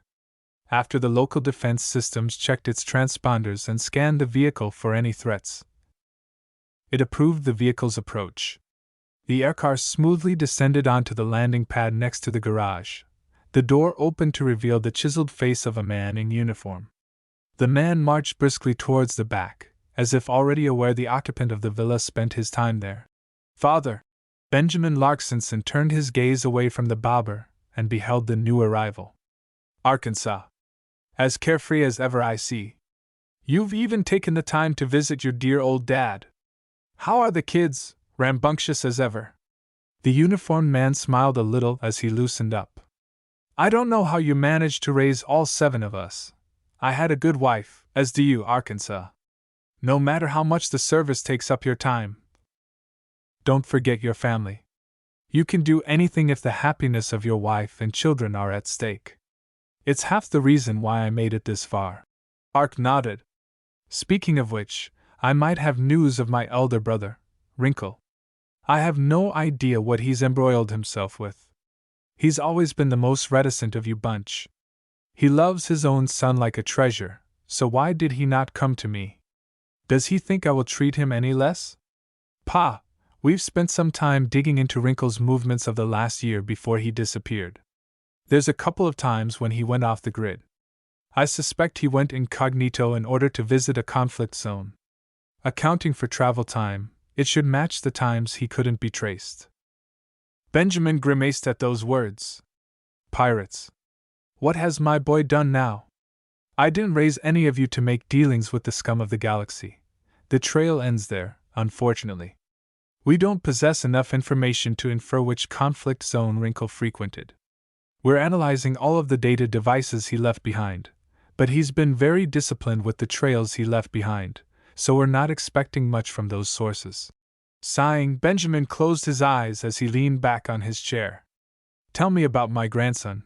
There are some anomalies surrounding VS that paint a suspicious picture. While he had been an unremarkable student in the Rittersburg University of Technology, he's performing above average in the month and a half that he's been active so far. It's as if he's given wings now that he's free. Benjamin smiled at the report. I always expected VS to catch up to his potential once he got over his inability to join our career path. I'm glad he finally found his way and embraced his role in the world. The financing still remains troublesome. Despite receiving a production license grant, VS is unable to leverage this asset. If nothing unexpected happens, he will fail to meet his impending interest payment. Father, will you give him a hand if he's come up short? No. Not even at the very last moment. Wrinkle went through the trouble of procuring those loans. So we should see his plans through the end. I don't believe he has lost grip of his son even if he's indisposed. The river flowed gently along the stream. The sun shone brightly in the skies. A serene calm descended on the pair as the father kept fishing while the son organized his notes, sending over the relevant documents to his father's calm. How's my grandson's work? He's not making more Fantasia variants, is he? He sold most of his one-star virtual licenses to raise money. He's completely committed to mastering the Caesar Augustus. I bought his first mech, which is unmodified, and tested in simulations. Was it up to par? Not really. Ark shook his head in disapproval. If VS produced a mech as shoddy as that in the real universe, he'd get chased away as soon as he tries to certify it at the association. In most of civilized human space, weapons such as mechs face stringent controls. Designers and manufacturers were only allowed to produce a mech if they owned the necessary licenses. When they finished producing a mech, they needed to be certified at the local mech trade association before it receives permission to be put on sale. The MTA was a transnational nonprofit organization with branches in pretty much every human state. A colossus of the mech world, they regulated the civilian production and sale of mechs. Most states like the Bright Republic gave them official backing to do so in their territories because they were good at it and adhered to strict neutrality, never overstepping their bounds. In any case, if Ark said that V's product couldn't pass the MTA's strict certification, then he had a long road ahead of him. If VS managed to shore up his weaknesses within a month, then he may be able to produce a mech that passed certification. But that required a lot of progress in a very short time. It comes down to time, huh? Benjamin mused. If the interest payment didn't hang over his head, VS wouldn't be rushing with building a mech beyond his capabilities. It's convenient timing on the bank's part that they chose to hang such a term over his head without compromising a single step. Ark shifted another set of documents over to Benjamin's calm. We've looked at the Cloudy Curtain Planetary Bank. The shareholders and employees are clean. Their books are also in order. The situation is just as it appears. The bank made a negative assessment of the viability of V's business, and just wants to claim the assets before they depreciate in value. Greedy bastards. I'm glad to hear they're nothing more than that, though. Saves me the trouble of another visit. According to the latest reports, VS should be working on a new virtual mech right now. Do you want me to snap it up when he puts it on sale? Yes, and keep buying one of every variant he sells in that game of yours. I want you to track his progress in this way and give him a little push while he's at it. Don't buy any more, though. I don't want him to grow complacent. Understood, Dad. Anything else? Keep digging into the so-called Future Sons Technology Institution. Any organization with the clout to grant a production license of the Caesar Augustus shouldn't be an obscure player. We still can't make much progress on that front since they're based in the new Rubarth Empire. Their corporate laws are too opaque, deliberately so. Even if we use our sources, they won't be able to get anything. Benjamin spat to the side. Ark, I don't need to know the shareholders or donors of the Institute. Just find out if a new Rubarthan or a foreigner taking advantage of the local laws is pulling the strings. That should be doable. I'll pass on your instructions. That should be enough on your plate for now. Leave me to my fishing. I'll go over the documents later and send you my thoughts in a day or two. Very well. Goodbye. As Ark left the villa, Benjamin relaxed his eyes and smiled. He held a steady grip on his fishing pole. What kind of father abandons their son? The fish still didn't bite. Back on Cloudy Curtain, VS released an exhaustive breath as he finished fabricating the Nero in iron spirit. The customized Caesar Augustus model still had its problem spots.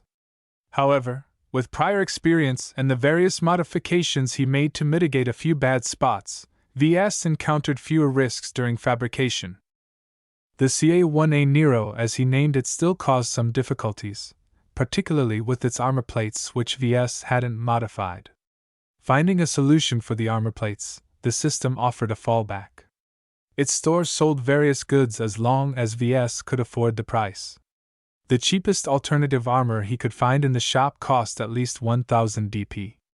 VS preferred not to buy them, because the armor plating was several generations behind current standards. No one wanted to buy a CA1 variant with crappy armor.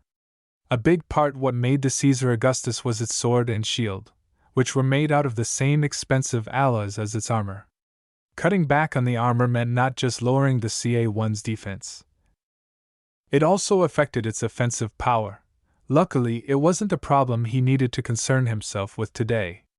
VS put the Nero on sale once he ironed out the remaining kinks revealed by the last-minute tests. CA1A Nero, base model, Caesar Augustus CA1, purchase price, 950,000 gold, minus 50% premium price, 60,000 bright credits. Charging 60,000 bright credits for the Nero was stretching the model's value. It only offered a marginal improvement in performance, and a slight decrease in repair cost to any player interested in a Caesar Augustus model. Still, seeing how his previous mech got sold fairly quickly, VS hoped his handcrafted Nero at least provided higher profits. He wanted to see some validation in the work he put in his models. Now that he finished the Nero, VS ought to go back to the designer and create another variant. The problem was that VS couldn't achieve a breakthrough in either improving the CA1's internals or replacing its armor. It came down to a lack of skills and resources. I can't afford the things I need. VS sighed. Stupid system. Why did the pagoda thing reward me with the Caesar Augustus? He checked his status again in order to see how much catching up he still had to do. Status. Name, Ves Larkinson. Profession, novice mech designer. Specializations, none. Design points, 175. Attributes, strength, 0.7. Dexterity, 0.7. Endurance, 0.6. Intelligence, 1.2. Creativity, 1. Concentration, 1. Neural aptitude, F. Skills, assembly, novice. 3D printer proficiency I. Assembler proficiency I. Business, apprentice. Computer science, incompetent. Electrical engineering, novice. Mathematics, incompetent. Mechanics, apprentice. Jury rigging I. Speed tuning I. Metallurgy, apprentice. Physics, novice. Lightweight armor optimization I. Evaluation, an all-rounder in incompetence. I've acquired a decent amount of skills, but I've split my attention. VS concluded as he saw how many low-level skills he currently possessed. I should either finish upgrading my electrical engineering or pick up medium-weight armor optimization I. Raising my assembly sub-skills can wait for later once I start fabricating the real thing. Nothing changed after staring at his status for 10 solid minutes. Come on, system. I'm at the end of my rope. You haven't sent me a mission for a while now. Why not give me something to work with? Do you expect me to beg my grandpa for a loan or something? You have received a new mission. Please check the mission page for the details. Yes. Finally. VS celebrated as he raised his fists with a grin. He then knelt on the ground, kowtowing towards the computer terminal. You are my god, system.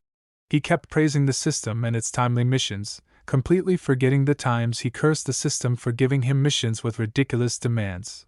Mission, Tutorial Part 4 X Factor, Difficulty, B Rank, Prerequisites, Completed Tutorial Part 3, Description. Some have characterized the profession of mech designer to the modern Prometheus. Are mechs purely machines, or are they something more? Please design a mech with a prominent X factor, ranking at least E or higher. Reward, 1 random 10-year medium armor production license, 200 tons of raw materials reserved for armor production. The rewards attracted V's attention. With a production license and a couple of containers of raw materials in the bag, VS faced much less financial pressure in gathering the other materials required to fabricate his desired CA1 variant. This mission was essential to his future planning. VS scratched his head. What the hell is X Factor? User, please research diligently and form your own answer to the riddle of X Factor. There are no wrong answers. Okay. Whatever. VS had the feeling this problem was a lot bigger than anyone thought. Chapter 16, Pieces of the Puzzle. From the esoteric manner in which the system described the X Factor, VS felt a headache coming. What was all of this stupid talk about Prometheus and life? A mech was a weapon, a tool in which humanity used to wage war. In ancient history, when humans wanted to find a means in which to leverage a power greater than the human body could carry, they turned to horses. When cavalry added their weight to a charge, a normal foot soldier possessed few means to resist such force. With the rise of machines and the fuels that could power their insatiable appetites, warfare evolved. The deadliness of a single soldier remained limited, but could be multiplied if they operated tanks or airplanes. Though the uses of infantry never faded out even until this day, the primacy of machines over man in matters of warfare reigned supreme ever since. The introduction of mechs to the battlefield reinforced this principle. Melding the human form with the awesome power of machinery, the mechs provided humans with an excellent means to wage warfare on the ground. In the past 400 years since the first mech stomped all over a battalion of infantry and tanks, they remained the mainstay of human planetary warfare. Ves thought deeply and could not rack his brains in figuring out where this elusive X factor fitted in. It sounded a lot like the metaphysical bullshit that remained a popular topic of conversation among the dreaming students back in college. Man, why am I trying to figure this out myself? Ves shook his head. He sat down in front of his terminal. Let's see what the galactic net has to say about the X factor. The topic appeared to be obscure, but due to the sheer size of the galactic net, Ves found plenty of sources. Does the X factor exist? An interviewer asked the older gentleman across the seat. I do not know, the professor replied, shaking his head. In all my years of researching and developing the neural interface that allows pilots to control a mech like their own body, I have never come across a case where the mech provided measurable feedback to the pilot. The vague stories I've heard about the X factor all originates from the mouths of mech pilots, who aren't exactly the most authoritative voice in the area of mech design. So you're saying it might be a hoax? I try to keep an open mind, so I'm not inherently dismissing the theory. If someone is able to present me with stronger proof in the form of hard data, then I'd happily convert into a believer. But from what I have found out so far, the primary sources that speak about the X factor are mostly veteran pilots suffering from borderline PTSD. Age, combat stress, and mental injuries all contribute to hallucinations that mislead them to think a mech is doing more than it should. We haven't conducted enough research on the impact of prolonged use of the neural interface to a pilot's psyche. Alright, so you remain skeptical. The interviewer nodded. Then, Professor, let's change to a different tack. Do you believe that mechs are alive? The academic let out a contemptuous laugh. Let me ask you a question for once. Do you believe that mechs can think for themselves? At some level they do. All mechs possess computing power. Without processors to regulate a mech's operations, the pilot would be overwhelmed by irrelevant data. They act as the unconscious mind of a human's body. Since the infrastructure for an unconscious mind already exists, who's to say a mech can't also support a thinking mind? Just because they have the potential to do so doesn't mean that makes it so. In your eyes, there's a small gap between processing data and independent thought, but in my eyes they are separated by a chasm as wide as the distance between galaxies. We humans have worked on artificial intelligence for thousands of years, but for all our advances we have merely achieved a facsimile of sentience. Computers still can't independently dream or formulate their own desires without an actual human hand holding their train of thoughts. And never mind these complex desires. The most fundamental part of life is to reproduce, and I have never seen a mech become attracted to another. The interviewer laughed modestly. Certainly that's true. However, they don't have to lift a finger to reproduce themselves. Us humans are doing it for them by developing ever newer mechs. Perhaps we might live in a future someday where the number of mechs outnumber the humans piloting them. Are we raising our own doom? What do you think about that scenario? Accumulating war material is a natural state of affairs. No matter if you have 1 mech or 30 mechs, the pilot remains firmly in control. All the conspiracy theorists out there who believe that mechs are the remnants of an ancient machine civilization don't know what they are talking about.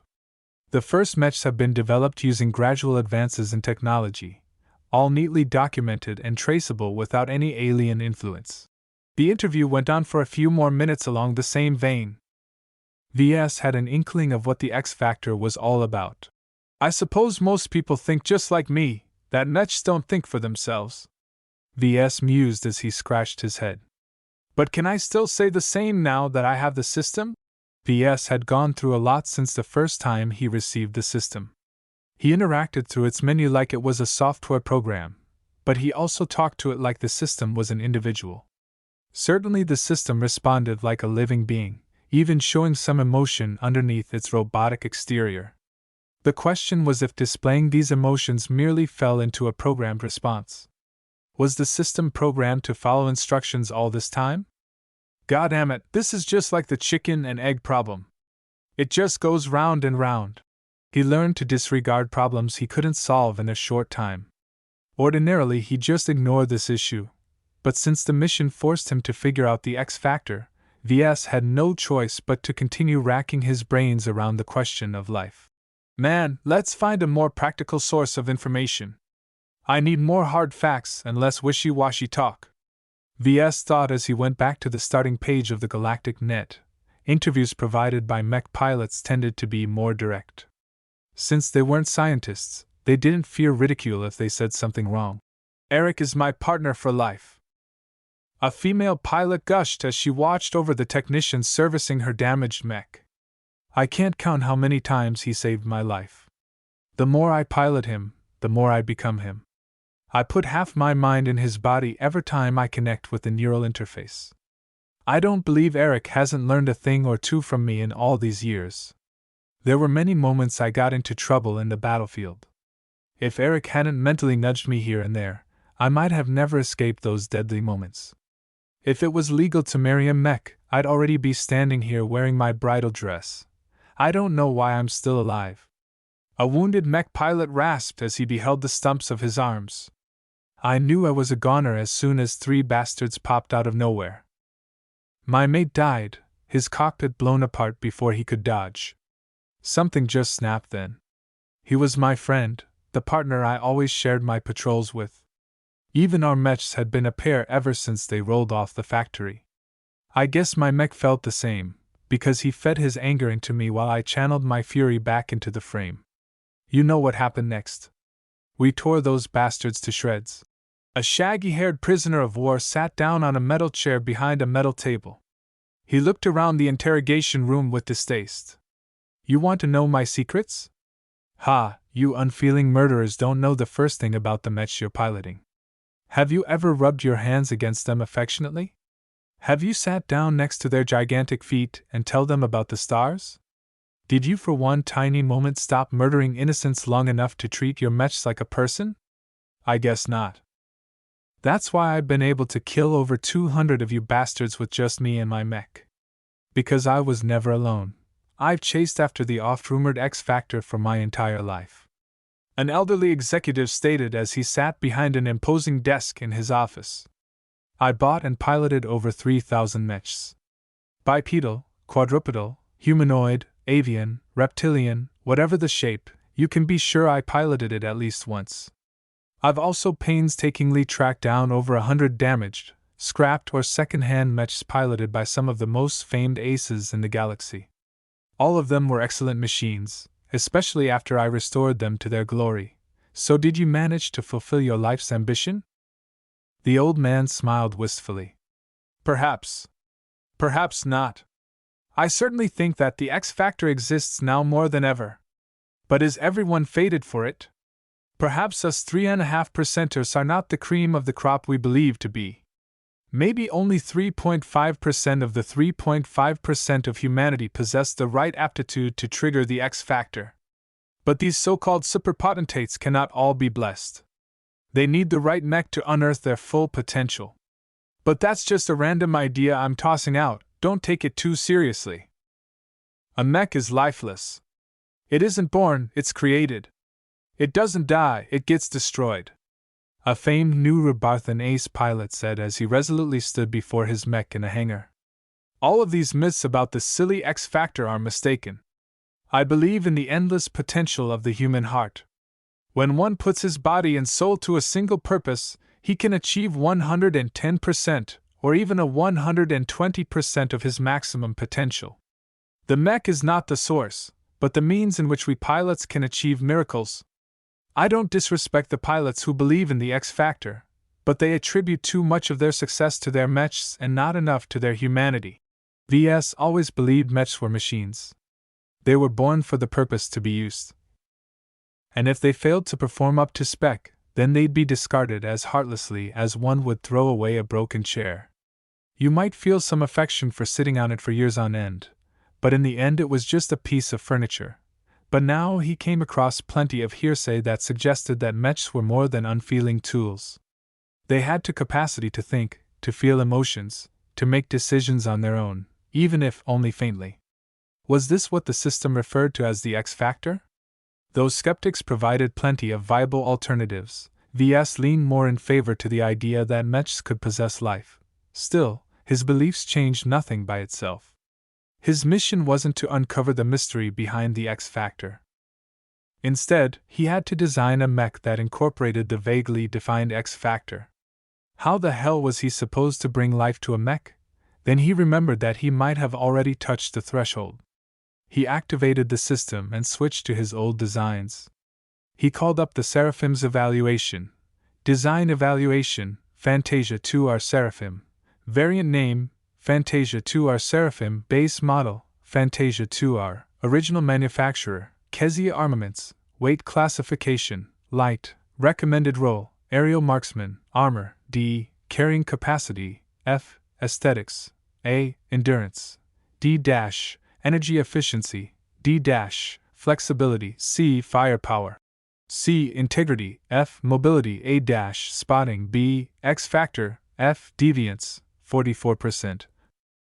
Performance improvement, 17%. Overall evaluation, the Fantasia 2R Seraphim features a superior aerial performance at a horrible cost. Its performance in close-range combat has been sacrificed for powerful long-range firepower. The mech is able to outperform its opponents as long as it has energy to spare, which isn't much. The Seraphim further shines out due to its attractive appeal. The description commented on the Seraphim's fundamental attributes.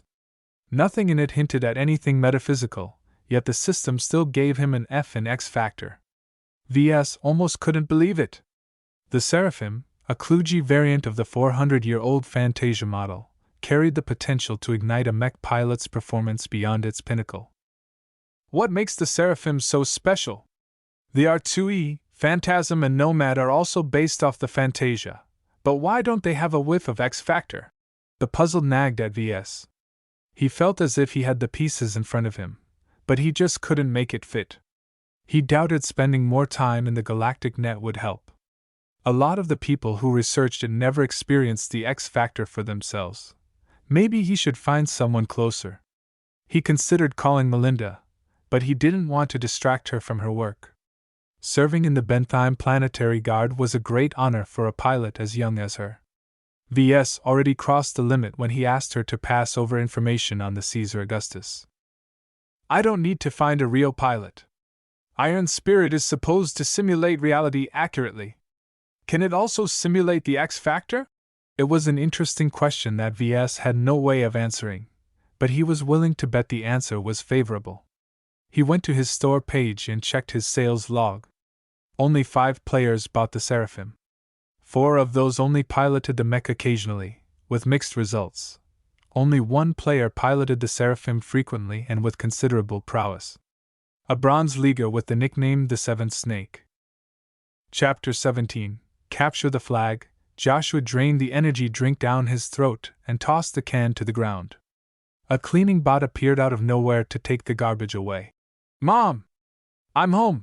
An elegant woman entered the foyer whilst carrying a babbling toddler. She approached the teenager and gave him a kiss on his forehead. Joshy baby! How was school? I'm not a kid anymore, Mom! Joshua whined as he avoided his mother's embrace. He ran up the stairs to his room. And I did fine in school. My mech trainer complimented me again today. That's good news. The higher your performance, the higher your rank when you become a reservist.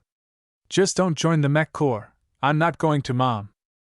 Joshua said as he threw his bag on his bed. I'm going to play with the simulator again, okay, Don't forget about dinner again. Yes, Mom.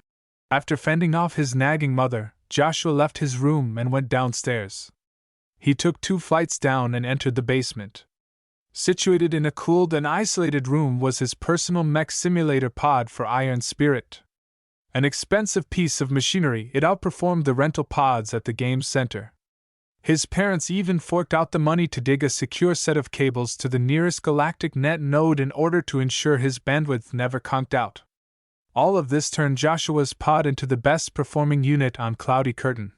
As Joshua entered the pod and let it close around him, he leaned his head back into the headrest that served as the neural interface. It hummed as it came to life, connecting Joshua's brain signals to the programs executed by the pod. The world changed. The cool steel walls of the simulator pod made way for a vibrant world. Many young men and women around his age walked through the digital streets of the starting area. Some sat next to fountains, watching the live streams of popular players that chose to broadcast in public. Others entered one of the many stores in order to shop for a new outfit. As for Joshua, he pulled up his friends' list and tapped at one of the names to begin a dialogue. "Yo, Tops, hey, a snake." Triceratops greeted as his face appeared at the corner of Joshua's view. "Up for another bout of arena?" Joshua shook his head. "I don't feel like it. The 1v1s and 2v2s have been getting kind of stale for me lately. I'm ready for something different." "Oh?" Triceratops mulled as he switched to matchmaking. "You want to play Capture the Flag or Base Conquest? Let's do Capture the Flag. It's 5v5, so I feel my skill still matters in that game mode." The two paired up and entered matchmaking for Capture the Flag as a duo. They first received 3 random players to fill up their 5-man team. "Hey fellas." Triceratops greeted his new teammates. "Me and Snake here are pairing up as light mechs, medium missile platform." The third player spoke, his tone conveying his distaste in further interaction. "Okay. What about the rest, Heavy Knight? Just plant me next to our flag and I'll make sure anyone who takes it will be dead," the fourth player boasted. Defending the flag was the most traditional role in Capture the Flag and perfect for a heavy mech. "Got any guns on your knight?" "Nope. But I'm faster than other knights." "Great." Triceratops sighed. "At least you can chase the enemy if someone manages to steal the flag from underneath us." "So what about the last guy? I'm a girl, thank you," the young woman emphasized with a sneer. "You just get out of my way. If you must know, I'm piloting a Genesis 18, the medium spider mech." "So you do have more than 3 brain cells. Congratulations, doofus. Haha." Triceratops deadpanned. "Well, our team's a little light on weight, but we're very mobile. Let's do a 4-to-1, 3-to-2, the missile interjected. "My mech's a glass cannon. I'm best at supporting the heavy knight and providing long-range missile support. I'm attacking from the rear," the spider girl said. "I work best if I can sneak up to them alone, so don't you dare follow me." Triceratops sighed again. Joshua, or the seventh snake, consoled him in a private chat. "Don't bother too much.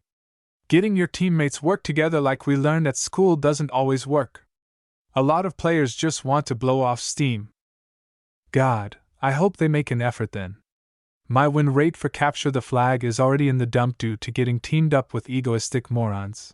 The matchmaking system released a bell, signifying a successful search of an opposing team. The screen changed into a small lobby where their team could inspect the enemy's loadout, while the random battlefield loaded in the background. The seventh snake analyzed the enemy's team composition and felt a headache forming. The enemy team has a 3-person pre-made. They're all kit with the same heavy mechs. He didn't recognize the variants, but they looked a lot like the strikers he fought the other day. One of them carries a bunch of close-ranged heat projectors. The other transformed his arms into medium-range ballistic cannons. The last guy appears to be their long-range marksman with his jumbo-sized laser rifle. It was a composition that lacked mobility but possessed power in spades. Relying on their tough armor and plentiful energy reserves, they could bulldoze anything in their way. The 2 randoms pulled in their team adjusted to the trio and came with their light mechs. Triceratops noted. 1 aerial scout and 1 saboteur. That's plenty of mobility for them to plug their gaps. The seventh snake shook his head. Not really. You can be sure the three meatheads will stick together. We're either going to face a heavy push or a full-on defense. If they keep turtle up in their base, I can bombard them with impunity behind a hill. The Missler said curtly, and if their team attacks, their flag will only be defended by 2 lights. The map finished loading, causing everyone to appear in a small open fort. A lengthy flagpole stuck out from the middle of the parade ground. All right, let's move. The spider mech girl crawled over the walls with her 8 limbs and disappeared from their view. The Missler took off in the other direction while the heavy knight planted its feet right next to the flag. Triceratops followed the seventh snake on the ground as he flew up in the air. The first thing we need to do is find the 3 heavies and figure out what they're up to. The seventh snake spoke to his fellow teammates. Me and Tops will scout the enemy first. As a flyer, Snake Seraphim traversed the forest prairie environment with effortless grace. Top's phantasm could only slink through the trees as third as fast. However, the ground mech was able to minimize its emissions to stay hidden while the flyer radiated heat and also color as its iconic cloud generator spewed clouds of vapor. The seventh snake didn't care if he got spotted by the enemy first. Even as his seraphim extended its sensor hair in the flowing wind, he was pretty much waiting to get shot at. After piloting the seraphim for many hours, he grew confident in his ability to dodge. The seventh snake got distracted as a strange notification popped up. Someone is spectating me? That's strange. Oh well, as long as he isn't feeding information to my opponents, I don't care. A barrage of laser fire shot from a cloud. Some of the beams scorched the seventh snake's armor, thankfully not damaging anything essential. I'm under fire by their air scout. Engaging. Tops, keep searching for their heavies, don't let this distraction fool you. Triceratops nodded as his phantasm kept combing the surrounding area. Roger that, pal. My ground-to-air missiles are ready to fire. The Missler interrupted. Maintain contact and feed your target lock to me, no. Stay out of this fight. I can handle this fellow myself. Don't reveal your position. The Seraphim flared its wings and juked side to side as it fired back with its light DMR. The jerky lateral movements made it hard to hit by the enemy lightweight, but the long-range rifle also scored very little hits. That was okay, because Snake increased his speed and approached with fury. His heart pumped faster and his brain went into a heightened state. His Seraphim holstered the rifle on his back, which was difficult with the wings in the way, and retrieved a pair of heated knives. Like the fangs of a predator, he wielded them in a reserve grip and rocketed in a charging attack towards the enemy flyer. The enemy mech panicked a bit as it had been loaded for long to medium-range harassment. The pilot felt much less confident in melee than the enemies, so he flew back and engaged his mech's thrusters in order to escape the approaching rainbow mech. Death! The seventh snake yelled as he exerted his seraphim to the utmost, managing to slowly close the distance at the cost of overheating his mech's wings. I can take it! My mech is meant to rule the skies! The enemy mech dove downwards in order to gain more speed and perhaps seek help from its allies on the ground. However, the seraphim anticipated the move and accelerated just a split second earlier. The brilliant decision allowed it to close the distance just enough for Snake to feel the opposing mech's heat. You're mine now! The light mech gave up escape and flipped in the air, presenting its medium-powered laser rifle at him. The seraphim crossed its arms just as the lasers pelted its form, causing a lot more spots to blacken and melt away. The enemy mech evidently overheated its rifle, sacrificing its endurance for a massive boost in firepower. It's too late! Snake yelled as he made his seraphim spin. The rotation allowed it to dodge the last set of lasers while adding momentum to its poised and outstretched knives. The light mech extended its rifle in desperation, blocking with its bulk. One heated knife snapped right through its body, shearing the weapon into slag. The other knife passed around the weapon and scored a deep blow in the shoulder, practically crippling the mech's left arm. The seraphim finished delivering its attacks, leaving it open for the light mech's kick. The feeble attack hardly damaged the seraphim, but it successfully pushed it away, leaving the half-crippled mech enough space to continue to fall. Instead of chasing after its prey, the seraphim holstered its knives and brought its rifle back to its arms. With a calm and steady aim, the seraphim fired a constant stream of energy bolts. The first bolts went wide, but as the light mech failed to adjust in time, the next bolts hit its wings. The damage was light, but it disrupted the operation of its wings. The light mech posed an easier target now that its speed reduced. The subsequent energy bolts shredded the rest of the light mech's wings, leaving it incapable of correcting its fall. "Their aerial scout is doomed," the seventh snake stated as he watched the smoking mech crash into the ground and explode. "What's the situation down on the ground? Their saboteur is good," the spider mech girl responded. "He got 2 of my legs, but he hasn't come out unscathed. Don't bother me. Let me focus on the duel. Their heavies are attacking our base. I'm having a hard time keeping them off our flag," the heavy knight gasped. "Mr. Mistlefan is helping, but I really need more help," Triceratops also filled in his status. "I've taken their flag since Spider Mech is doing a good job keeping their remaining light mech occupied. I can either help her out or go back to base. I won't be able to deliver the flag with the heavy boys around. Return to base. We need to destroy at least 2 out of 3 of those heavies in order to give you an opening to deliver the flag. Okay, boss." The seraphim flew back to base while the flag-carrying phantasm ran across the terrain, while holding a large flag. The seventh snake assessed his mech's damage and energy reserves, and concluded it could withstand one more all-in assault. "Damn it! They got my sword arm! I'm only left with my shield now. Hang on, I'm coming!" The seventh snake responded as he broke through the clouds and flew over his team's base. His sensors rapidly detected the glowing hot forms of the enemy trio, the close-ranged heat-projecting enemy pinned down the heavy knight while slowly melting its armor. The medium-range ballistic gunner had succeeded in blowing off the heavy knight's sword arm and now went to work on its legs. As for the long-range marksman, it had already circled round the sides to suppress their missiler. To his credit, the missiler used its superior mobility to stay one step ahead of the enemy marksman, taking advantage of the surrounding hills to keep out of its line of sight. All the while, it fired sporadic volleys of arcing missiles onto the other 2 heavy mechs with the help of the telemetry the heavy knight sent back. The missiles hadn't inflicted any critical damage to the 2 mechs, but the frequent explosions degraded their sensors and stripped much of their top-facing armor. The 2 bruisers were so engrossed in bullying the heavy knight that the seraphim was practically able to position itself at their rear. It then dived down in a descending, heart-stopping powered fall. The seventh snake overcharged his DMR, causing its chamber to accumulate so much energy that smoke started to escape. He even overloaded his rear side cloud generator so that it created a vast rainbow wake that approached the unsuspecting 2 mechs like the front of a tsunami. The heavy knight's facing allowed it to see the oncoming attack, and fell slack for a second, which proved to be a fatal mistake as a cannon shell ripped apart its right leg, causing the mech to lose its balance. The heat-projecting mech pounced on the vulnerability while the cannoneer reloaded its shells with the confidence his target was already dead. Just as it was in the middle of swapping its magazine, the cannoneer somehow felt an invisible pressure form from its rear. After switching to the rear sensor feeds, it suddenly noticed a gigantic attack coming from the air. "Death!"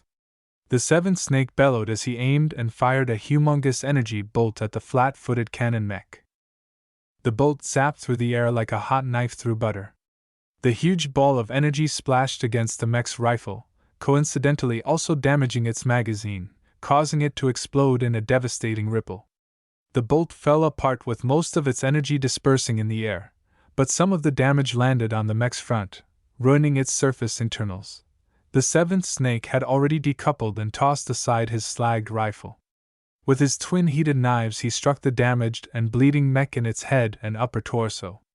He landed with so much momentum behind him that the knives tore through the remnants of the heavy mech's armor and ruined several of its critical systems, the most important of which was the power reactor embedded near the heart area. The cannoneer, now cut off from power, shut itself off. Snake Seraphim landed its delicate legs against the disabled mech's chest and bent its knees to mitigate its falling momentum.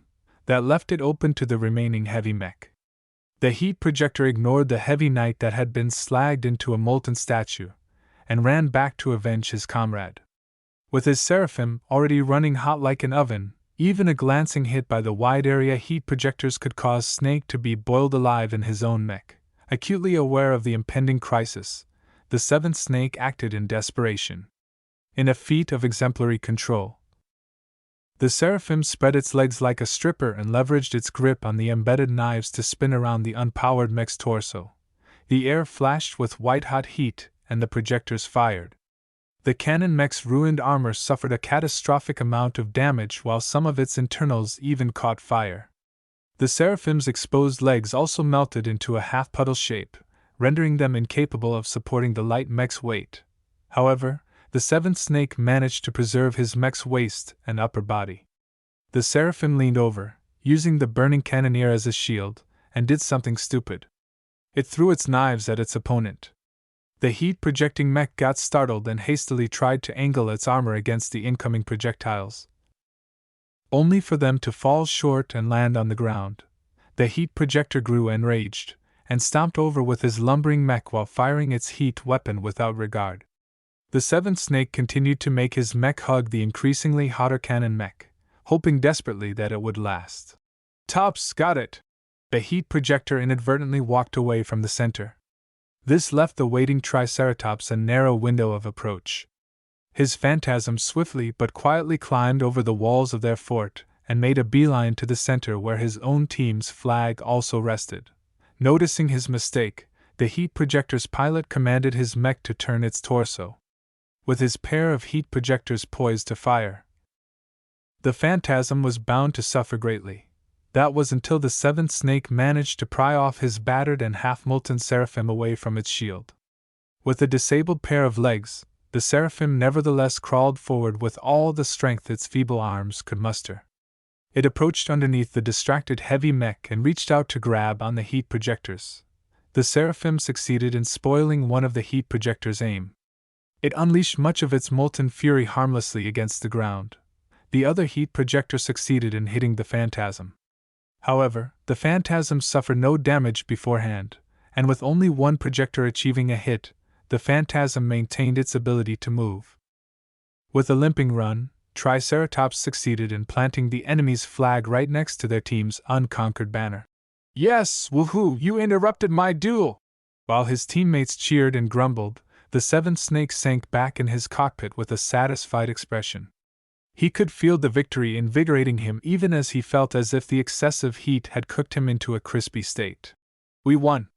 The seventh Snake smiled as he let out a warm and deep breath. "I'm getting better at this, though my seraphim won't be happy I trashed it again." Then he remembered someone had spectated him throughout the entire match. The seventh Snake opened his personal page and switched to his stream. He read out the name of his only spectator. "Chasing Clouds? That sounds familiar." Chapter 18, Life. Watching the seventh Snake's replays impressed Ves. The mech pilot's flamboyant piloting of his seraphim showed a remarkable mastery of its capabilities. The seraphim domineeringly claimed the skies, fighting particularly well against other flyers, and launched aggressive attacks against opponents on the ground. Though Ves knew little of mech piloting, he still recognized the seventh Snake's remarkable skill. His aggressive play style and continuous risk-taking hid a keen sense of timing. If this Snake wasn't at the threshold of promoting to silver, he was absolutely in the upper tier of Bronze League. When Ves noted that the seventh Snake had come online and entered matchmaking, he chose to spectate his match. What he saw of the young pilot's performance reaffirmed his judgment. Snake piloted the seraphim in ways even Ves hadn't imagined. But does he have the X factor? Good piloting didn't necessarily mean one has the X factor.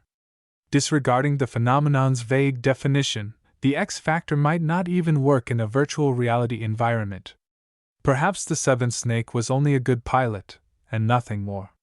Still, Ves believed it would be beneficial to his understanding of his mechs if he had a talk with the pilot. When Ves initiated a call, the mech pilot answered immediately. "Hello?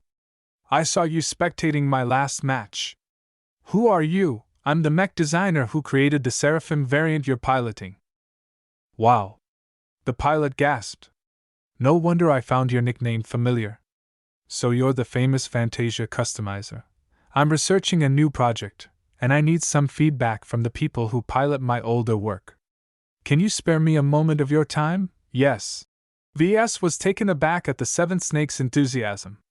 This was the first time since he became a mech designer that someone afforded him respect. Hey, calm down, kid. I just want your thoughts on some stuff, so don't be too stiff. Ves told the player, hoping he wouldn't be paralyzed into silence. Let me ask you my first question. Your records show that you've been piloting the Seraphim ever since you bought it. What makes you stick with the model? I think you must have realized by now that it isn't the best mech in its weight class. The seventh snake paused as he tried to formulate his words. I can't describe it. I never thought about replacing my Seraphim. I love it far too much to get rid of it. The mechs that I've piloted before are all good machines, but they don't fit my style. What do you mean when you use the word style? Ves asked, wondering if it had anything to do with the X factor. My play style. My way of fighting. Something like that. The Seraphim just clicks with me in a way no other flyer could. It's like we're part of the same brain wave. I can feel my passion engulfing the entire mech when I'm deeply engaged in a fight. No other mech can make me feel this good. Alright. Let me ask you something else. Have you ever experienced a moment where your mech gave you a push? For example, did the mech warn you of danger while you were unaware of it? Were there moments when you thought doing something was impossible, but you still managed to achieve it because your mech gave you a helping hand? The seventh snake fell into silence. I don't recall any moments like that. I'm always in full control of my mech. What I'm pretty sure of is I feel more at ease with the Seraphim. It's easier to play at my best when I'm piloting the Seraphim than with any other mech. I've even bought your Phantasm and Nomad models, but I never could get quite as comfortable when I play with them. Maybe it's the lack of wings. I've fallen in love with flying. Ves asked the seventh snake some other questions. What distinguished a good pilot and a great one? Are mechs better when they are smaller or larger? Does he believe in metaphysics? The young pilot's answer revealed no surprises.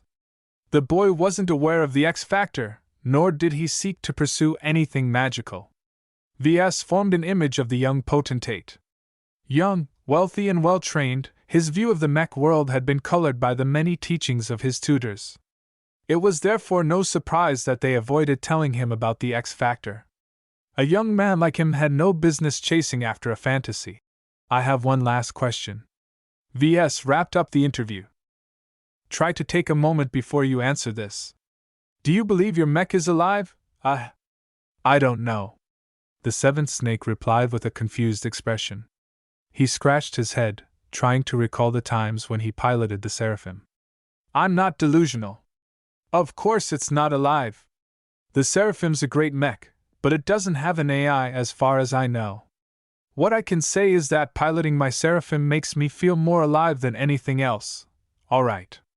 Thank you for taking the time to tell me about your experiences. Goodbye. I hope I helped. You certainly did, don't worry about it. Can I ask you something before you go? Are you going to put more one-star mechs on the market? Ves shook his head. I'm sorry to disappoint you, but I don't plan to do so. I've sold most of my one-star licenses, so I can't construct any new one-star mechs. My hands are kind of full trying to start up my real universe mech business. Oh, so you're a real mech designer? No wonder. That's not to say I still don't have a use for Iron Spirit. Ves responded carefully, naturally not mentioning that earning massive DP was his main reason for sticking around. Once I earn some revenue, I'm transitioning to 2-star mechs. The profit margin is better in that tier. He would also have an easier time to reach beyond his limited customer base in Cloudy Curtain. In a few months, he'd hopefully gain enough skills to produce a competitive design. After shutting down the game, Ves stood up and stretched his limbs, mentally re-examining the interview. The seventh snake spoke with a peculiar accent that reminded him of the officials working in the capital of Cloudy Curtain. Despite his good upbringing, the young potentate described his piloting in the same vague way as the veterans did when describing their incredible feats that others thought involved the X factor, In other words, the interview provided inconclusive results. VS hadn't come much closer to understanding the elusive X factor. Was it some kind of energy that hid inside a mech? Was it some evolutionary catalyst that manifested in only a couple of pilots? There's one thing all interviews about the X factor have in common: love, affection, grief, vengeance.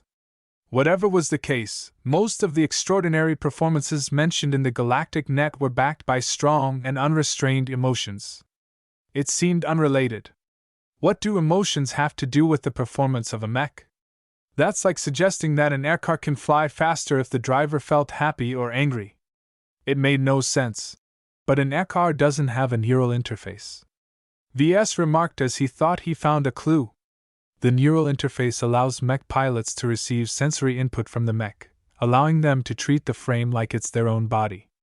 Any decision a mech pilot makes is sent as output through the same interface, thus causing the mech to move according to its commands. VS went back to his terminal and sought out a few articles about the neural interface. The neural interface was a highly restricted and highly controlled piece of hardware.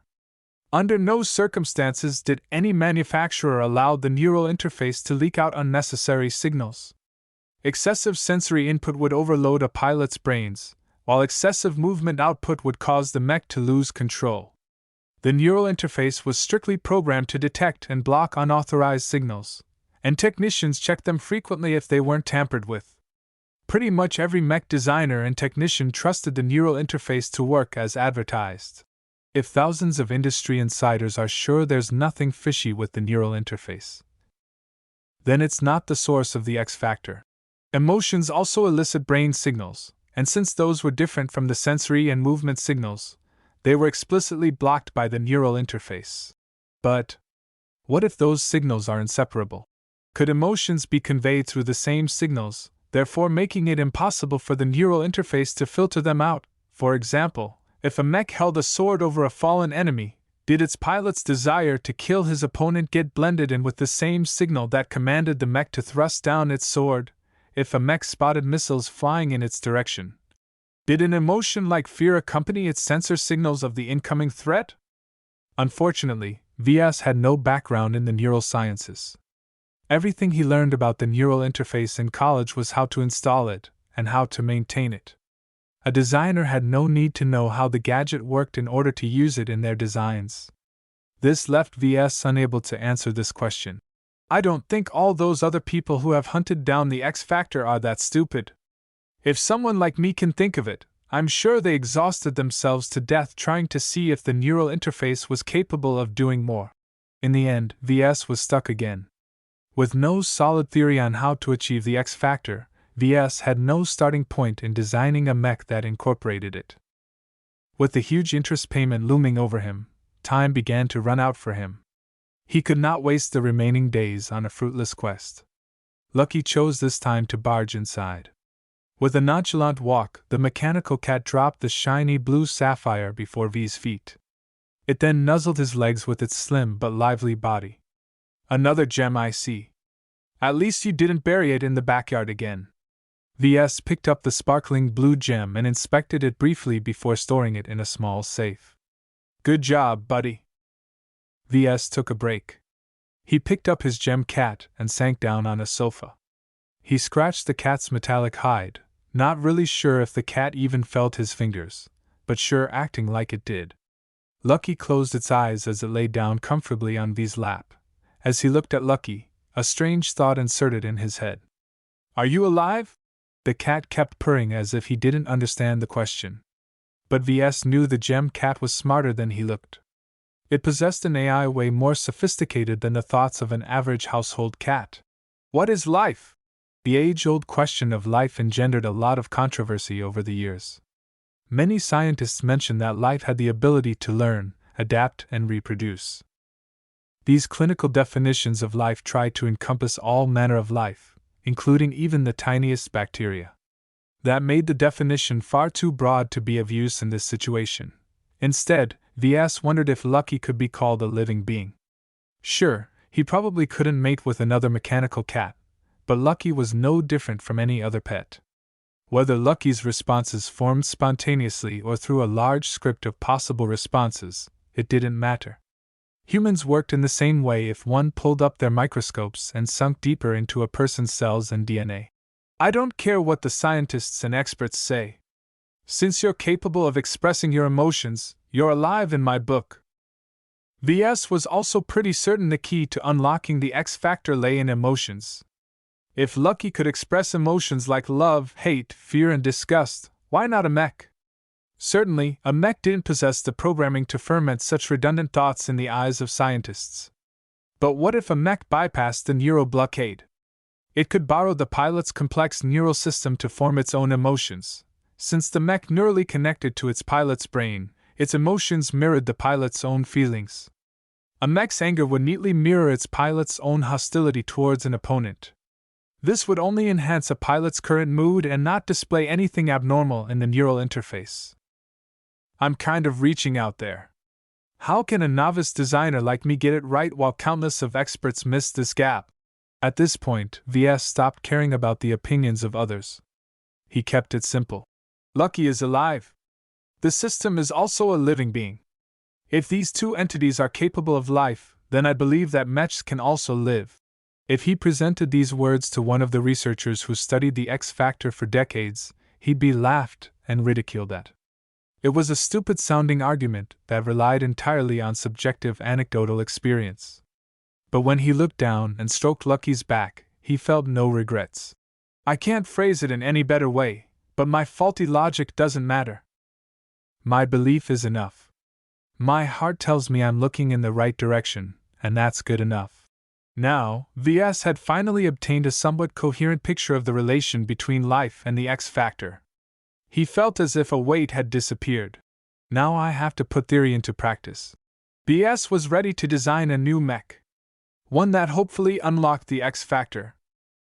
Chapter 19, Reborn. Ves revisited the CA-1A Nero. He was never proud of the mech, even if he learned a lot about the Caesar Augustus when working on it. The small solutions he implemented in the Nero only helped him fabricate a less horrible Caesar Augustus. In that regard, he succeeded modestly. When Ves checked his sales again, he saw that the Nero had already been sold once for a whole 60,000 credits. At least I don't have to worry about paying for the raw materials of my next model.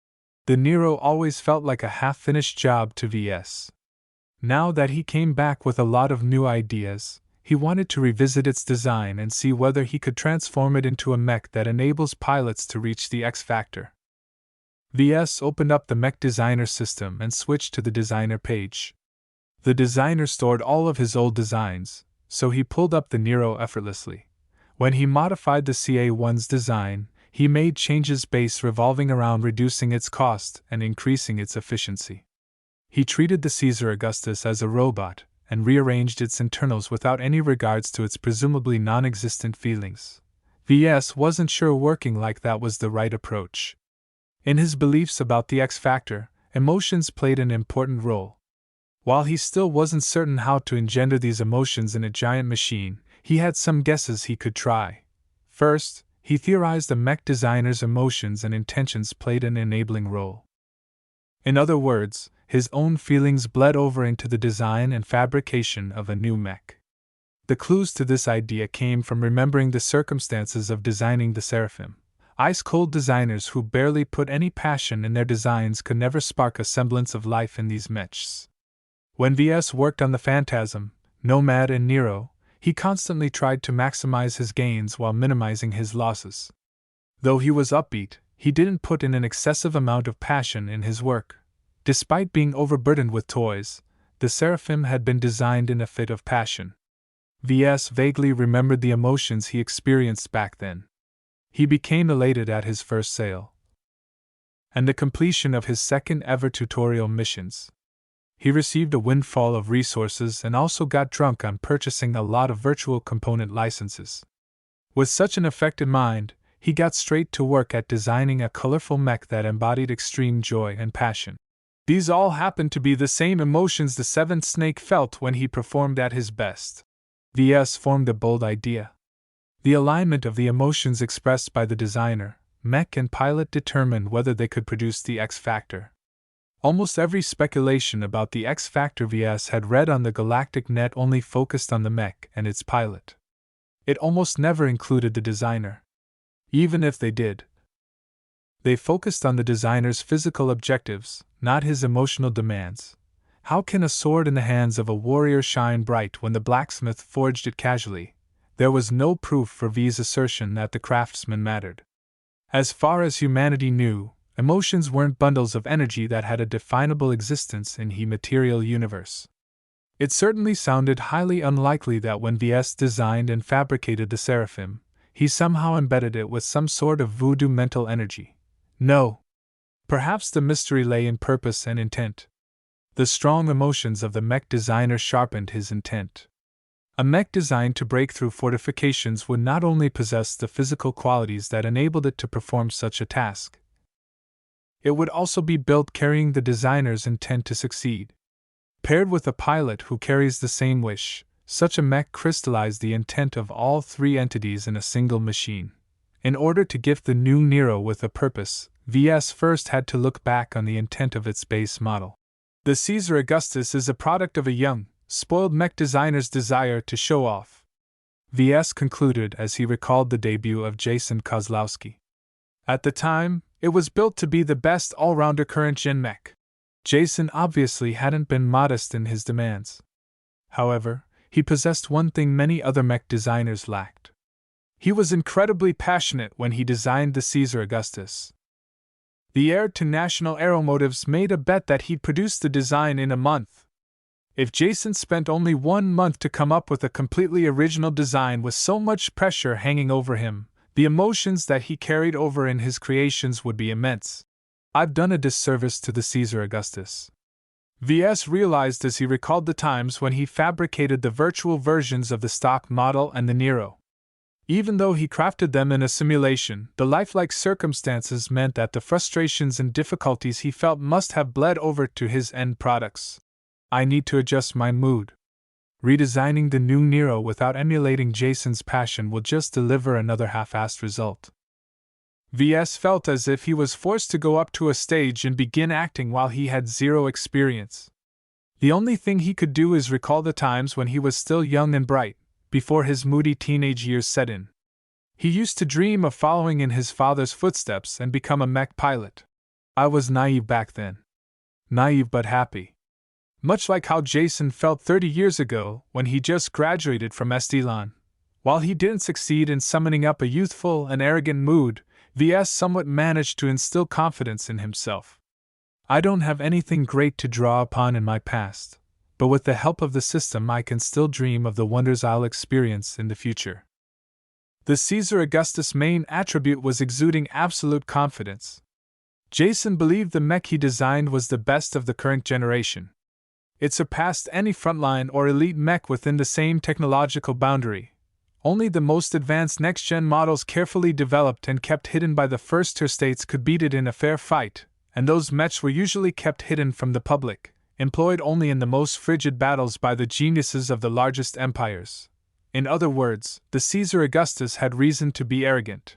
After matching his confident mood with the arrogant and narcissistic mindset behind the Caesar Augustus, Ves went to work making adjustments to the Nero. Naturally, in the perspective of improving the Nero's physical capabilities, he only had limited options. He hadn't learned any new sub-skills since the time he designed the Nero, after all. He also couldn't undo all of his work in the misguided intention to emulate Jason. Instead, he sought to bring back the charm of the base model. Ves had originally smoothed out the minute incongruities Jason incorporated in CA1's armor. He used to regard them as sloppy flourishes that added nothing of value. Now he noted the seemingly useless contours enhanced its domineering image. Next, he paid attention to its internals. The changes he made to produce the original Nero were minor optimizations. They reduced the risk of catastrophic faults and made the mech easier to maintain, but the underlying idea behind the changes was that he made the mech more timid. Jason designed the CA1 to be a show-stopping elite, focusing purely on its martial prowess and not nearly enough attention to its practicality. Ves somehow had to reconcile two opposite intents. One was the need to make the Nero more practical to maintain and repair. The other was to retain the Caesar Augustus aggressive edge. The way Ves decided to go about it was to revert a couple of changes and implement a couple of new ones. The Caesar Augustus emphasized confidence to the point of recklessness. The Nero emphasized self-preservation to the point of timidity.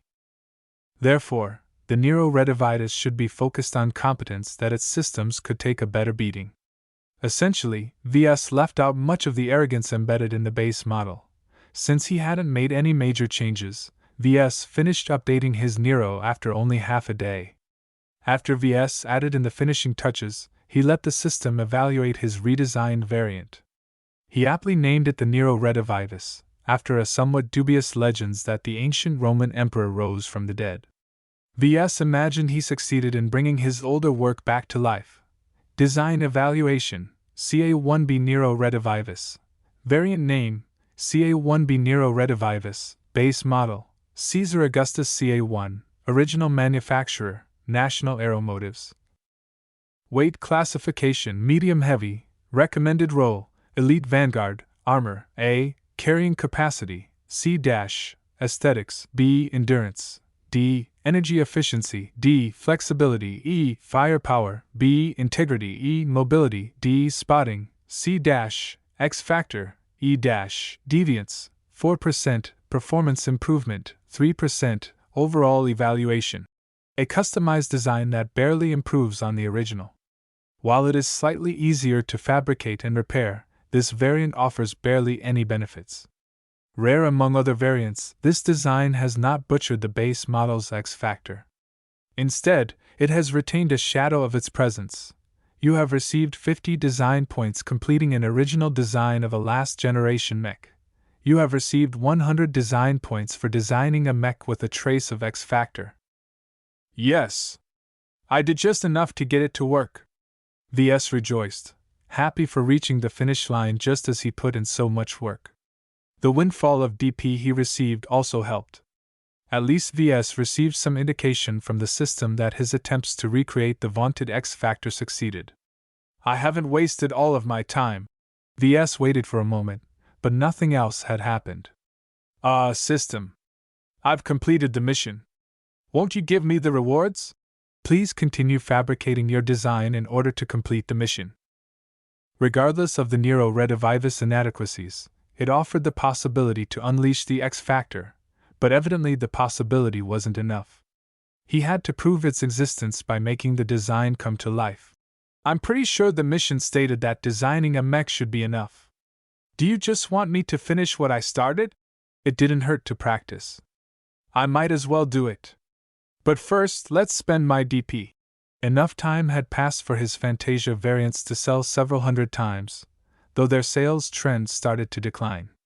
And while Ves only managed to sell the Caesar Augustus and the Nero once, their higher tiers resulted in more DP when they were sold. Together with the DP he received as a reward for designing the Nero Redivitus, Ves saved enough points to purchase the medium-weight armor optimization I sub-skill in the skill tree. I'd rather purchase the 3D printer proficiency 2 upgrade since I still have trouble reproducing the Caesar Augustus parts. But I really need to learn how to work with armor once I receive the new license. It was a matter of priorities. Without becoming more proficient in modifying armor, he might fail in adapting the new armor to the Caesar Augustus. He'd be wasting the valuable license if he botched the design. He checked his status again to see if anything else had changed. Status, name, Ves Larkinson, profession, novice mech designer, specializations, none, design points, 74. Attributes, strength, 0.7, dexterity, 0.7, endurance, 0.6, intelligence, 1.2, creativity, 1, concentration, 1.1, neural aptitude, F, skills, assembly, novice, 3D printer proficiency I, assembler proficiency I, business, apprentice, computer science, incompetent, electrical engineering, novice, mathematics, incompetent, mechanics, apprentice, jury rigging I, speed tuning I, metallurgy, apprentice, metaphysics, incompetent, Physics, Novice, Lightweight Armor. Optimization I, Medium Weight Armor. Optimization I, Evaluation, achieved a step into Novice territory. Surprisingly, he gained some benefits from his focused research. The long hours he spent reading and watching interviews rose his concentration by 0.1 points. The scattered but varied theories he learned and formulated by himself also gained acknowledgement by the system, resulting in a new subskill called metaphysics. Seems like you acknowledge that metaphysics has merit, VS remarked coyly at the system. It didn't deign to reply.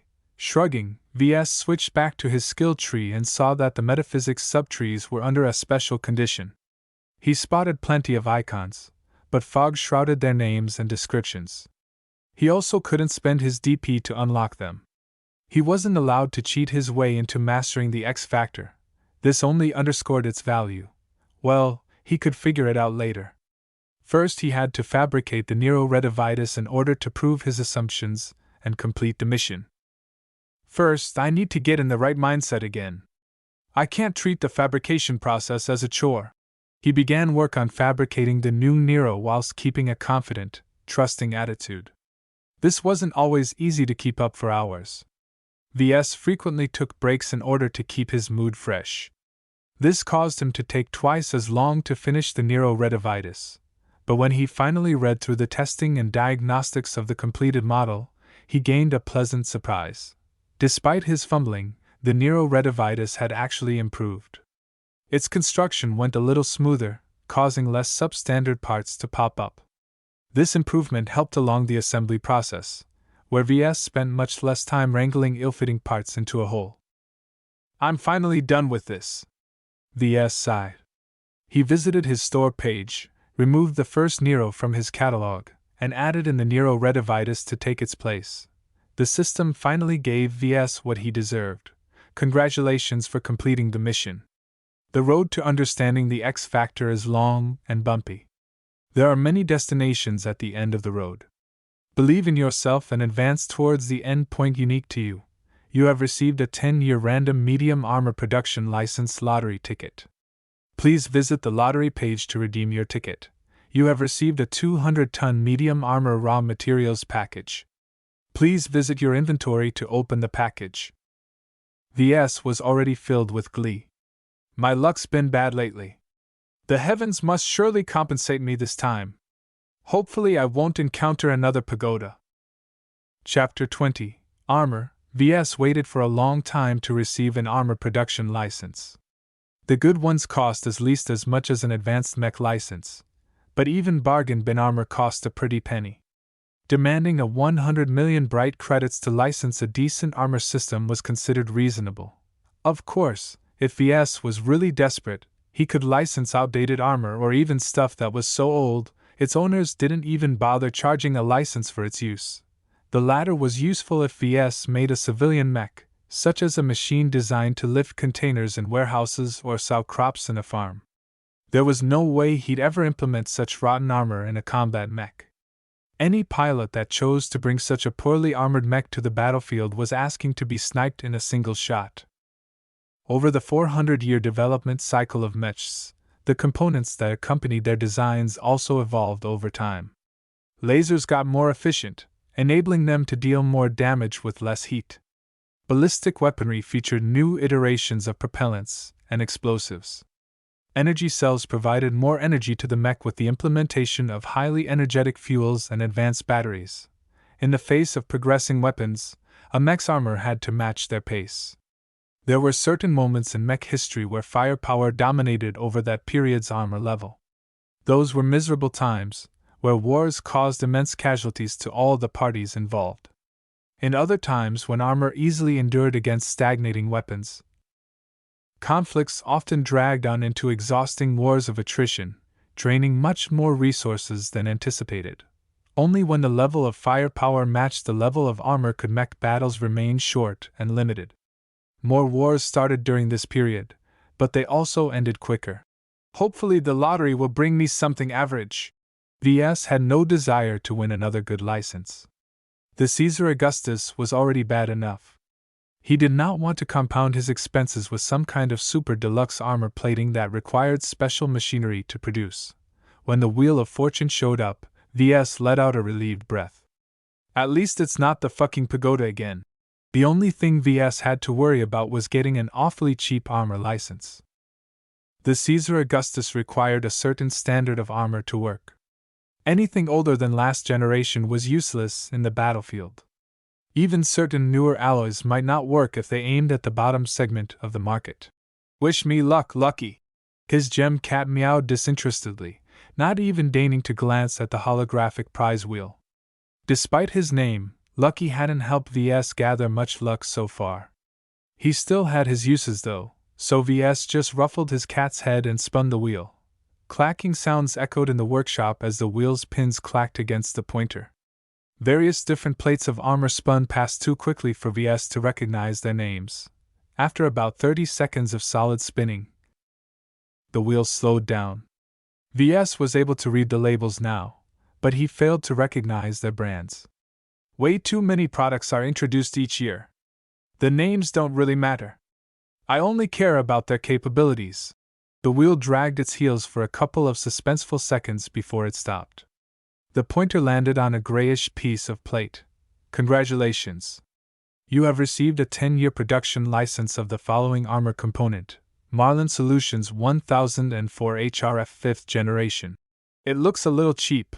All Ves had to say, it could be worse.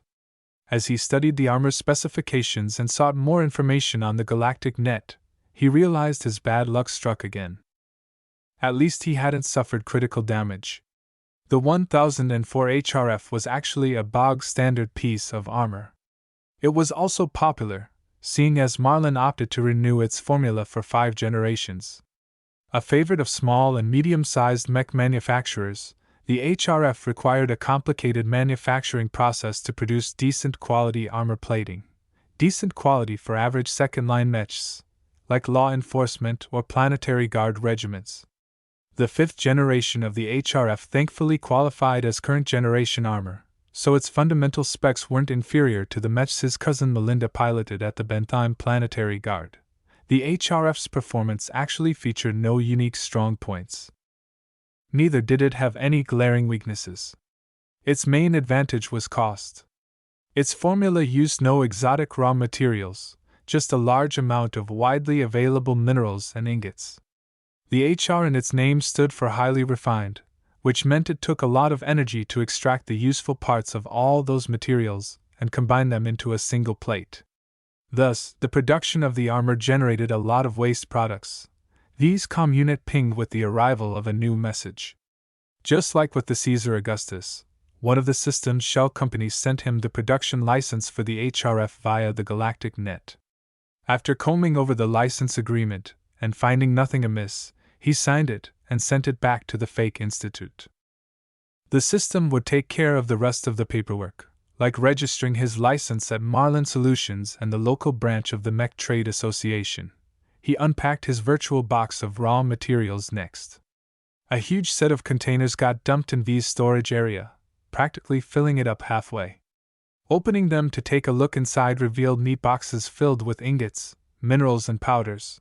Damn! 200 tons should be enough for a couple of mechs with plenty to spare, if I had any other armor license. But the HRF wastes so much input that I'm not even certain I can produce enough plates for 2 mechs. If Ves bought the 200 tons from the open market, he'd have to cough up almost 20 million bright credits. Processing them into finished plates of armor used up a lot of energy and a fair amount of time, so Ves also needed to pay tens of thousands of credits in his next electricity bill. This was also why he appreciated the system's rewards for this mission. The materials gifted to him saved an enormous amount of trouble. For most mechs, armor plating cost the most, due to its excessively high material needs. Other components such as the power reactor and engines demanded a lot of precision in its manufacturing, but asked a lot less of its materials. Their main value lay in their sophisticated architecture, which fell under intellectual property that the license already covered. Ves had checked the price of a 10-year Caesar Augustus production license shortly after he first got it. Such prices weren't made public, so he had to visit a couple of mech fan sites to find a couple of estimates. The license's price supposedly ranged from 500 million to up to 2 billion bright credits. Jason stuffed his mech full with goodies from different companies. It's no wonder they all want a piece of the pie when he licenses out his mech. That was the way business worked. It was extremely fortunate that Ves had earned the licenses through the system. If he had to resort to other means, he might have been forced to sign away his independence. For example, a competing manufacturer might lend his leftover licenses if Ves sold a majority stake of his company's stock to any other mech designer. They'd feel fortunate if someone decides to invest in their startups. To someone who has the system like Ves, it'd be satisfying thirst by drinking poison. He refused to be shackled by anyone. With only about 4 weeks left until the start of the Young Tigers exhibition, Ves wanted to complete a viable design that he could show off to the elites attending the event. The manufacture and sale of any model based on the Caesar Augustus was still too difficult for Ves to achieve by himself in the limited time before he had to meet his interest payment. Even though the base model could still compete with current-gen models, the Caesar Augustus only had a very small circle of customers. It was not viable to produce the mech first and put out a few ads on the galactic net to sell later. It might take years for some random pilot looking to buy a cheap elite mech to stumble upon his work. By then he'd already be bankrupt. No. It's better to seek out a customer first. I won't be wasting the remaining half-month I have left. I don't want to do a fruitless job manufacturing a mech I'll never earn anything from its sale. Hopefully a lot of wealthy people will visit this year's YT. Anyway, let's not put the cart before the horse. I need to get to work with the new design. Ves loaded the Mech Designer System's exclusive designer and looked at his available models. He considered iterating on the Nero Redivitus, which would save him a lot of time, or start over from the base model. Both choices had their pros and cons. While I'm rather short on time, 4 weeks should still be plenty. What's more important is that I start designing a variant with the X factor in mind from the beginning. If I keep working on the Nero, I'll just muddle it further by blending in different emotions and intents. He'd certainly be able to design a decent mech, just not one with a strong X factor. The X factor doesn't matter very much if I'm designing a mass production model. But if I want to sell something based off the Caesar Augustus, I need to tailor it to an elite who treasures his mech as a partner. I absolutely can't be casual about this point. With the base model loaded, Ves wasn't in a hurry to fiddle around. According to his self-made theory about actualizing the X factor, the intents of the designer, mech and pilot had to align. This sounded simple, but Ves wasn't designing an original mech. Instead, he adapted from another designer's existing work.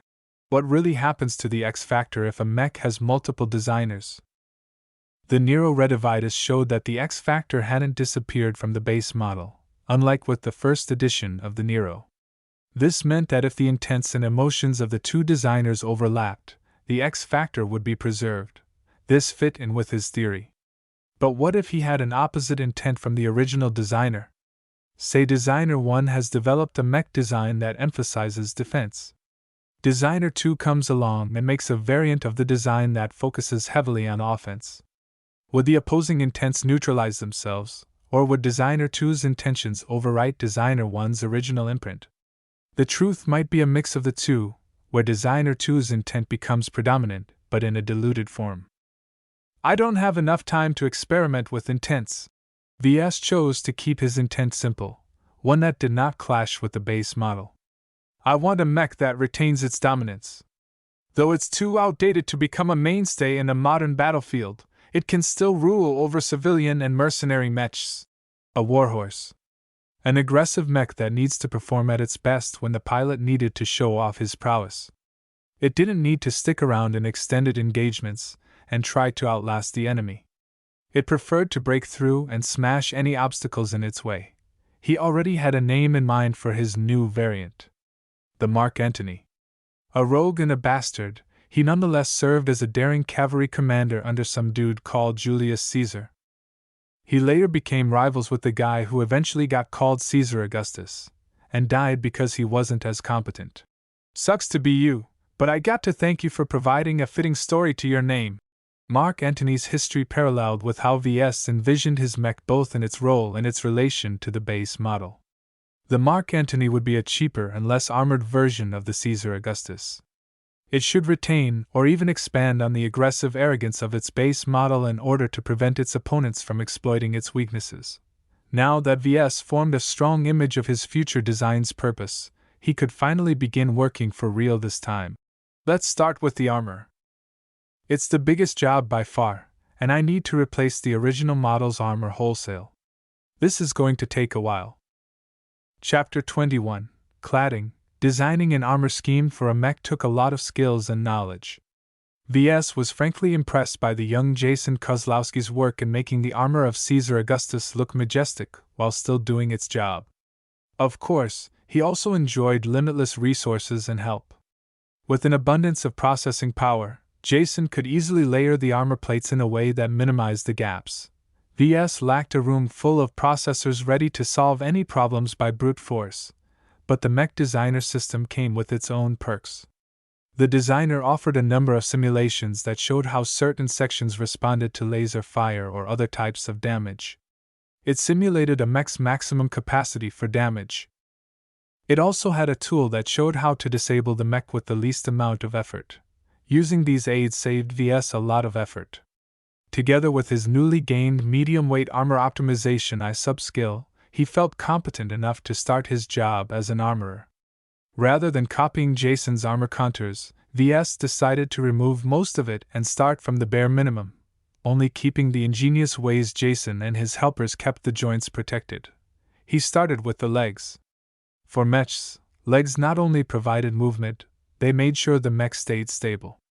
While the mech's engines devoted most of its power to supporting the legs, the limbs had to bear the entire mech's weight in addition to its own armor. The mech's legs were absolutely crucial to a mech's operation.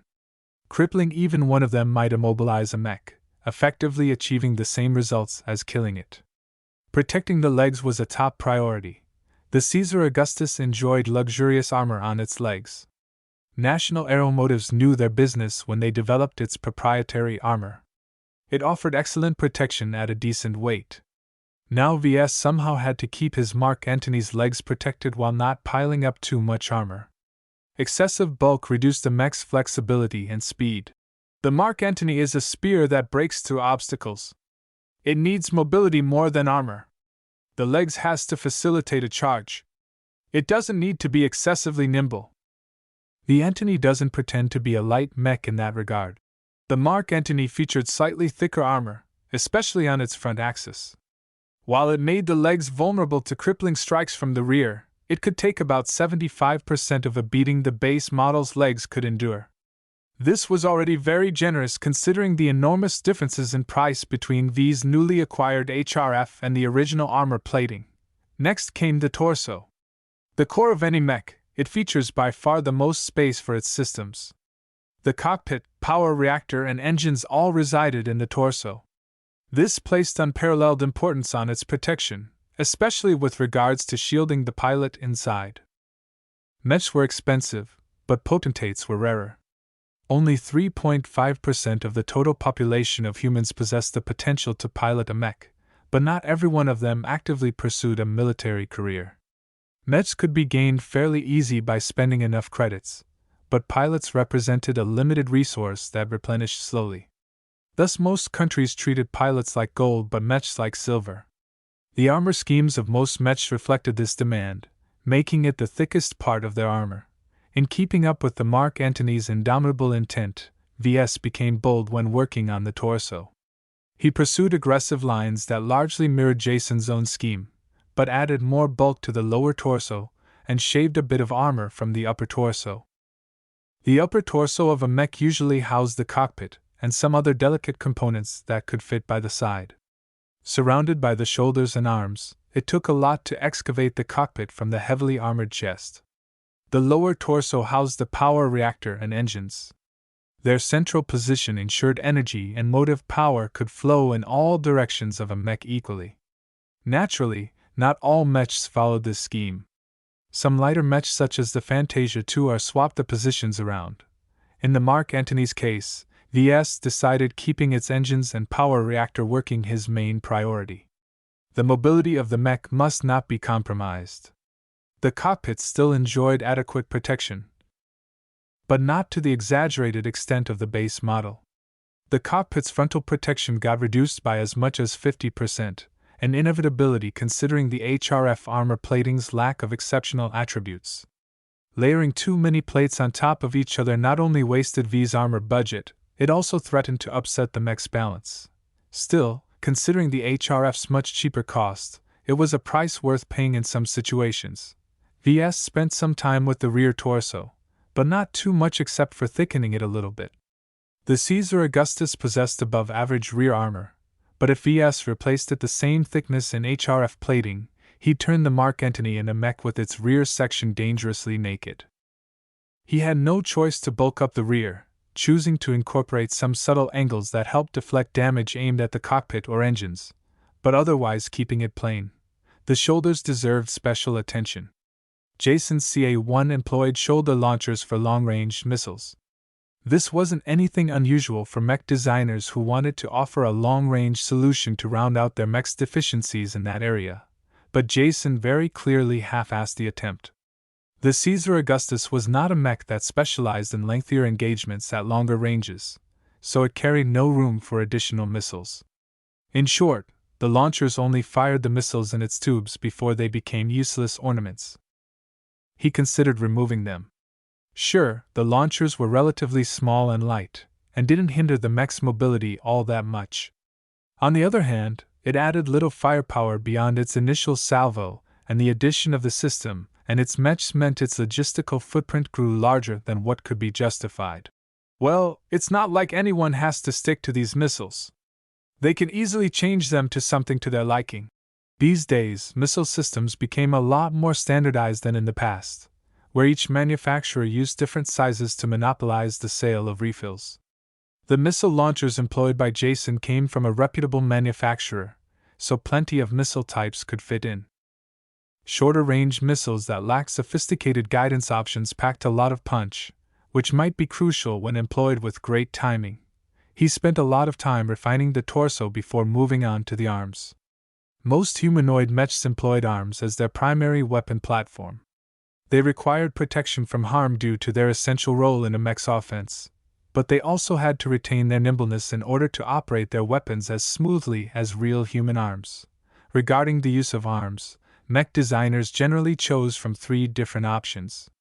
One was to keep the arms articulated like a human's, letting the mech depend on external weapons like pistols and rifles. Great importance is placed on mimicking the arms to its biological equivalent, sometimes achieving a synchronization of up to 99%. This allowed marksmen to fire their weapons as accurately as they could in real life without depending on aim assist and other guided aids, which provides a remarkable advantage in certain times. Another route was to embed weapons in the wrists. Usually smaller and less powerful than handheld weapons, it kept the arms free to wield weapons while simultaneously offered additional firepower without detrimentally affecting weight and carrying capacity all that much. However, such weapons systems needed to be fed energy or other resources from the torso. Accommodating these needs weakened the arms internally and created more weak points. The wrist-mounted weapons also unbalanced the arms and made hand-mounted weaponry less accurate. The third, most extreme way of employing arms was to replace the lower arm, or even the entire arm, for a dedicated weapon emplacement. This made mechs lose the ability to hold external equipment, but they gained a powerful weapon affixed to a stable platform. Mech designers generally regarded these designs as trying to marry a tank into a mech. Such a solution is generally employed on frontline mass production models. Larger mech corps made the best use of large numbers of uniformly equipped mechs, and also had the most need for large caliber weaponry that the weapon arms usually affixed. In the case of the Caesar Augustus, Jason went with the wrist-mounted weapons. The laser cannons were actually high-quality weapons even in the current generation. They provided a substantial amount of short to medium-range firepower as long as the mech's energy lasted. They did have a tendency to overheat the mech, and with V's HRF replacing the base model's heat-resistant armor, the Mark Antony had a much smaller capacity to absorb the heat. VS could only tune down the cannons to a lower default setting, allowing it to last a little longer. The base model employed a sword and a shield as the mech's melee weapon. This lowered the demand for articulation, so VS happily bulked up the arms in order to improve its armor and heat absorption. It stiffened the arms, but VS did not place excessive demands on the mech's accuracy. Its laser cannons remained effective in medium range, only having trouble in closer ranges due to the ability for lighter mechs to circle swifter than a mech's ability to rotate. This left VS with the armaments. Made with the same materials as the armor, the heavy shield could endure a lot of damage at an acceptable weight. The valiant-looking sword possessed enough qualities to cut through enemy armor when it was treated slightly differently at the end of the manufacturing process. VS wouldn't be able to retain the original shield's design. It offered too little protection for too much weight. At its current state, VS could either increase or decrease the size of the shield. The HRF plating is cheap, so I should employ the shield as a disposable object. The Mark Antony's main feature is its ability to charge and break through the enemy line, so I'll make it longer and thicker. With the designer's helpful tools, he reconstructed the bulky kite shield of the base model into a longer and slightly thicker tower shield. Taking inspiration from the equipment of the historical ancient Rome, VS emulating the iconic curved rectangular shields. When held in its arm position, the mech could cover almost the entire mech's length, protecting it from the knees to the lower half of its head. The specific length prevented the lower edge of the shield from bumping into terrain and also left the mech's eyes unobstructed by the upper edge. The shield turned out to be incredibly heavy and was difficult to move, but it also covered a lot more area so it didn't need to. Made entirely out of cheap HRF plating, pilots wouldn't feel any heartache when they threw it away if it sustained too much damage or if the mech required a burst of speed. VS was highly satisfied with the end result. The big rectangular shield fit heavy infantrymen more than cavalry, but VS didn't bother reconciling these contradictions. He only borrowed the ancient Roman theme to make his mech look cooler. As for the weapon, the HRF was distinctly unsuited to serve as a sword material. Its composition focused fully on frontal protection, and couldn't retain an edge suitable for bladed weaponry. It also broke much easier when struck hard. He'd either have to change to a different weapon or keep the arm empty. The HRF only excels at cost. VS took the same approach as with the shield. He bulked up the mech's weapon and didn't bother adding any edge. He eventually ended up with a short mace with a bulky rounded end. Since the mech already carried quite a bit of weight from its armor and shield, VS hadn't opted for something larger like a hammer or staff. Despite the mace's simple looks, it still dealt a fair bit of damage if the pilot put its weight behind its attacks. It kind of sucks. Too bad I can't afford another production license. Even the virtual licenses cost too many credits for VS to bother buying them. He had to hoard money for now in preparation for producing a real mech. Only the head remained now. In modern mechs, the head housed the best sensors of a mech. It was a rather poor position for something so important. It stuck out too much. However, most humanoid mechs retained the head due to pilots massively preferring their main view to come from such an elevated position. Mechs that hadn't bothered with heads and moved their main sensors to the torso. The so-called Panga types never really caught on in the market. The Caesar Augustus featured an ornate head design that appealed to Jason's aesthetics. It housed fairly good sensors behind enough armor and embellishments to make them difficult to pick off by a stray shot. VS hadn't messed around with the head too much, but he did add a dramatic touch by adding a vertical helmet crest, much like the cool helmets worn by the soldiers of ancient Rome and Greece. For its plume, VS embedded the small festive cloud generator at its neck. With some creative plumbing, he ensured the cloud generator's red vapor to erupt from the head crest in an even fashion.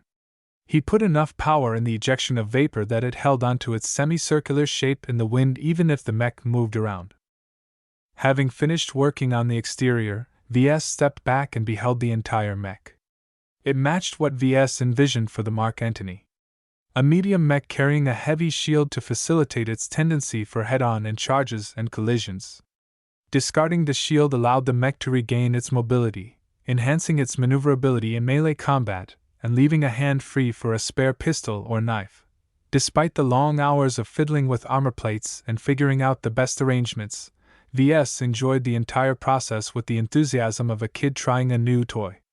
The designer's many tools allowed him to waste less time with boring calculations, leaving him more time to utilize his sharpened creativity to come up with aggressive designs.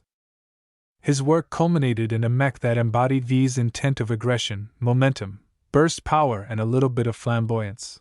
Whilst Ves expected the armoring process to be the most challenging job, his method of channeling his intent while he made his designs paid off.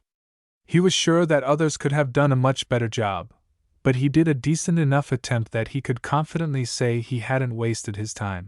Now, it's time to revisit the internals. Chapter 22, Craftsman's Pride.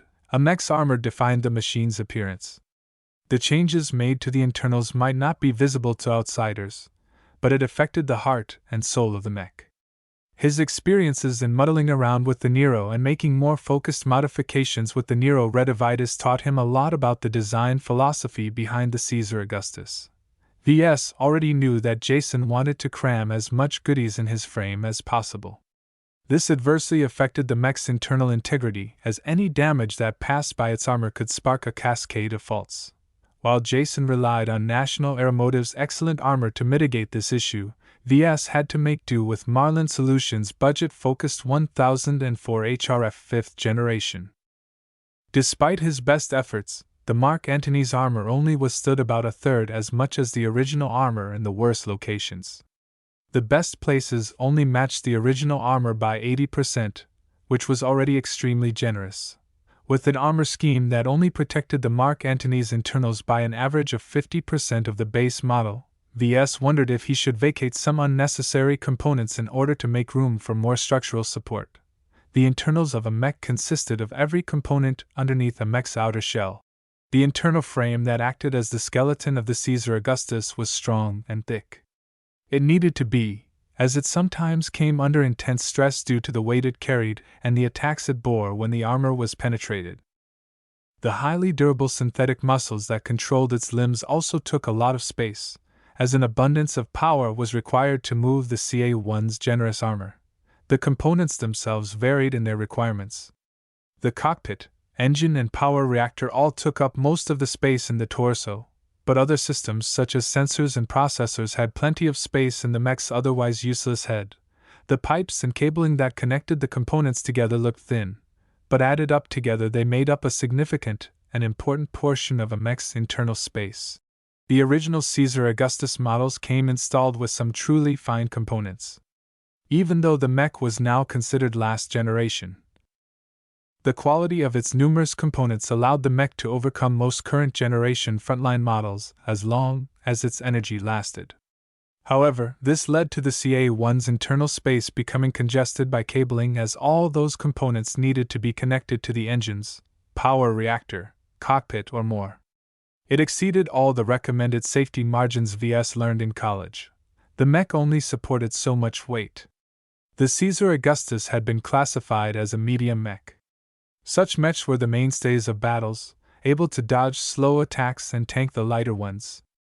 To retain the minimum amount of mobility required to pilot the mech in such a manner, Jason already stretched the Caesar Augustus to its maximum limits. Any heavier and the mech would end up into an uncomfortable weight class beyond medium weight but lighter than heavyweight. It was hardly able to dodge most attacks, but its armor couldn't endure against a sustained assault. Ves mulled the difficult problem of solving the mech's internal structure while keeping his mech effective in performing its role. The Mark Antony is aggressive. As long as it's able to charge at the enemy and thump them in the opening moments, it's sufficient. Battles of attrition and extended engagements are not its specialties. The mech doesn't demand too much endurance. His first internal modification was to make the painful decision to remove 15% of the mech's energy cells. This reduced the mech's ability to sustain a pitched battle, but it freed up quite a bit of space. Mechs generally featured two kinds of energy cells. The most often used cells acted as batteries or capacitors with a fair amount of readily available energy. These battery-type cells could be used to power a high-intensity laser cannon, allowing the weapon to fire in quick succession as it drained power very fast. Battery cells generally were employed on mechs that depended highly on energy weapons and were expected to fight short but intensive fights. Other types of energy cells carried fuels or other energetic materials. While these cells couldn't provide an immediate boost of energy to power a weapon, they provided a lot more energy for the same amount of weight and space. When these fuels were injected into a power reactor, the mech enjoyed a steady output of energy that could sustain it in a medium-intensity battle for an extended time. This energy profile worked great for mechs that emphasized endurance and staying power, such as frontline mass production mechs. The energy cells Jason used were high-end batteries that provided the mech with a decent amount of instantaneous energy. However, once they were drained, the Mark Antony could only rely on its slower working power reactor. At low-intensity mode, these usually provided enough power to keep a mech moving, but could not power anything else, such as weaponry. Ves dared to reduce the amount of energy cells because he had also tuned down the wrist-mounted laser cannons previously. The weapons should last the same amount of time even with a reduced maximum capacity. Naturally, this came at the expense of a mech's total damage output, which many mech pilots placed an undue amount of attention on. It was also just plain uncomfortable knowing you'd run out of juice faster. It nevertheless freed up sufficient space to rearrange some placements in order to optimize the extra breathing room Ves created. He carried out more extensive modifications than the ones he made with the Nero and Nero Redivitus. With the older variants, he had to really force himself to squeeze maximum value out of every millimeter he moved something away. The larger buffer of space he had now did wonders in untangling a crowded internal space. It was like rearranging a crowded suitcase, when you had stuffed it with clothes, toiletries, and other objects to the point that it wouldn't close. There came a point when no matter how many tricks you pulled, you couldn't reduce the volume any further. Simply removing a few unimportant items let the suitcase have a breath of air, allowing the owner to easily fill up any excess empty space and ensure the contents were distributed equally. Ves kind of treated his design the same way. The energy cells didn't take up a lot of space, but removing a chunk of them still freed up 5% of the mech's internal volume. This allowed him to shift Part A, making room for the shifting of Part B, which made room for Part C, and so on until Ves could finally untangle the highly congested portions of Parts 10 and Y. It took several days of constant work to rearrange the base model's internals. The modifications he made reduced the amount of weak points by at least half. The mech's ability to receive internal structure damage had improved quite significantly. Not to the point of calling his mech a zombie, but just enough to make up for the Mark Antony's inferior armor. Ves made sure to prioritize the most critical components related to the engines and power reactor. Above all else, the mech had to keep running.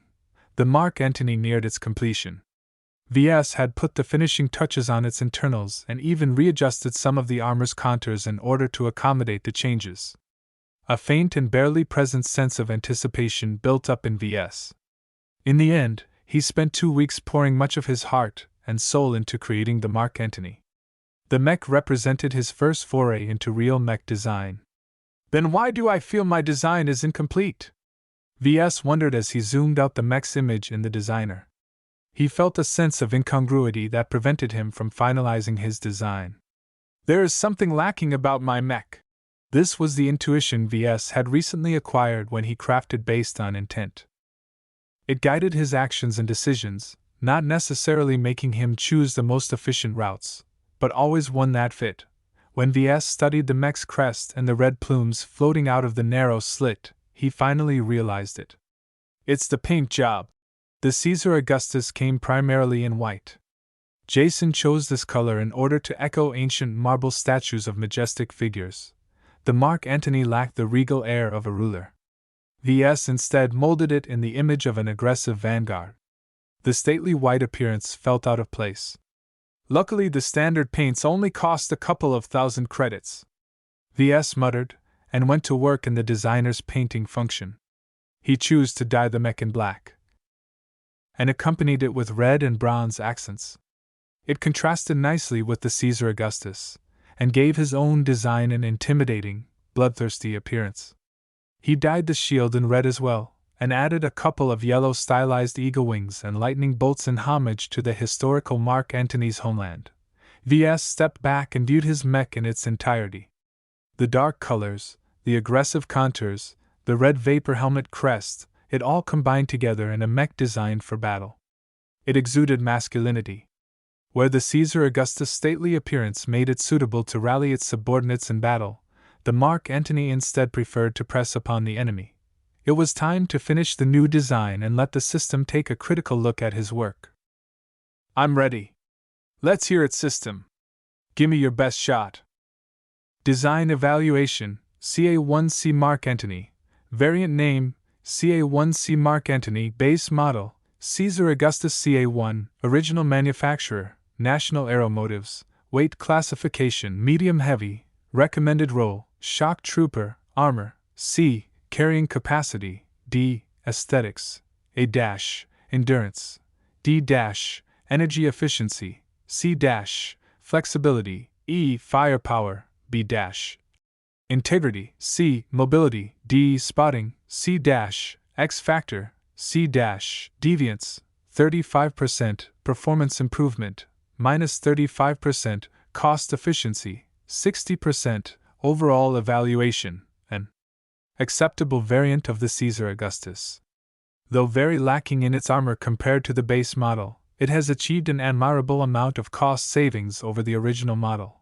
You have received 200 design points for completing an original design variant of a last-generation mech with significant cost savings.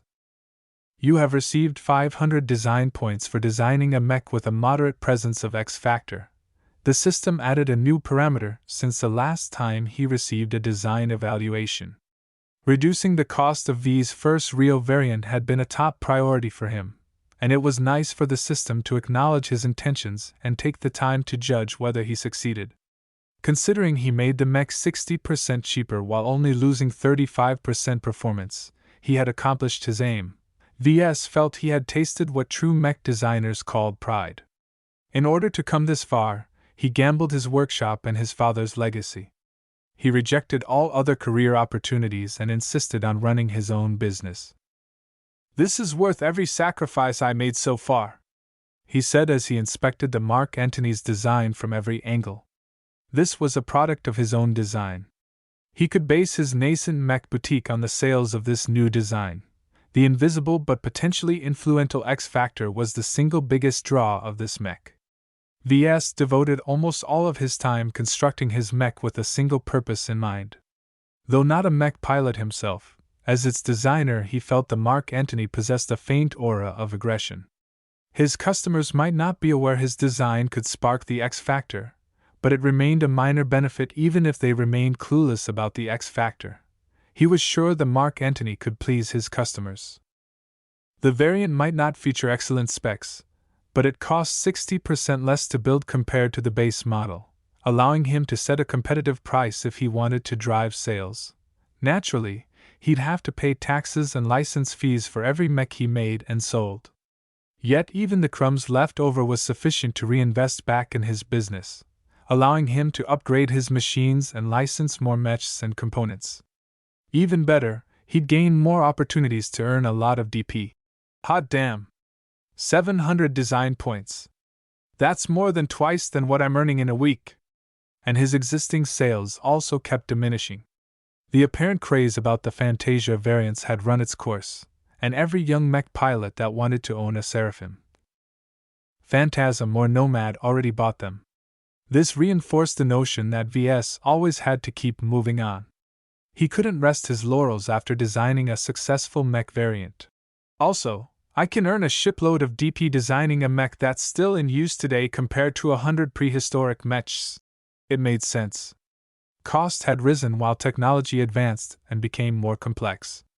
The 400-year-old one-star mechs exercised the knowledge Ves learned in college, but he hadn't truly made any breakthroughs.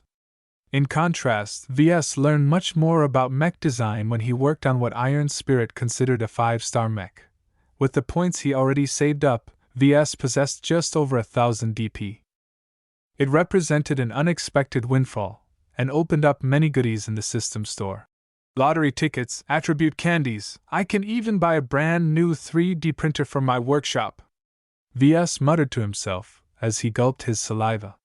There's even a time capsule that allows me to slow time by 2 times. How crazy is that? The system's so powerful it can even affect space-time.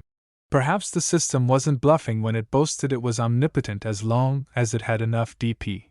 He shook his head. Gotta stop dreaming these fanciful ideas.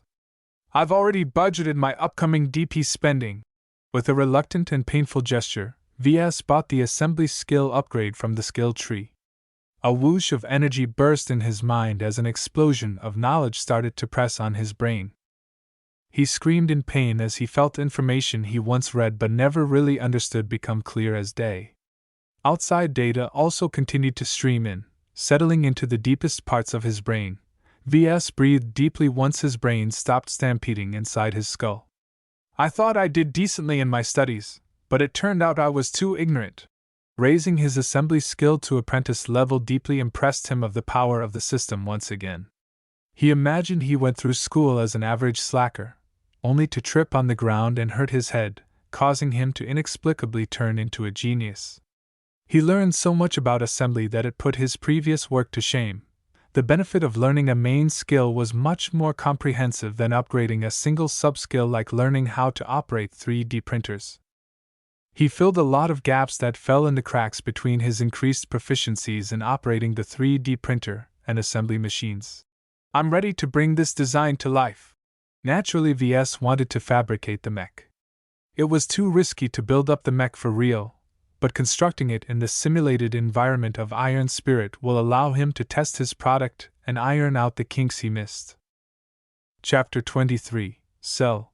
When Ves logged into Iron Spirit, he visited the support section in order to register a free virtual license.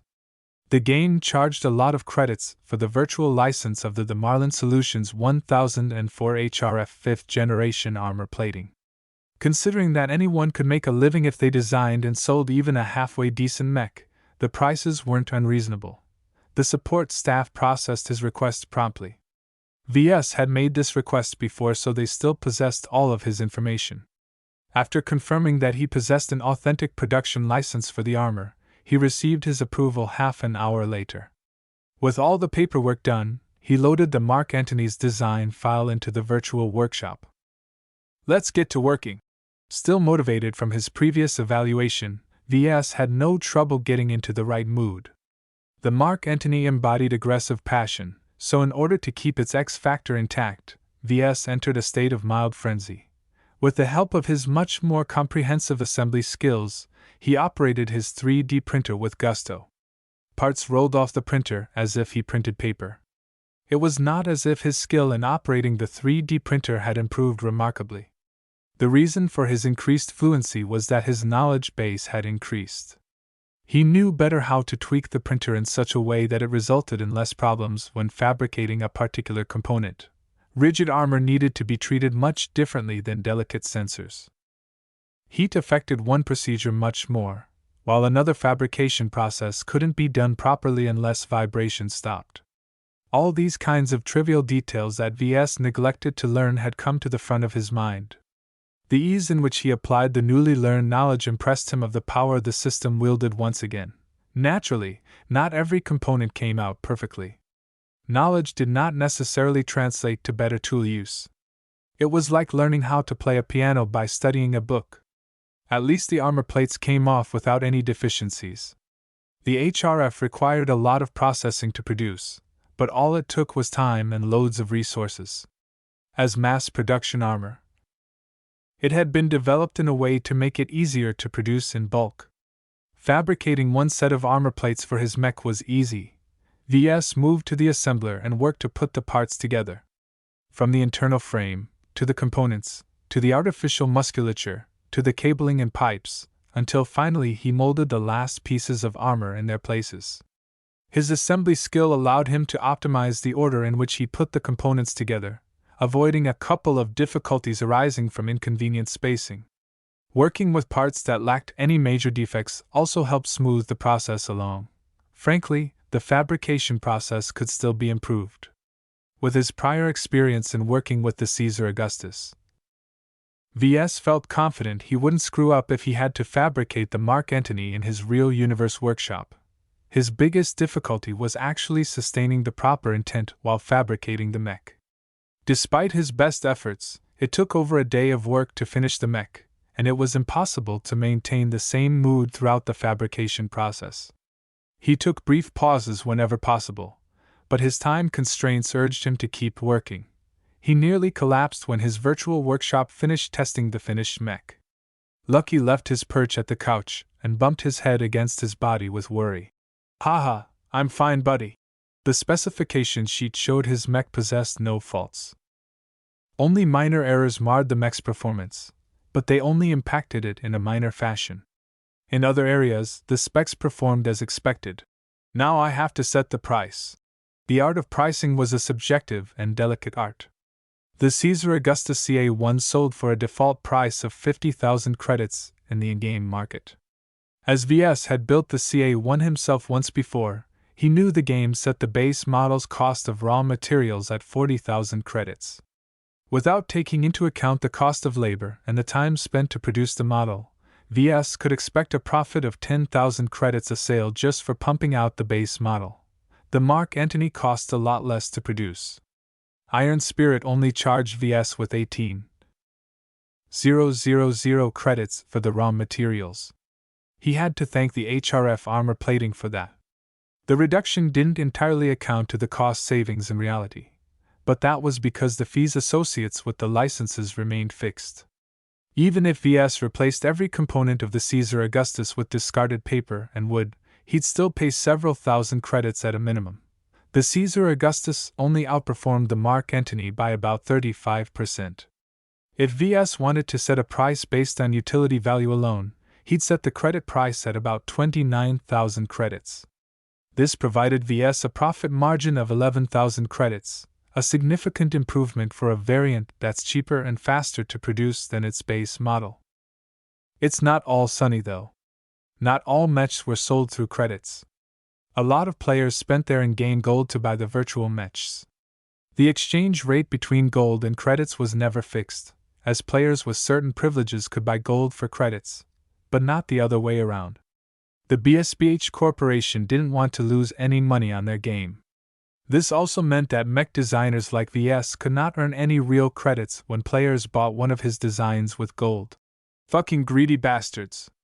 With the astronomical amount of revenue they're earning each year, they could spare the 0.01% of money they earn to remunerate the designers that work their asses off in their virtual workshops.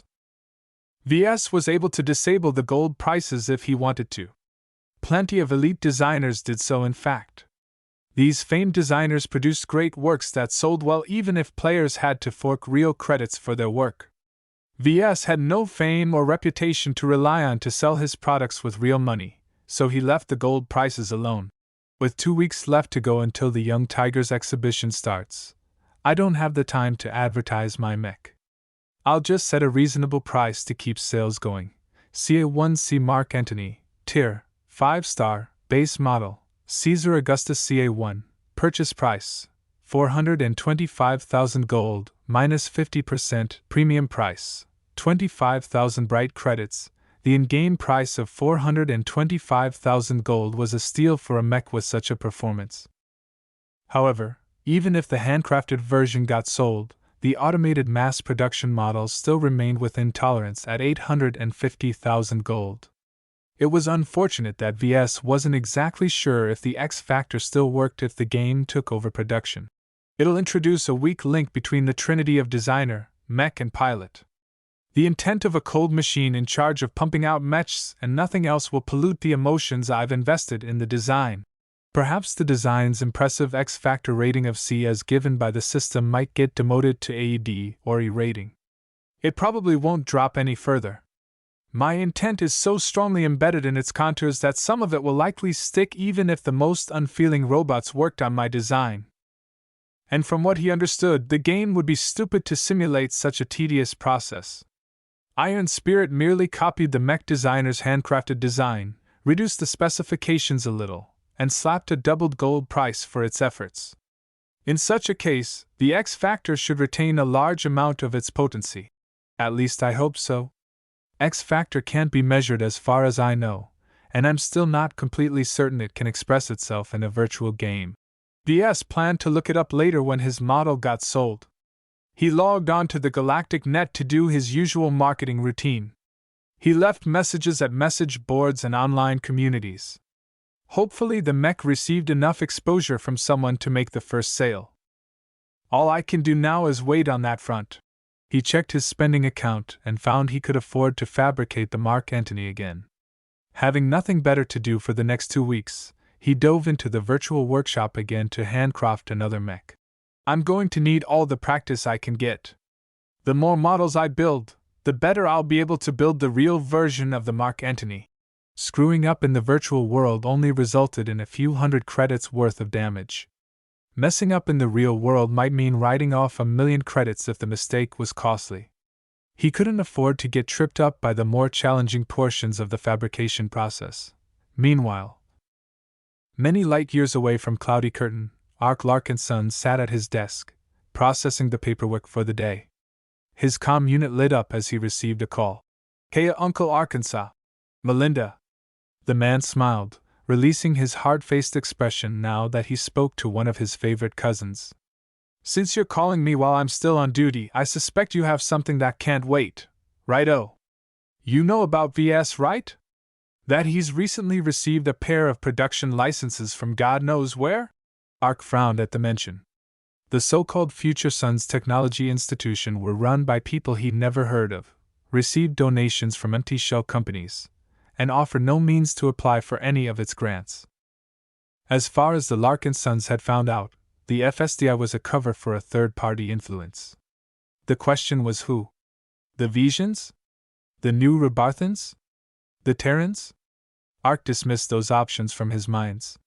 VS was too insignificant to bother manipulating. "We're still looking into this organization. New Rebarthans can be remarkably opaque in their bookkeeping. They're running so many plots against each other that they've taken shady accounting to the highest level." Melinda grinned, not really worried about what was happening with VS. "The kid is fine. The production licenses are held in his name, so the Institute can't take that away from him now. Let's shelve this discussion for later." "What did you call me for, Melinda?" The woman's grin widened. "VS finally did it. He just released a mech that looks like it's going to be his first money maker. He was working on modifying the Caesar Augustus. That's not an easy thing to do. It's been only a month or so since he received the mech production license. When I checked on his progress, all he released so far were models with only marginal changes. This time it's different. He's successfully incorporated the HRF armor. That is, faster than we'd expected." Ark replied, his eyebrows raised. "The technicians I consulted at the depot told me it's not simple to fully replace a mech's armor. Though he lacked the technical background to understand the finer points in mech design, as a veteran mech commander he still knew a thing or two. If replacing a mech's armor with a different composition was so easy, then the market would be flooded with re-armored mechs. In actuality, any seasoned mech designer could do the same, but they disdained playing around with customizing someone else's design. They'd rather work on their own projects, in order to avoid losing a massive amount of revenue paying licensing fees." Melinda swiped her hand, causing her comm unit to send a document over to her uncle. "You should look at the mock-up images and the spec sheet. It's an exceptional work for a designer as fresh as VS. He has my respect so far." Ark nodded as his eyes swept over the specifications with a laser focus. "It's a shame what happened to Wrinkle, but the sudden responsibility has done the boy a lot of good. Boo-hoo, my little Vessie is all grown up now. He doesn't want to cuddle with big sister Melinda anymore." Melinda mock cried with fake tears. Then she resumed smiling. "Anyway, I'm here to borrow some credits from the family. I spent all my salary on some new digs, so I can't take my little cousin's mech for a spin. And you know I don't play Iron Spirit all that often, so I don't have enough gold either. You don't have to worry on that account. Your Uncle Cantor bought every single mech the boy released in the game and reported back to us of his impressions.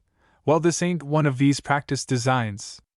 This is the real deal, a mech that VS plans to sell in the real universe. Melinda slammed her fists together. I think we owe it to him as a family to push along his sales. Your grandpa was quite clear on this, Melinda. We will only purchase one mech for testing purposes. No more. Then at least give me the credits to play test the new mech. I can do the job just as well as Uncle Cantor. He won't be happy. Then he can buy the mech with his own money. The two Larkinsons stared at each other over the comm, its signals instantly sent across star systems. Fine. You'll have your credits. I expect a professional review of V's work. Don't try to slant things in his way. Sure, I know how to do my job. Ark slided his hands, opening up a small menu. After selecting his banking options, he prepared to send over some cash to Melinda. How many credits? Only 25,000 bright credits. It's a lot cheaper than his Nero Thingy. That does sound cheap. For a variant based off the Caesar Augustus. After sending the credits, Melinda bid him a quick goodbye, leaving Ark alone in his office and a terminal full of reports to sign off. He resumed reading the latest report, an intelligence update that remarked about the unknown parties being sighted near the country's border to the alien race referred to as the Basilisks. As a commanding officer in the Bright Republic's Mech Corp, he knew more about the undercurrent running throughout this star sector the last few years. Explorers, mercenaries, and pirates have sporadically shown up at the borders of an alien race they should not have any dealings with. It smacked of another third party interfering in their star sector. Not that they'd find any evidence, and even if they did, so what? Unless it's the Ves Kingdom or any of the other third-rate states, the Bright Republic couldn't afford to confront the bigger powers. The woe of a small country. Ark smiled ruefully. The issues concerning VS paled in comparison to what was on his plate. Chapter 24. Melinda Larkinson had a busy life.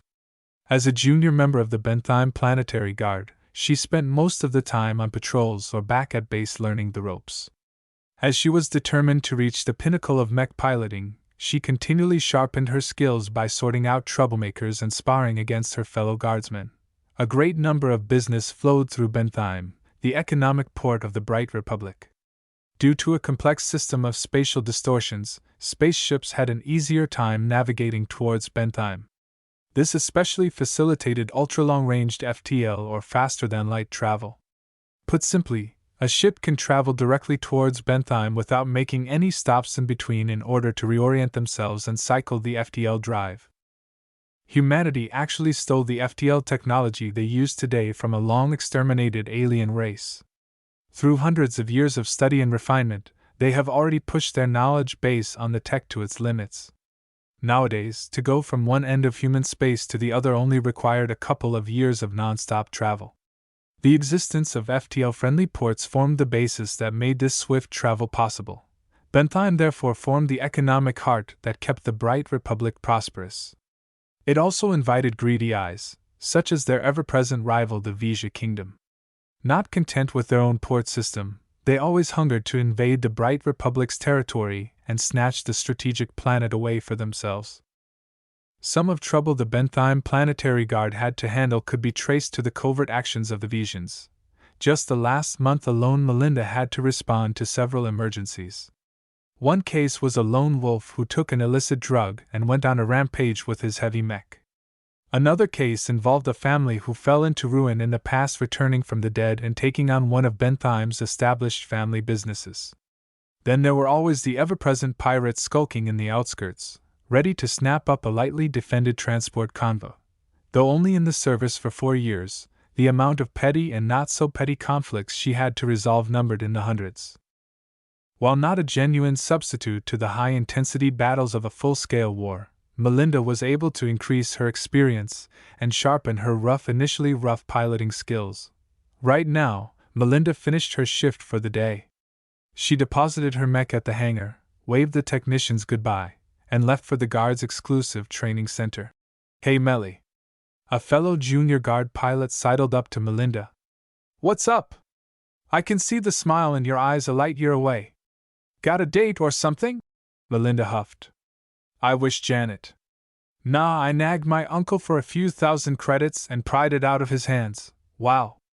And he let you do that? Must be nice to be a Larkinson. Janet held out her hand as if she was a crippled grandmother. Spare some alms for a poor commoner? Ouch! Janet received a playful punch in return. Scram! I already have something in mind. Melinda entered the training center with a curious Janet trailing after her. They skipped past the physical exercise rooms and entered the virtual simulation area. Oh, are you going to spar against someone again? Not really. Melinda grinned. She picked a random simulator pod and hopped right inside. I'm going to play a game, Iron Spirit? Haha, it's been a long time since I last logged in. I must have dropped down to the bottom of the Platinum League by now. Janet laughed with faint contempt. After all, playing a game never beat the real deal. Shaking her head, Melinda was about to close the pod. I'm not logging into the game just to fool around. Grab a pod and log into the game. Let's add each other to our friend lists. I'll show you what I'm about in game. Shrugging, Janet hopped into a pod, curious what Melinda wanted to do with a large bunch of credits. Don't tell me she wants to buy a virtual mech? Is she crazy? If she wants to gain experience with advanced mechs, there's plenty of other programs installed in the simulators. After the two young women logged into the game, they searched for their counterpart and added each other to their lists. Janet playfully hugged Melinda's virtual body. I'm here now. Please tell me what you're up to now.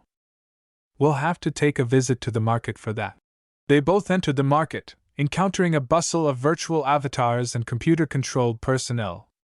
Instead of approaching one of the many public access terminals to call up a shopping interface, Melinda led her colleague through the narrow streets of the simulated market city. She took a sharp turn into an alley and entered a small, rickety shop with a wooden door that almost seemed to fall apart. The interior hosted no furniture and almost appeared abandoned if not for the glowing blue ball floating in the room. Welcome to Chasing Cloud's Mech Shop. How may I assist you, customers? The default robotic shopkeeper asked the pair. Well, Mel, are you sure you want to buy something from this shifty store? I don't think the owner even bothered investing a single penny in this store. Melinda just bumped Janet onto the head. This store is owned by my cousin Dweeb. He's a little short on cash, so he can't waste it on a frivolous expenditure like a virtual shop. Most sales happen through the public terminals or from a mech pilot's exclusive room. The lively city and its many ancient-looking storefronts were only recent additions to the game. The BSBH Corporation wanted to increase Iron Spirit's appeal by facilitating social interactions. The only reason why I brought you here is so you can take a closer look at the mech my cousin designed. Oh?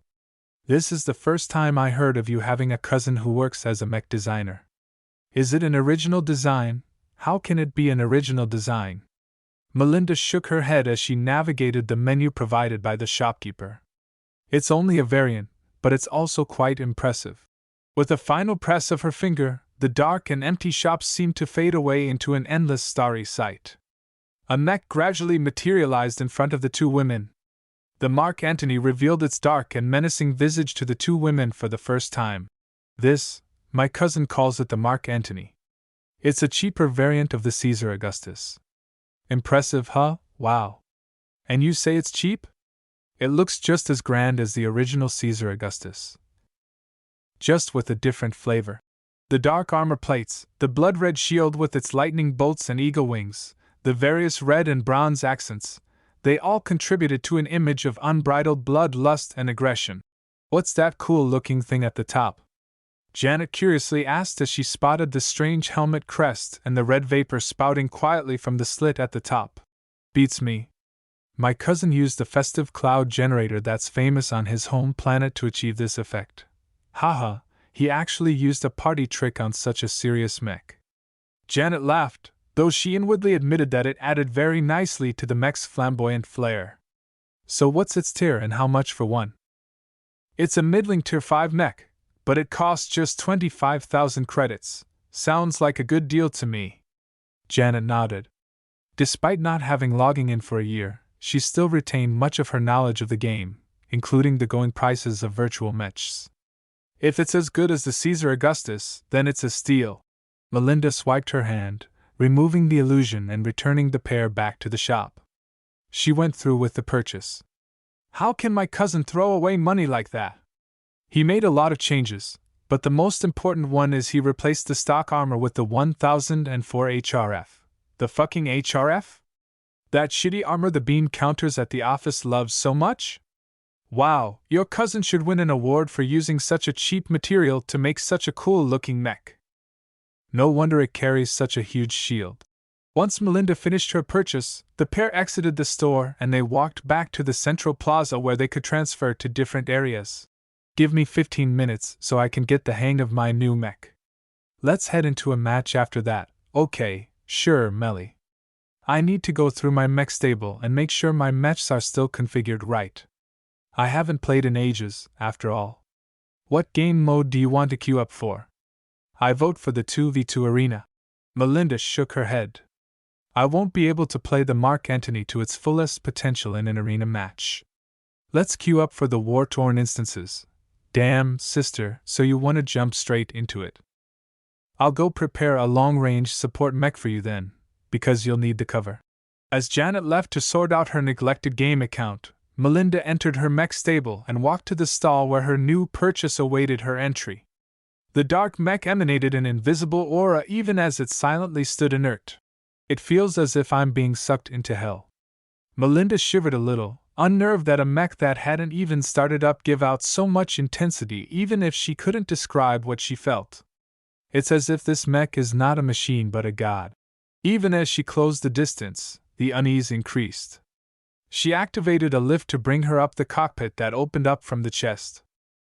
Like entering the belly of a beast, she slipped inside and strapped herself on the chair.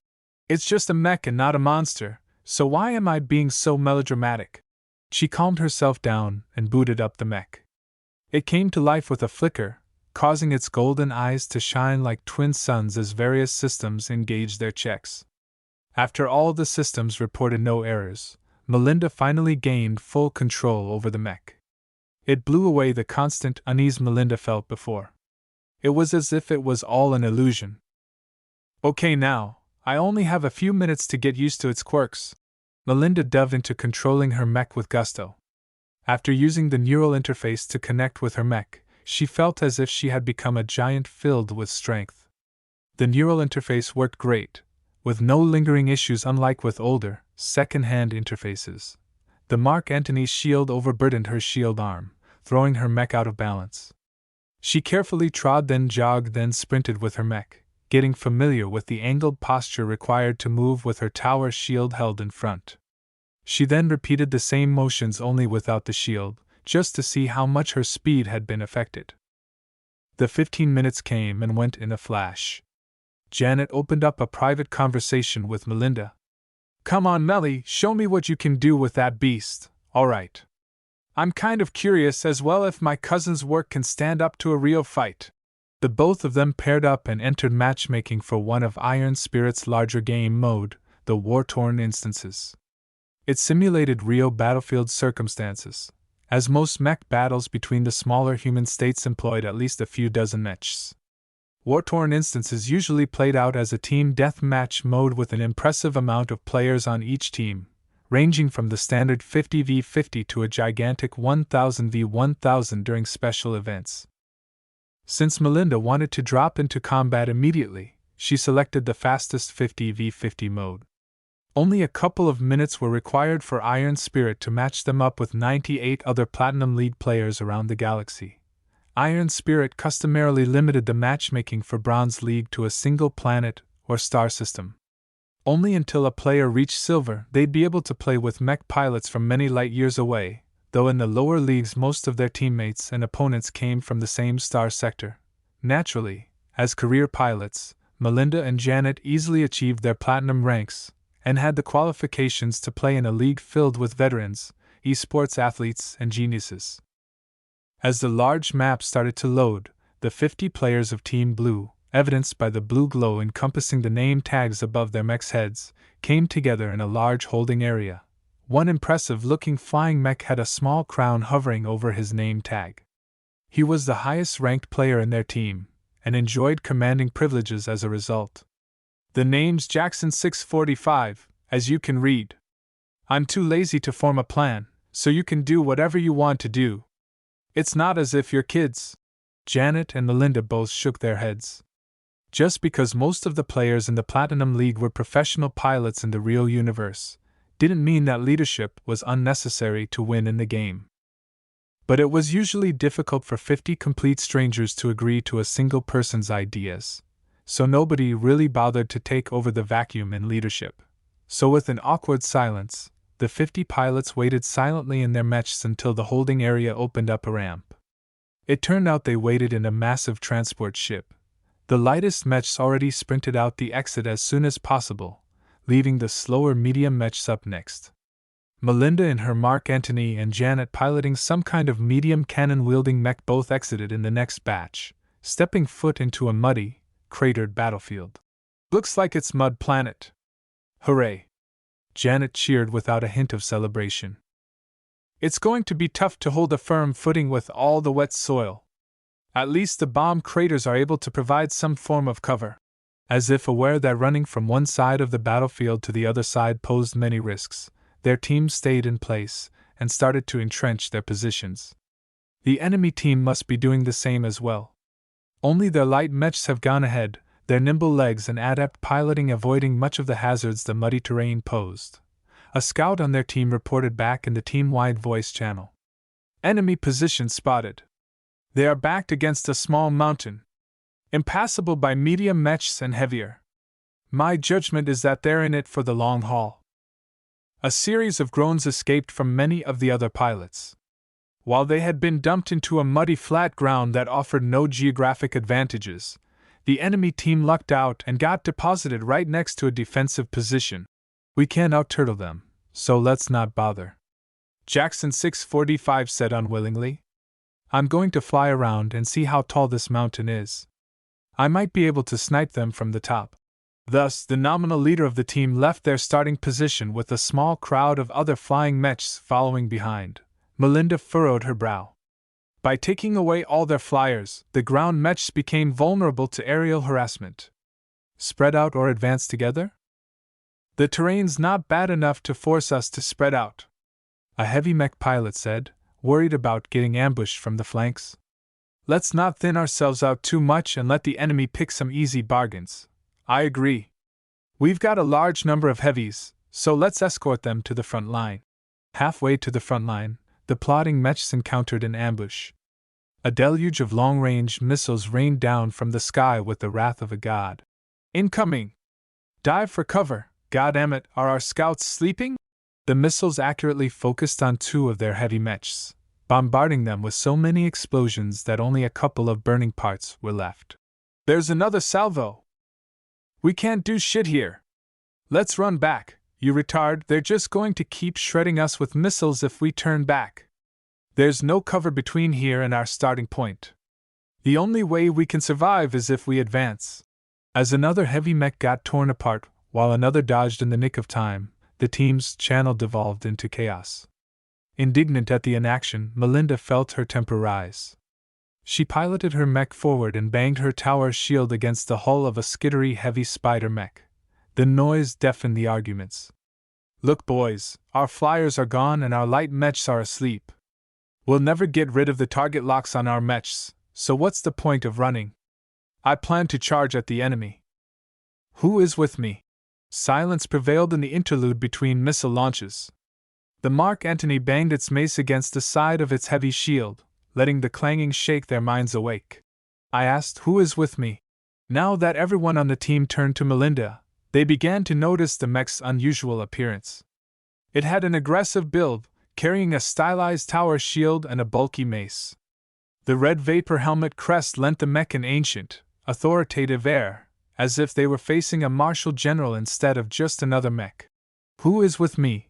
Who is with me? Who is with me? Janet stepped forward with her mech. I am, taking the opportunity to push the rest of her team into something other than sitting ducks. Melinda turned around and led Janet forward. Follow me if you want to win! As if pulled by inertia, most of the medium mechs followed the strange black and red mech. The heavies struggled to follow in their footsteps. Soon enough, their entire team approached the enemy team's position like a wave crashing against a cliff. Lacking any fear, Melinda kept her bulky shield in front and focused her eyes for other ambushes. Her blood pumped faster as she relished the upcoming clash. Chapter 25 War-torn instance. The noise of battle echoed all around her as missiles kept raining down in salvos. Only now the blue team started to employ countermeasures. The medium mechs kept zigzagging while the heavies used their prodigious firepower to strike the missiles down. Melinda and Janet skillfully navigated forward. They dipped in the many craters to spoil line of sight and hide behind cover in case snipers aimed at them. Though not high-powered weapons aimed at them, they received sporadic rifle fire from their entrenched opponents. Melinda resolutely shielded Janet from incoming fire with her shield. Their team's light mechs must be engaging the enemy scouts by now, Melinda noted as the missile fire stopped landing with unerring accuracy. Spoiled by their ECMs, the deadly payloads sprayed down in a wider spread, damaging many mechs but not to the point of wrecking them completely. What are Jackson and his flyers up to? Janet whined as she felt useless trudging behind Melinda's shield. Her cannon mech had no chance of firing back against an enemy hiding behind makeshift trenches. We're dueling their flyers. Don't bother us. The highest-ranked player in their team spoke before shutting off his comms. Janet, you're too vulnerable if you go any further. Stay here and provide support, okay? As a trained pilot, she recognized her circumstances. So she nodded without a word. Melinda already scanned the site in front of her. Open terrain.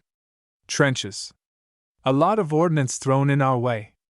I don't think they want us close. No shit, Melly. The only thing I can do is huddle behind a crater hoping they don't send arcing missiles at me. I really picked the wrong mech for this battle. A heavy knight bumped next to Melinda, his shield outweighing even her own. Hey, what's the plan? We charge forward. Once we get in their midst, we can turn this situation around. At the very least, we won't be in a one-sided slugfest. You heard her, lads, follow us. The knight-type mech yelled as he raised his hammer in the sky and lumbered forward. Melinda overtook the heavy mech and kept her shield squarely in front. She checked her sensors to see if their team came with them, and when she saw they only kept plodding behind craters, she grew agitated. They were close enough for their rifles to deal a lot of damage. She clanged her mace against her shield so hard it almost dented the edge of the giant slab. Step on it! Keep running and don't stop until you get in their faces! Though she was just one mech of many on the field, somehow her eye-catching form seemed to attract more gazes than normal. Her red crest that made her appear as a valiant warrior inspired others to follow along. Most of them were veterans or expert players after all, so they knew how bad they had fallen into the enemy's kill zone. They put down their apprehensions and followed after the shield bearers at the front. Perhaps recognizing that Melinda's mech led them forward, the enemy fire started to slant towards her position. She utilized her mobility as best she could, trying to weave to the sides in order to throw off their aim. Nevertheless, she wasn't as nimble as a light mech, so quite a few cannon shells and laser beams impacted her gigantic shield. One large-caliber cannon round even blasted the right corner of her shield into pieces, almost throwing her off balance. Get on your feet! The heavy knight player yelled as he interposed in front of her, taking the brunt of the volleys while she regained her balance. My shield can still take much more. She pushed past his trudging form and sprinted faster. We're halfway. Just a bit more and we can pound their faces. Melinda felt an overwhelming desire to crash in their faces. She forgot she was playing a game, she forgot that her real life wasn't at stake, she even forgot to take note of the Mark Antony in order to write a report. No, the only thing in her mind was to bull through their firepower. Her HRF-plated shield started to crack from all the ballistic impacts she received. The laser beams exacerbated the damage by melting the cracks wider. The shield was thick, but eventually the fact that it was made out of inferior metals and received a deluge of firepower couldn't prevent the bottom half from cracking away. Fuck! The loss of that section threw her off balance, and some sharp-eyed shooters immediately lowered their aim, hitting her legs. She could manage the laser fire, but the heavier cannon shells further threw her off balance. Only through skillful piloting did she manage to stumble past the initial seconds. After she regained her balance, she charged forward and closed in on the enemy trenches. She raised her other arm and held up her mace. "Bash their heads!" Ragged war cries escaped the throats of the other players in their team as they finally closed the distance. They lost 9 mechs throughout the run, but they finally made it to the trenches where the enemy's range superiority ceased to offer a decisive advantage. The enemy team possessed a clear lack of close-range fighters. However, a heavy striker appeared before Melinda and fired his oversized shotgun at her approaching form. "I can still take it," Melinda said with gritted conviction as she felt her tattered shield fall into pieces. She flung the remainder at the shotgun mech, causing it to flinch for a split second. Her mech's raised arm began to fall, allowing the mace to travel in a dangerous downward arc towards the enemy's head. The heavy striker's shotgun crunched as Melinda feinted her attack, successfully deceiving her opponent as she slipped her mace further downwards and cracked his main weapon. However, the lunging strike left her open to a counterattack. An opportunity the heavy striker took as it raised both its arms. The glowing hot holes on top of the wrists spewed a gout of flame as searing as a spaceship's engine exhaust. "Ah!" Melinda awkwardly rolled away, throwing mud and burning liquids in every direction. Just as the striker adjusted its aim, a barrage of cannon shells impacted its torso, pushing it back and spoiling its attempts to take its opponent out. "Thanks, Janet, you're welcome!" Before the other mechs in the trench ganged up on her, Melinda was determined to finish off the striker. She got into its face and smashed the mace against its left wrist, disabling the flamethrower. Still moving forward, she used her free hand to grab the mech's other arm. Keeping it from turning the remaining flamethrower in her direction, she then bashed her mace against the enemy mech's face to disrupt its main sensors before bashing lower in order to disorient the pilot sitting in the cockpit. The heavy striker's armor largely held against her mace, but the amount of force she was putting in strained the pilot to the point of almost passing out. The shock waves passing through the armor could be deadly in itself once it gained a certain level of strength. Sure that she knocked out the pilot, Melinda dropped the unresponsive heavy and turned to face a pair of medium laser riflemen. They had qualms about firing at her when she stuck close to their ally, but its defeat left them with a clear line of fire. As she stormed over, Melinda raised her own fists and charged up the power of her laser cannons. The 3 exchanged laser volleys. Both sides tuned up their weapons so the damage they all took caused a couple of systems to malfunction. Nevertheless, Melinda remained steadfast, closing the range until she got into melee range. The 2 riflemen discarded their rifles and unsheathed their combat knives, but before they could do anything, Melinda shoulder bashed one mech while pounding her mace against the other mech's grip, redirecting its path. The mech that received the bash rolled onto its back, its knife only leaving a deep groove off the Mark Antony's thick front torso. It tried to retrieve a pistol to fire at her, but before it could do so, her heavy knight teammate finally reached the trench with an awe-inspiring jump that landed onto the fallen mech's leg, the many tons of weight crushing them into broken parts. The enemy mech was finished. Melinda already turned her attention to the other riflemen, who tried to scamper away to higher ground. Melinda didn't let off her prey, pouncing forward in order to beat the fleeing mech with her now battered and misshapen mace. "Die!" she screamed as she crunched the mech's back plates into deformity. She took advantage of the gaps she created by firing the lasers with her other wrist, burning or melting tons of critical components. Her team was about to overrun the enemy team, but a barrage of shells and lasers rained down from above. The unexpected attacks threw Team Blue for a loop, taking the wind out of their frenzied assault. Team Red used the opportunity to retreat. "So much for the top-ranked player in our team. Fucking lone wolf. Go back to arena if you wanna play hero." With no flyers left on the blue team, their opponents enjoyed complete air superiority. The red team's flyers flew so nimbly that it would take a lot of trouble shooting them down. It was better to chase the ground pounders and finish them off first. "Don't let the runners off!" Melinda yelled as she charged forward even as her mech received a couple of dents from the aerial assault. With a frustrated growl, she primed her shoulder launchers. With the amount of firepower the flyers were throwing in their way, she had little trouble establishing target locks. She instantly dumped her entire payload into the air. Not even looking at whether they reached their targets, Melinda detached the launchers from her shoulders, freeing up more weight. Suppressing their air power. Janet spoke over the channel as their team's anti-air started to support the team from the rear. Tracer fire from rapid-fire cannons streaked through the air while volleys of missiles tracked the elusive figures trying to cause havoc. Unfortunately for them, the enemy successfully regrouped to a second line, where a reserve of fresh mechs took over from their battered teammates.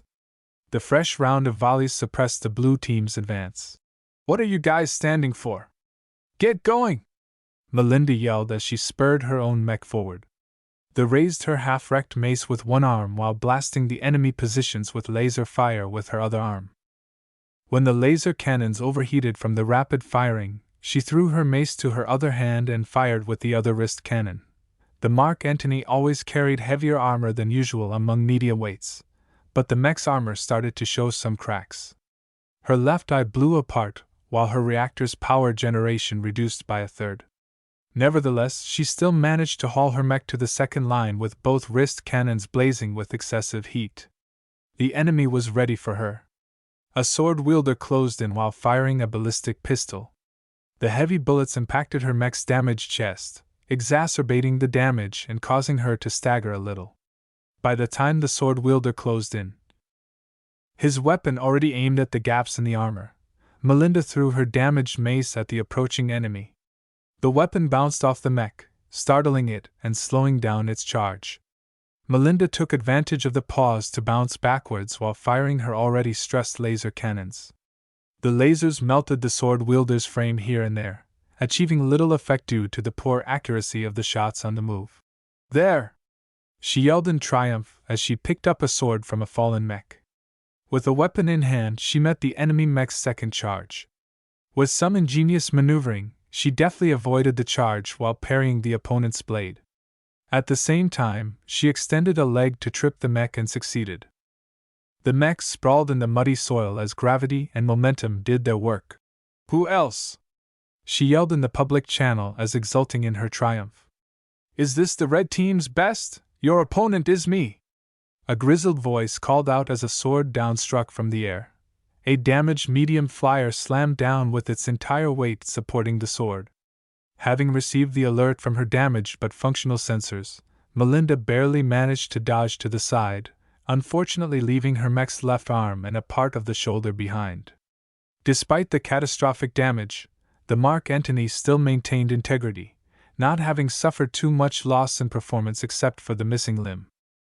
"So you must be the one who tore our flyers apart," Melinda noted as she scrambled to perform whatever damage control she could from her sparking cockpit. "I did my job," the flyer replied as he detached the damaged wings from his mech's back. "Too bad my teammates on the ground are worthless. I'll just have to sweep you all myself, starting with you and your morale-raising antics. You must think highly of me if you think I'm able to keep this bunch in shape. It also helps that you're damaged. I'm here to finish you off." Without any other exchange of words, the two clashed against each other, sword to sword. The flyer possessed most of the advantages. His mech was nimbler, and still possessed both arms. The pilot also revealed polished sword skills that could only have achieved this state through constant battles. The ex-flyer aggressively sought to tear the Mark Antony into pieces. It took all Melinda had focusing on defense and firing the occasional wrist laser to hold back the onslaught. The smart play here was to wait until Janet or some other mechs came by to lend a hand. "I can't hold on." Melinda gritted her teeth as she admitted it.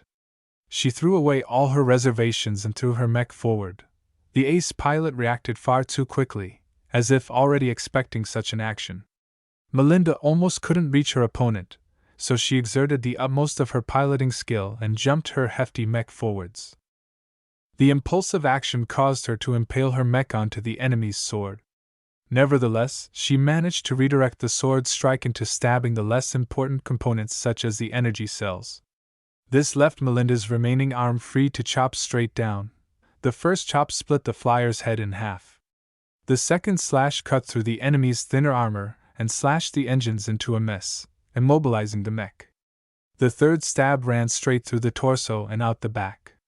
Red blood faintly coated the sword as she had deliberately aimed at the enemy's cockpit.